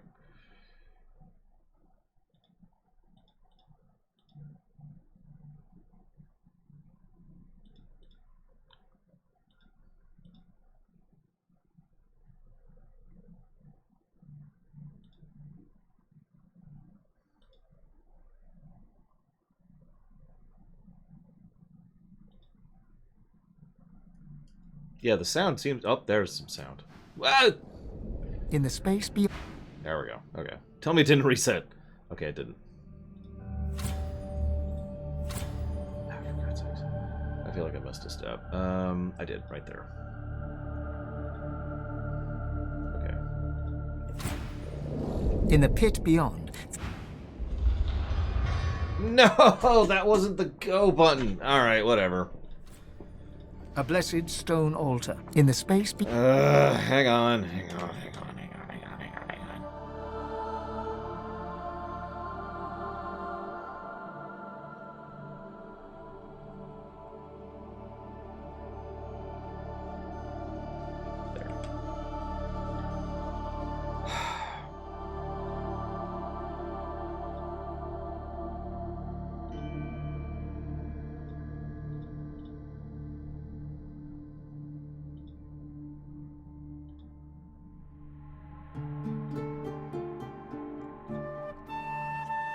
At least the music didn't die this time. I actually just pulled up some music on the side to play in case it did again. But it looks like the music decided not to kill out on us again.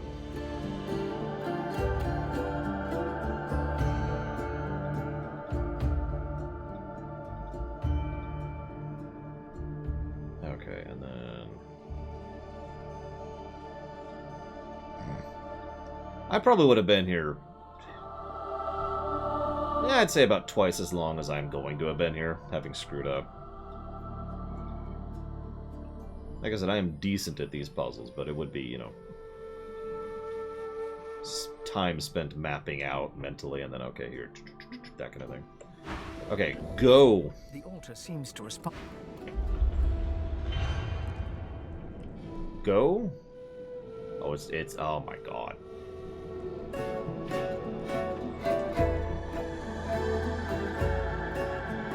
So if I made any mistakes.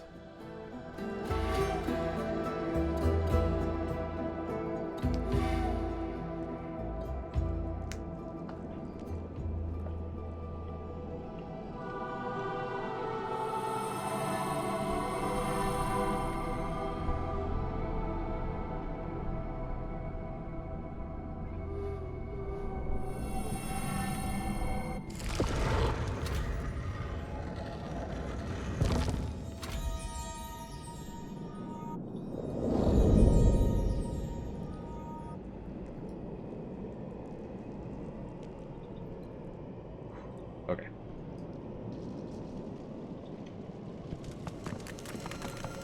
Got 50 minutes to beat the game. Let's do this.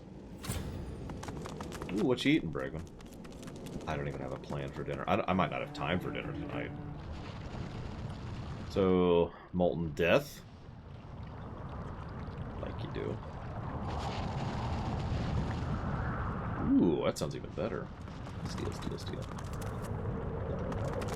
Venture no farther. Only death lies beyond. Bones need not be broken. Screams need not rend this old air. Preserve thyself and flee. I kind of need to go through here. To cross this threshold is to plunge into thy grave. Do not decide in haste. Okay. Very well. Embrace thy fate. Room A? Charming. Ignore the giant flaming skull over there. Lucian, did you have to?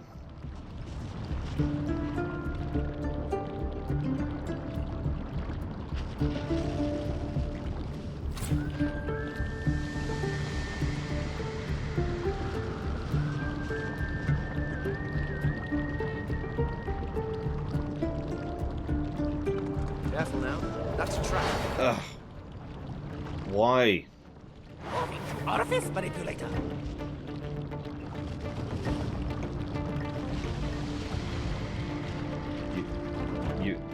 You.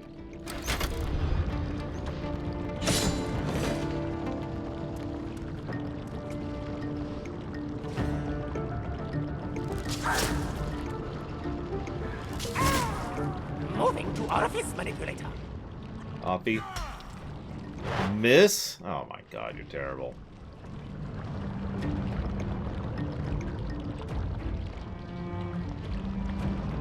Oh, there's no end to them. Do I seriously have to do this while in turn-based battle mode? I don't actually remember this. Miss it? I must have missed it.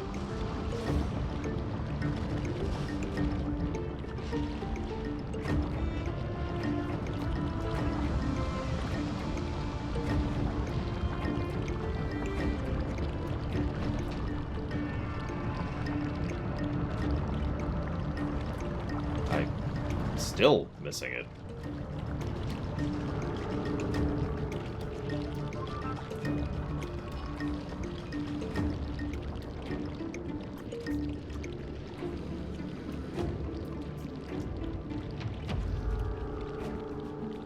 You know, this would be a good time for the Alt button to really be useful here, but whatever.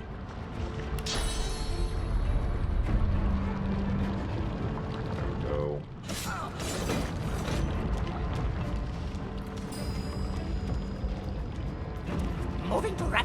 cranial disruptor.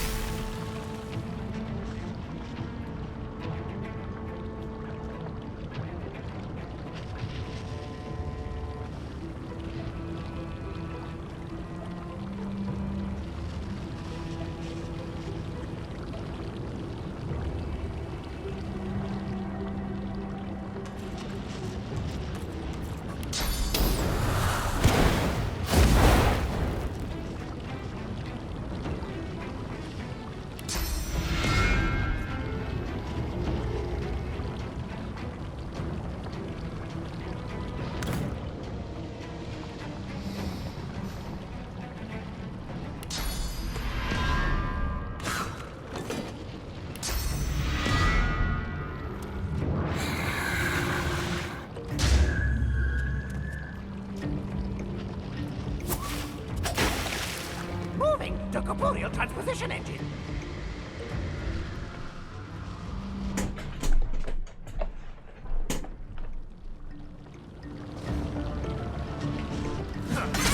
Moving to involuntary death assistant.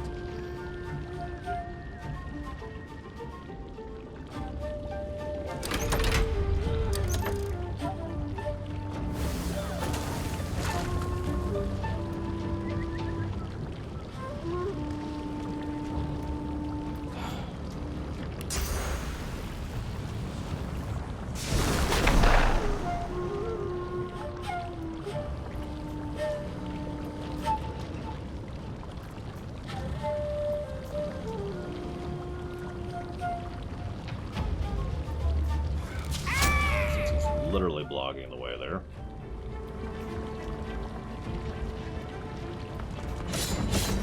Another one. How many more could there be?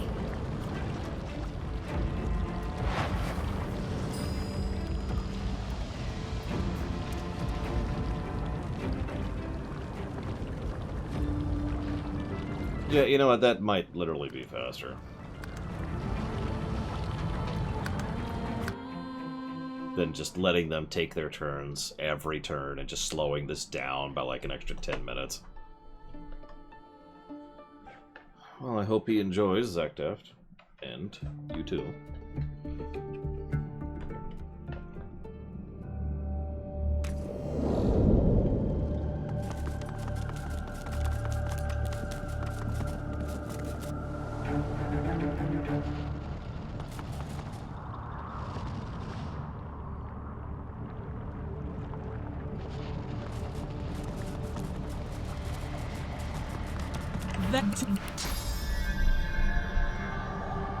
Really? Charming. I'm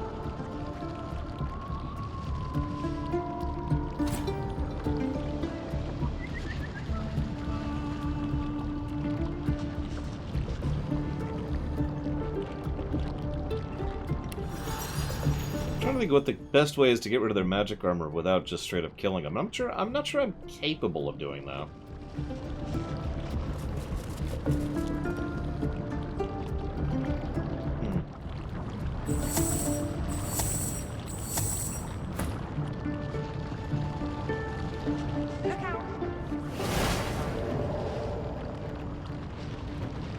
Moving to corporeal transposition engine.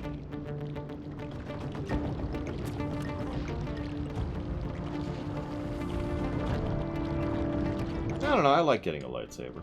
I'm cool with that. Corporeal transposition imminent.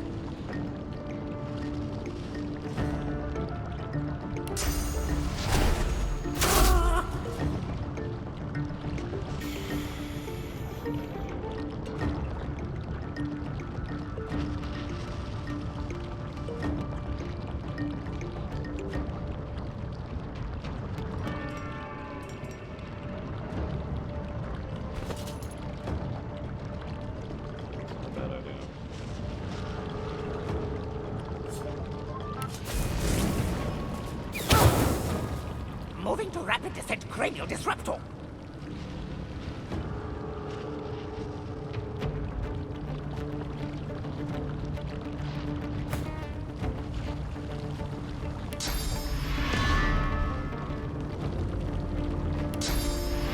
mean, I don't have a preference, Def. One way or the other.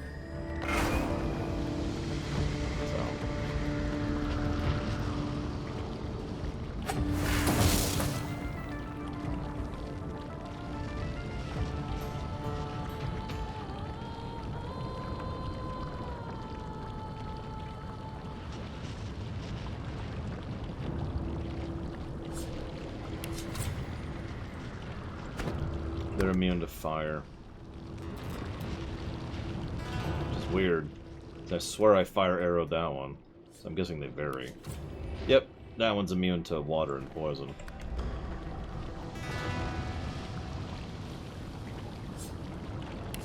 And this one's immune to fire and poison. And this one's immune to fire and poison. Okay. Okay. Where are they? I've actually been holding on to these for some time, but I don't remember where they are. I've not used them in this play. There we go.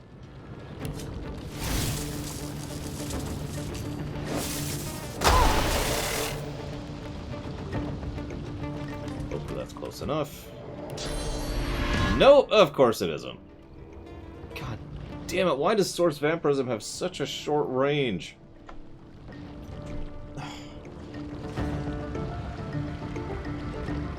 Whatever. Moving to reinforcement deploy. Bye. Asshole. Oh my god, that movement! You saw that, right?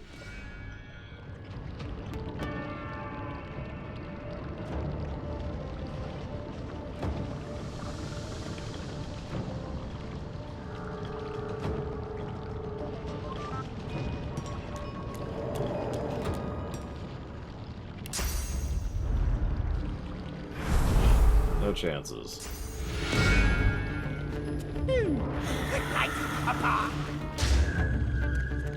Combat in progress. Seeking damage opportunities. That's... Thank you, Colgrim. As always. I don't suppose you know where you want that one to go.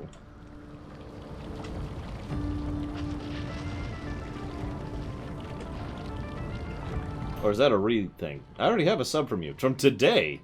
You lying to me. Oh, okay, Fable 3. Fable 3 it is? Oh no, that was the gift earlier. That's right.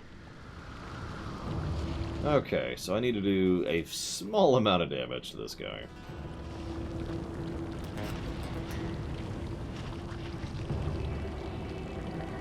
Looks like that's as low as it's getting. Instantly killed him. Of course.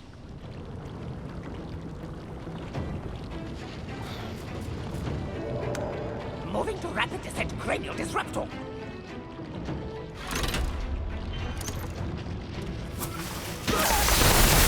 Ah, they just keep coming. Look around. There's got to be a way to make them stop.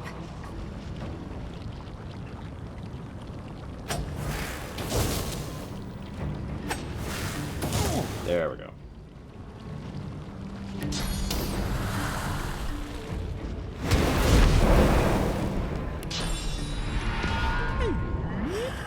Time.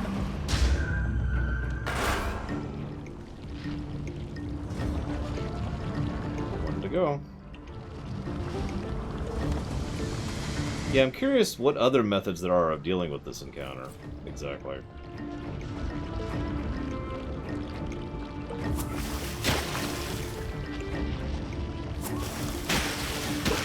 Combat in progress. Seeking damage opportunities.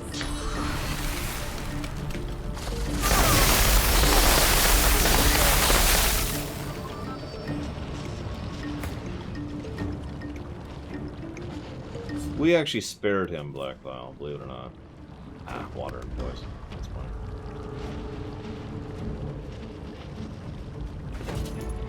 Beautiful. Piece of fluff.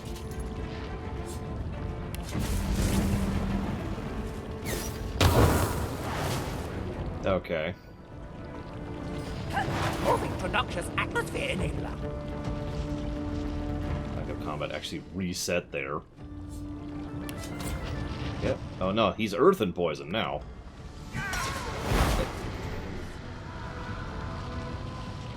Moving to hazardous concoction generator.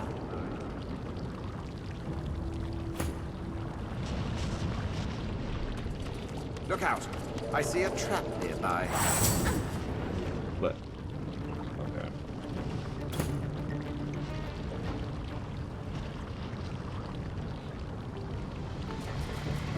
Careful now. That's a trap.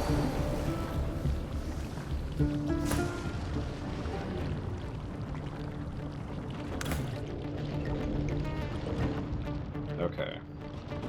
So this one's weak or immune to fire and poison. Okay, she does water ones, and she killed it.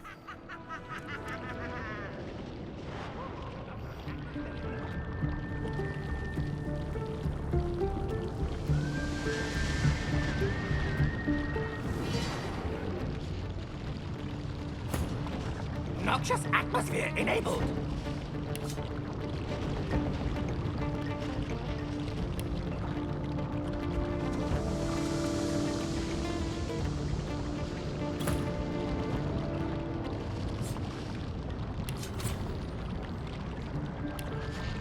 Okay.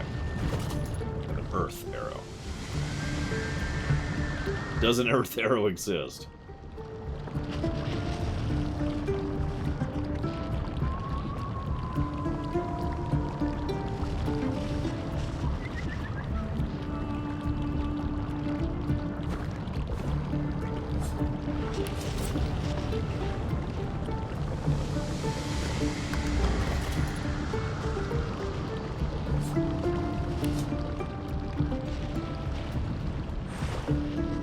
Oh, he's way over there. That's a trap. Careful now. That's a trap.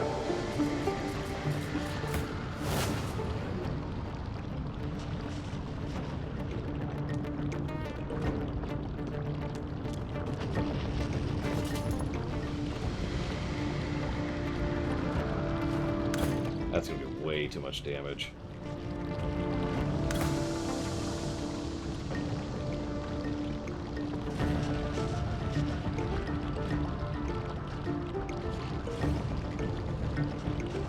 The impalement scroll was gonna do like 900 damage.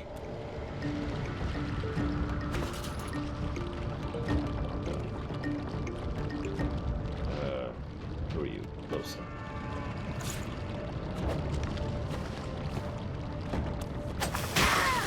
Jesus. Still nearly killed him. Prepare yourself.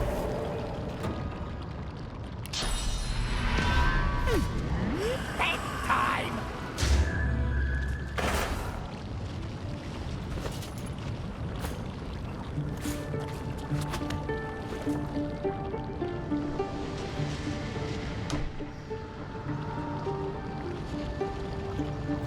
Okay. So, E is down here. Yep, there's E.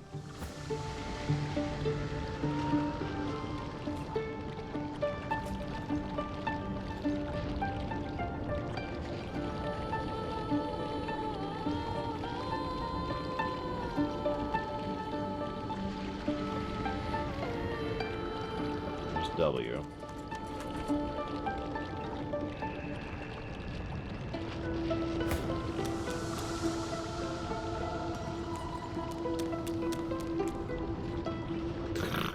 Well, that's actually a shame. I was curious of your thoughts of the one last plot twist, which hasn't actually been revealed yet, but enjoy getting the cheese at least.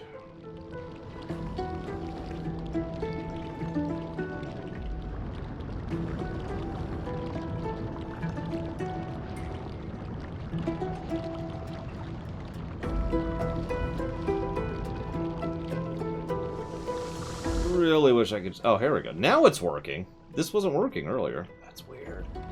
Okay. Maybe it's because I was in combat? I don't know. Careful now. That's a trap. Lucky find.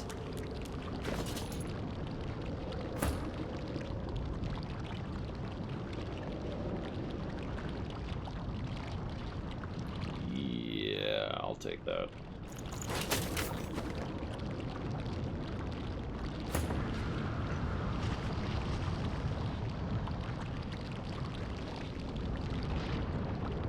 I need P and R. And now it's not working again. You see that? Oh, it's probably because I don't have people there. But it's working here. No, whatever.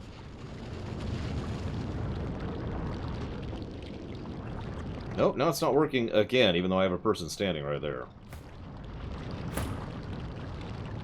Right. Oh, whatever. O. It feels like that leader did W. Something happened. I think. It worked. I heard you. It better be less than an hour. I got like 20 minutes to beat this game. And there's no rumination because I've already found one, so. Yeah, I need P and R. There's R. This lever works. I felt something shift behind it. P. Pudding. Potency. That must have been the last lever.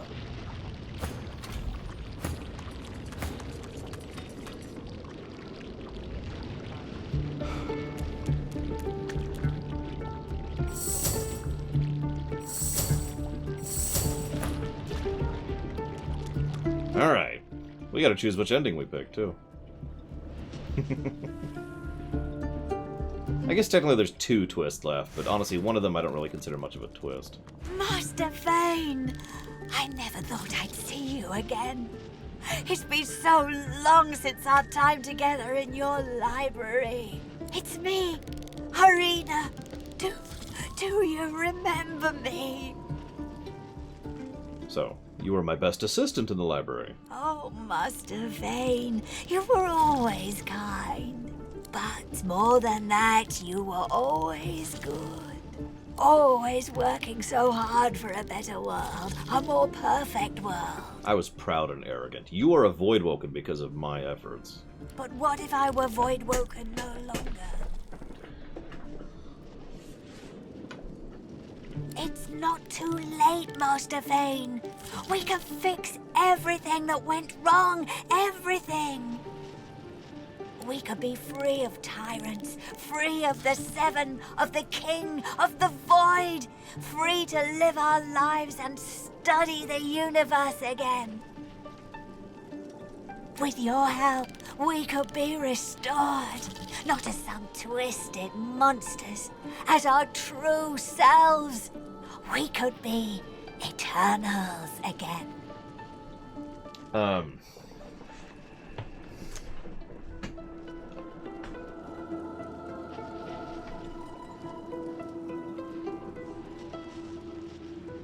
don't remember this ending if I'm being completely honest.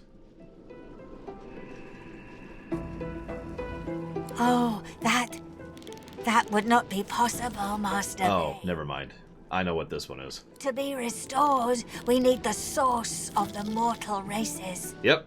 Mortals or Eternals. Pick one.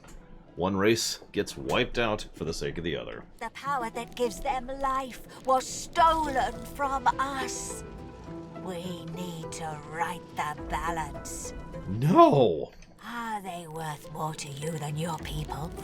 Than your home? Yes. You will have to weigh their short lives against our eternal suffering when you seize the divine source.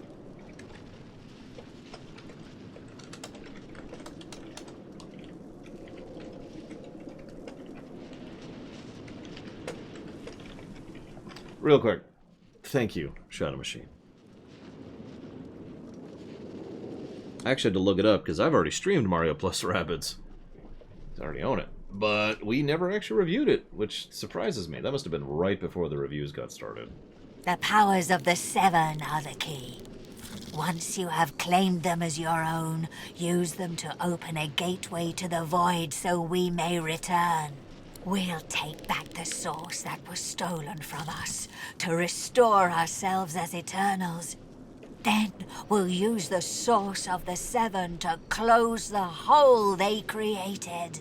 And we'll make sure the Void and the King stay on the other side.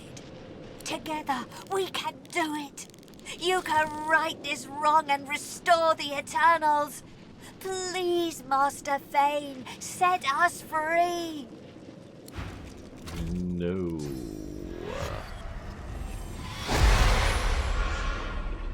Very no. The truth hangs heavy upon the air itself, unspoken. This is the point of no return. Somewhere beyond this point, you shall be undone, or you shall ascend. There is no middle ground.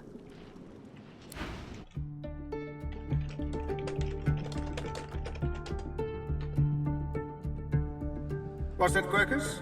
Do you have something? My goodness. Here we are, Quercus. This is it. What do you mean, Quercus? Of course I'm prepared. I have my noble steed below me, and my trusted shield beside me. What more could I need? His whiskers crack into a mischievous smile. And I may have cracked the spell that will stop the great acorn in its furious tracks, if that's what you mean. That's right, Quercus. We've done it! I think Earl Eamon gives it, Colgrim. Twice, actually. Sir Laura turns to you, his beady eyes shining with pride. I owe you an apology, Shield. At the start of our journey, I wouldn't have believed a human would lead me to the discovery that would save us all. Well, good news. I'm not human. Or human. No matter how you slice that. But I see now that my prejudice was foolish. Without you, Quercus and I might still be stuck on that abominable prison island. Now, here I am. Here we are, on the brink of saving the world. Glad to be of service. Indeed, Quercus and I will find an advantageous location and do just that. Meanwhile, you must prevent the servants of the Acorn from interrupting us. Sir Laura takes a slow, deep breath and lets it out in a rush. You feel it, don't you? It's so still, but there's something behind it, too, like a thunderclap waiting to fall. The great Acorn is nearly here. Its servants are poised for impact. We've known this moment would come. Now it is time to put my research to the test. I am ready. Quercus is ready. And you, Shield? Oh, yeah. What say you, Quercus? That's good enough for you? Then it's good enough for me, too. Sir Laura grabs your pinky with his tiny paw. He gives it a decisive shake, then salutes. No matter what happens next, Shield, there's something Quercus and I want you to know. It has been an honor. Now, onward!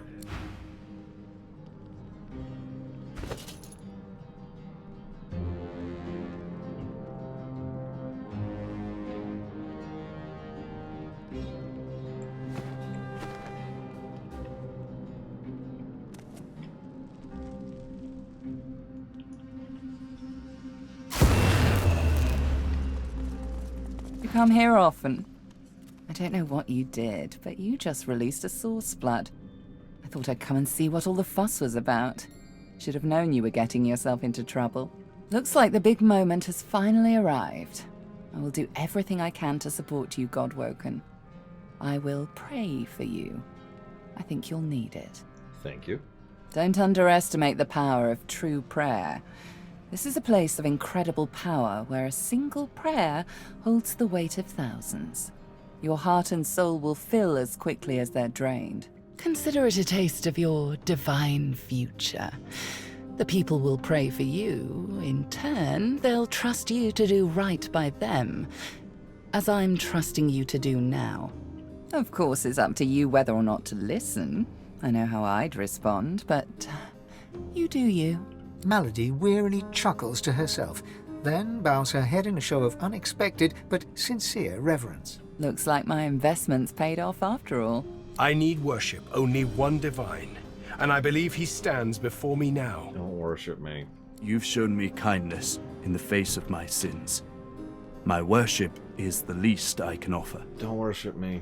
I've always preferred to be the one reaping the attention. But you've turned the tables. I suppose it's only right, seeing as how a new divinity may stand before me. Now go. Rivellon needs a new divine. Who are the two I missed? Out of curiosity. Revered. SP cost -3.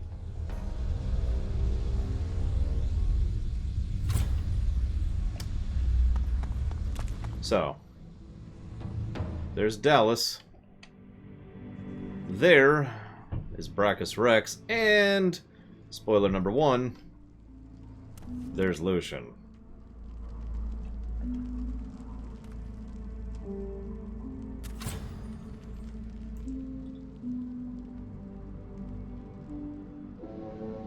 Faye. Godwalken. So yeah, this is the less interesting spoiler, in my opinion.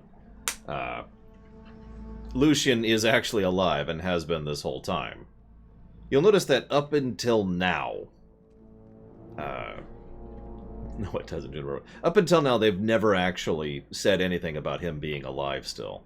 In fact, even when they were talking about grabbing him at this point, it was all about grabbing his corpse and ripping the energy and essence out of his body.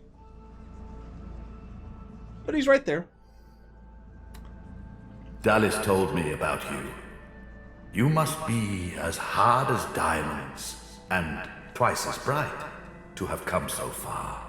By the way, just to get this across, there is a lot of source power going through. That's all this fog energy just kind of sunthering through him here.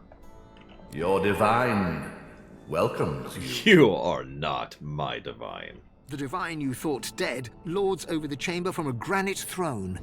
He moves to speak, but it's Wiedemann's voice that next pierces the air. What a twist. Lucian frowns at Wiedemann, then bestows a benevolent smile upon you. All that you know of him flashes across the panorama of your mind. I underestimated you, Godwoken. You have proven to be a formidable foe. You have my respect. Respect? Indeed. Lucian's gaze rests upon you and goes through you. He takes your measure entirely. Lucian, we should tell him the truth. Yes, I agree. It is time we dropped our masks. Dallas nods, then reaches for the sides of her head. Where there was one face, suddenly there are 4. She takes off the mask of the shapeshifter. Twist number 2. You know that mask we have that allows us to take another shape? Well, she's had one this whole time. A skull is revealed, bejeweled and ancient as the void. This can actually be hinted at substantially earlier. If you actually grab a Death Fog barrel in the very beginning of the game, and somehow, and it is harder to do than it sounds, carry it to the very first time you meet her, which is as you're entering Fort Joy, and throw it out, it won't do anything to her. Because she's flat out immune to it. There's a couple of other times you can encounter that, and a couple other hints, but I just thought I'd mention that. I am eternal. But she's not undead. Aren't they just full of surprises? Knew it. Fear not, Godwoken. Dallas is on the side of all that is good. She is helping me rid Rivellon of the influence of the Source. Listen to her. I just want to be clear that this evil woman who has done horrific acts throughout this entire game has just received the personal, like, it's okay, she's totally cool, from Lucian, whose big shtick is making wrong decisions. If anything could convince me that she is bad news, that is it. I shall tell you the tale as I told it to Lucian. Long ago, the scholar Fane discovered that the veil between the world and the void was made of source. Our 7 lords desired this power. Of course. Silence, slave. Our king forbade the 7 to reach for this power, but they didn't listen. Instead, they rebelled and sent the king and his people into the void. With the Source they stole from the veil. The 7 created the races so they would have worshippers. So, there is actually one last twist. Although it's not really a twist, but it's also probably the single biggest part of the entire story that has stuck with me all these years. Why would the Seven make mortal races? During their lives, worshippers collect souls. When they die, the gods feed from them. It's an ingenious system. And that is why the Seven are the worst bastards in this whole freaking setting. Earlier, and I did this on purpose, if you were paying attention, I commented on how there's varying gradients of evil, and I mentioned how there's a difference between colossal scale evil and personal evil. And for me, personal evil is worse. But what happens when you combine the two? Well, you get the frickin' Seven. Because what they're doing is mass genocide. You know how we erase people with that? That's what they're doing. When people go to the afterlife, expecting, the afterlife, what they do is they get eaten and erased from existence. Then, hang on, so that's the mass side of things. That's the large scale thing. And they're doing that just to all the mortal races. All those wars, all that lives, all of that crap. All of that has just been food. Cattle. Farming. But the worst part, though, is it's not just mass-scale evil, it is also personal betrayal evil.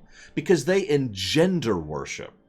They try to, they build religions around themselves, and they insist on veneration, and they offer kind, honeyed words about their children, and about, yes, follow the tenets of our faith, and we will take care of you, and we will uplift you. And how many times in this game has someone been, I go to the halls gladly? The halls is the afterlife. Or, I move on, and I have made peace with myself, and now I move on to the afterlife. And nope.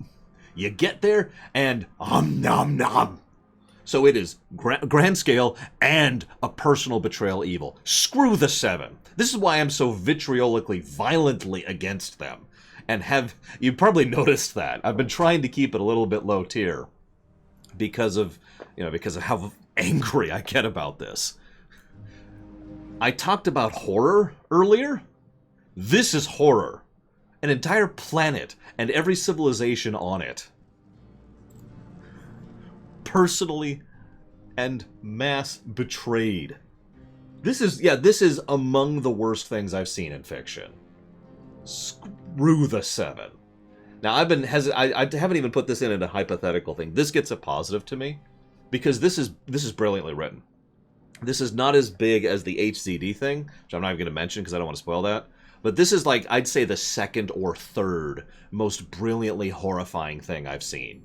Yeah, the Wall of the Faithless would probably be the other one that's up there in, like, the top 3. This is insanity. Oh, screw them so hard.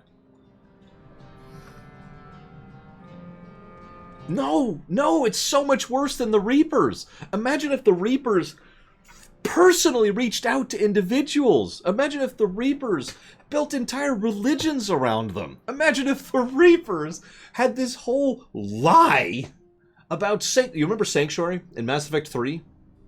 Imagine if the Reapers were doing that.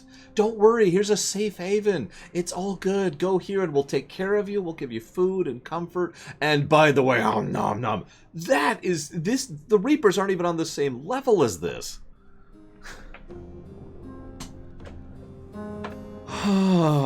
Okay.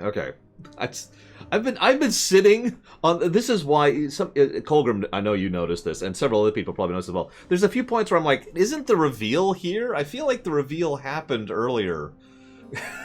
Didn't it, the reveal? And I've kept waiting for this moment because I've been sitting here wanting to judge about this since the beginning of the freaking game. Since we first started this, like last week, I think. Oh my god. This is why I wanted you to be here for this Avacon, because this moment... Screw them. Okay. Our souls are nothing but vats for the source-hungry gods. The Seven made a mistake.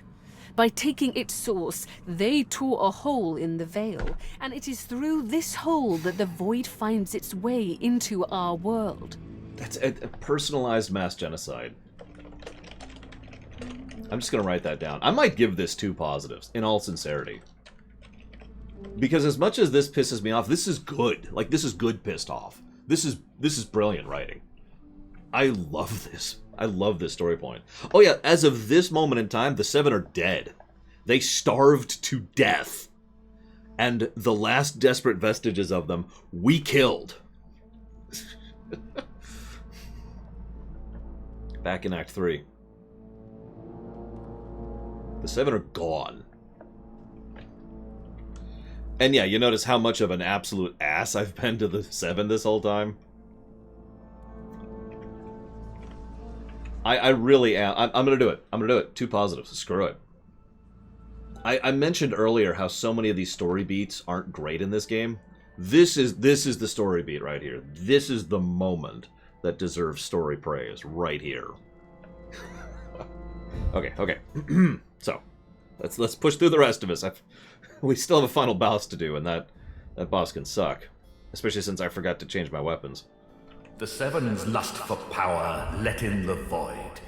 Our goal is to close the hole they created, to restore the source to the Veil. When we are done, there shall be no more source in the world. Rivellon will be finally free from the gods that enslaved them. Estes is correct. Like all good twists, the twist is properly built up. I should write that down.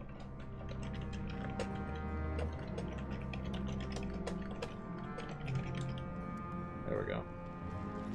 I don't, off the top of my head, Colgrim. So hang on. Lucian, I question your motives. He hesitates. Then he swallows his pride. Here is the truth. I have killed thousands, perhaps millions, for the greater good. But I made a mistake. It was my use of Death Fog that opened the door to the God King. Careful, the last guy to... The Veil, and took the Seven by surprise. Careful, the last person to admit to make a mistake died instantly. By the way, bad choices.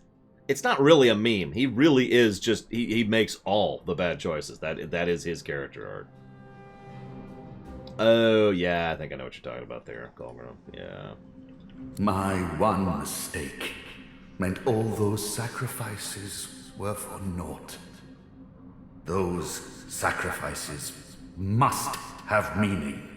They must stop the void once and for all. No, Console out. But there's other issues.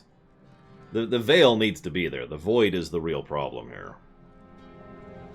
Yes, no, it was just one mistake. He only made one mistake. Guys, he accidentally released Death Fog on a gargantuan scale, previously hitherto unforeseen in the annals of the history of this setting. That's okay, it's just one tiny little mistake, guys.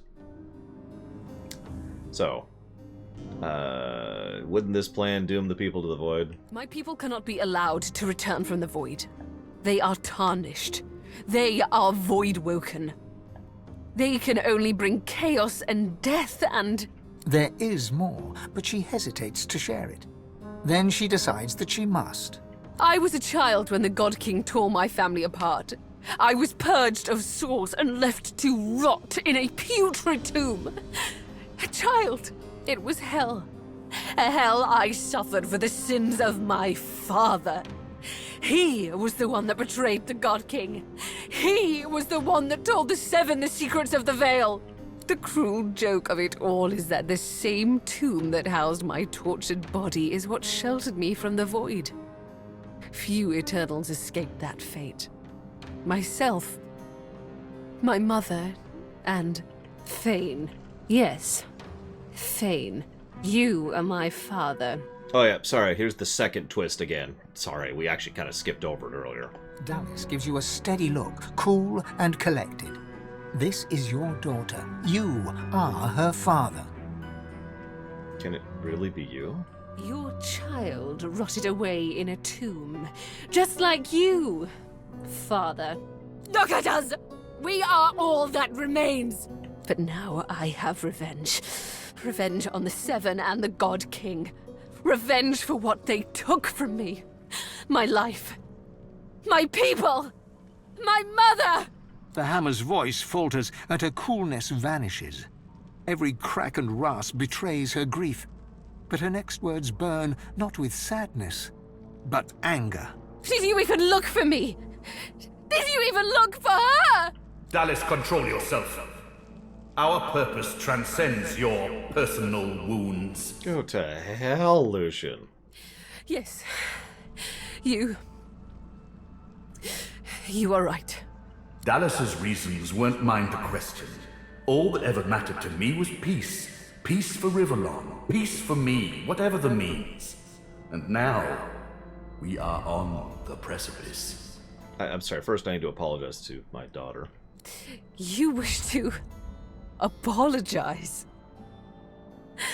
We have moved well beyond apologies, Father. Your actions led to this moment, and all the moments in between. Every purged sorcerer, every family torn apart by void. All of it. You have but one path to atonement, and Rivellon has but one path to redemption. You must give up your source. You must be purged. Hold up, what happened to the real Dallas? She sacrificed herself for the betterment of Rivellon. She didn't do it willingly, mind you. Curiosity led her to the tomb. My hunger for source took care of the rest. I presume her bones remained there. I like how completely unrepentant you sound about that. And then I took her place. Face rippers are such marvels, aren't they? It didn't take long to realize that Lucian was the key to my vengeance, and I was the key to the salvation of Rivellon. So, hang on. Lucian? I'm curious how your actions are meant to achieve peace. While Dallas sought the Aetheran, I started draining the gods of their source. Slurp, slurp, slurp. Shut up, Brackus. One more word from you, and I shall use the leash. Oh yeah, this is a good time to mention that she has a device that has perfect and total mind control, and is using it to keep Brackus enslaved. I want you to remember that. It's going to be important in a minute. I had to hide from the gods.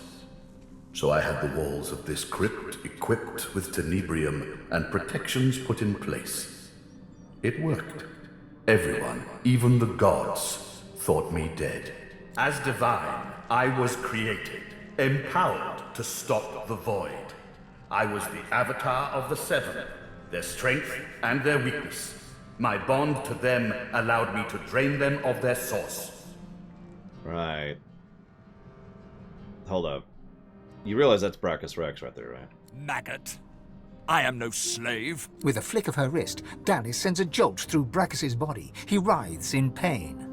Don't worry, he's well under control. He has made a fine servant. Isn't that right? Ingrate.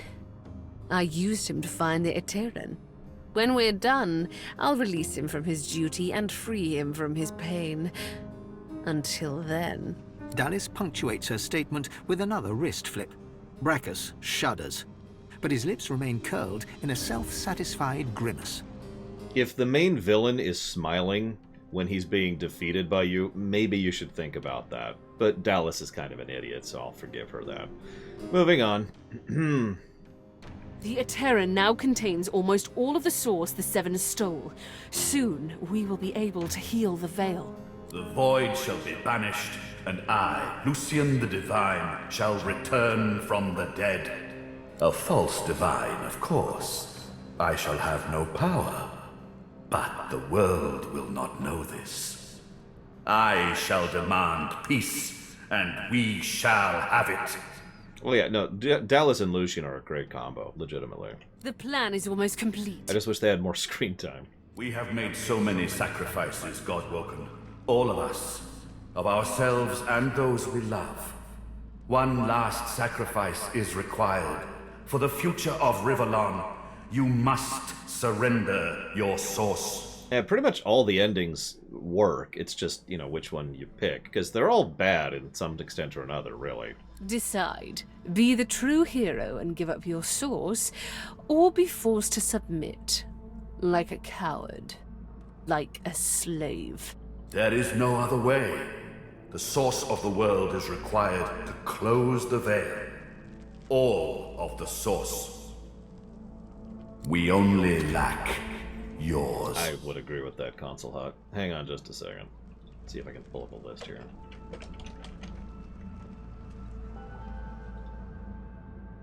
Alright, here we go. So, blah, blah, blah, blah, blah. I guess we're not actually at the decision yet?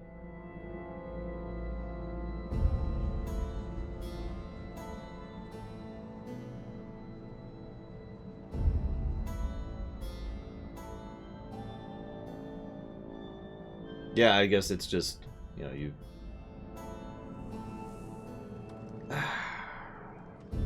If we're gonna do that, then we're gonna cut off the stream, Damashi. Because it's already really, really, really, really late. I guess we could show off all the endings.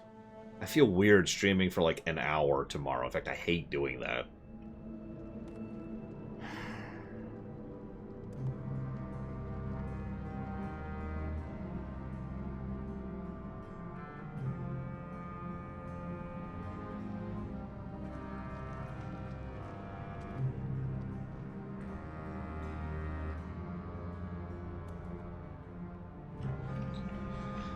The problem is the last battle is probably going to take a hot minute. And we're not even there yet. So you realize that's going to turn us into silent monks, right? Yeah, one of the endings alone takes 20 minutes. It's just...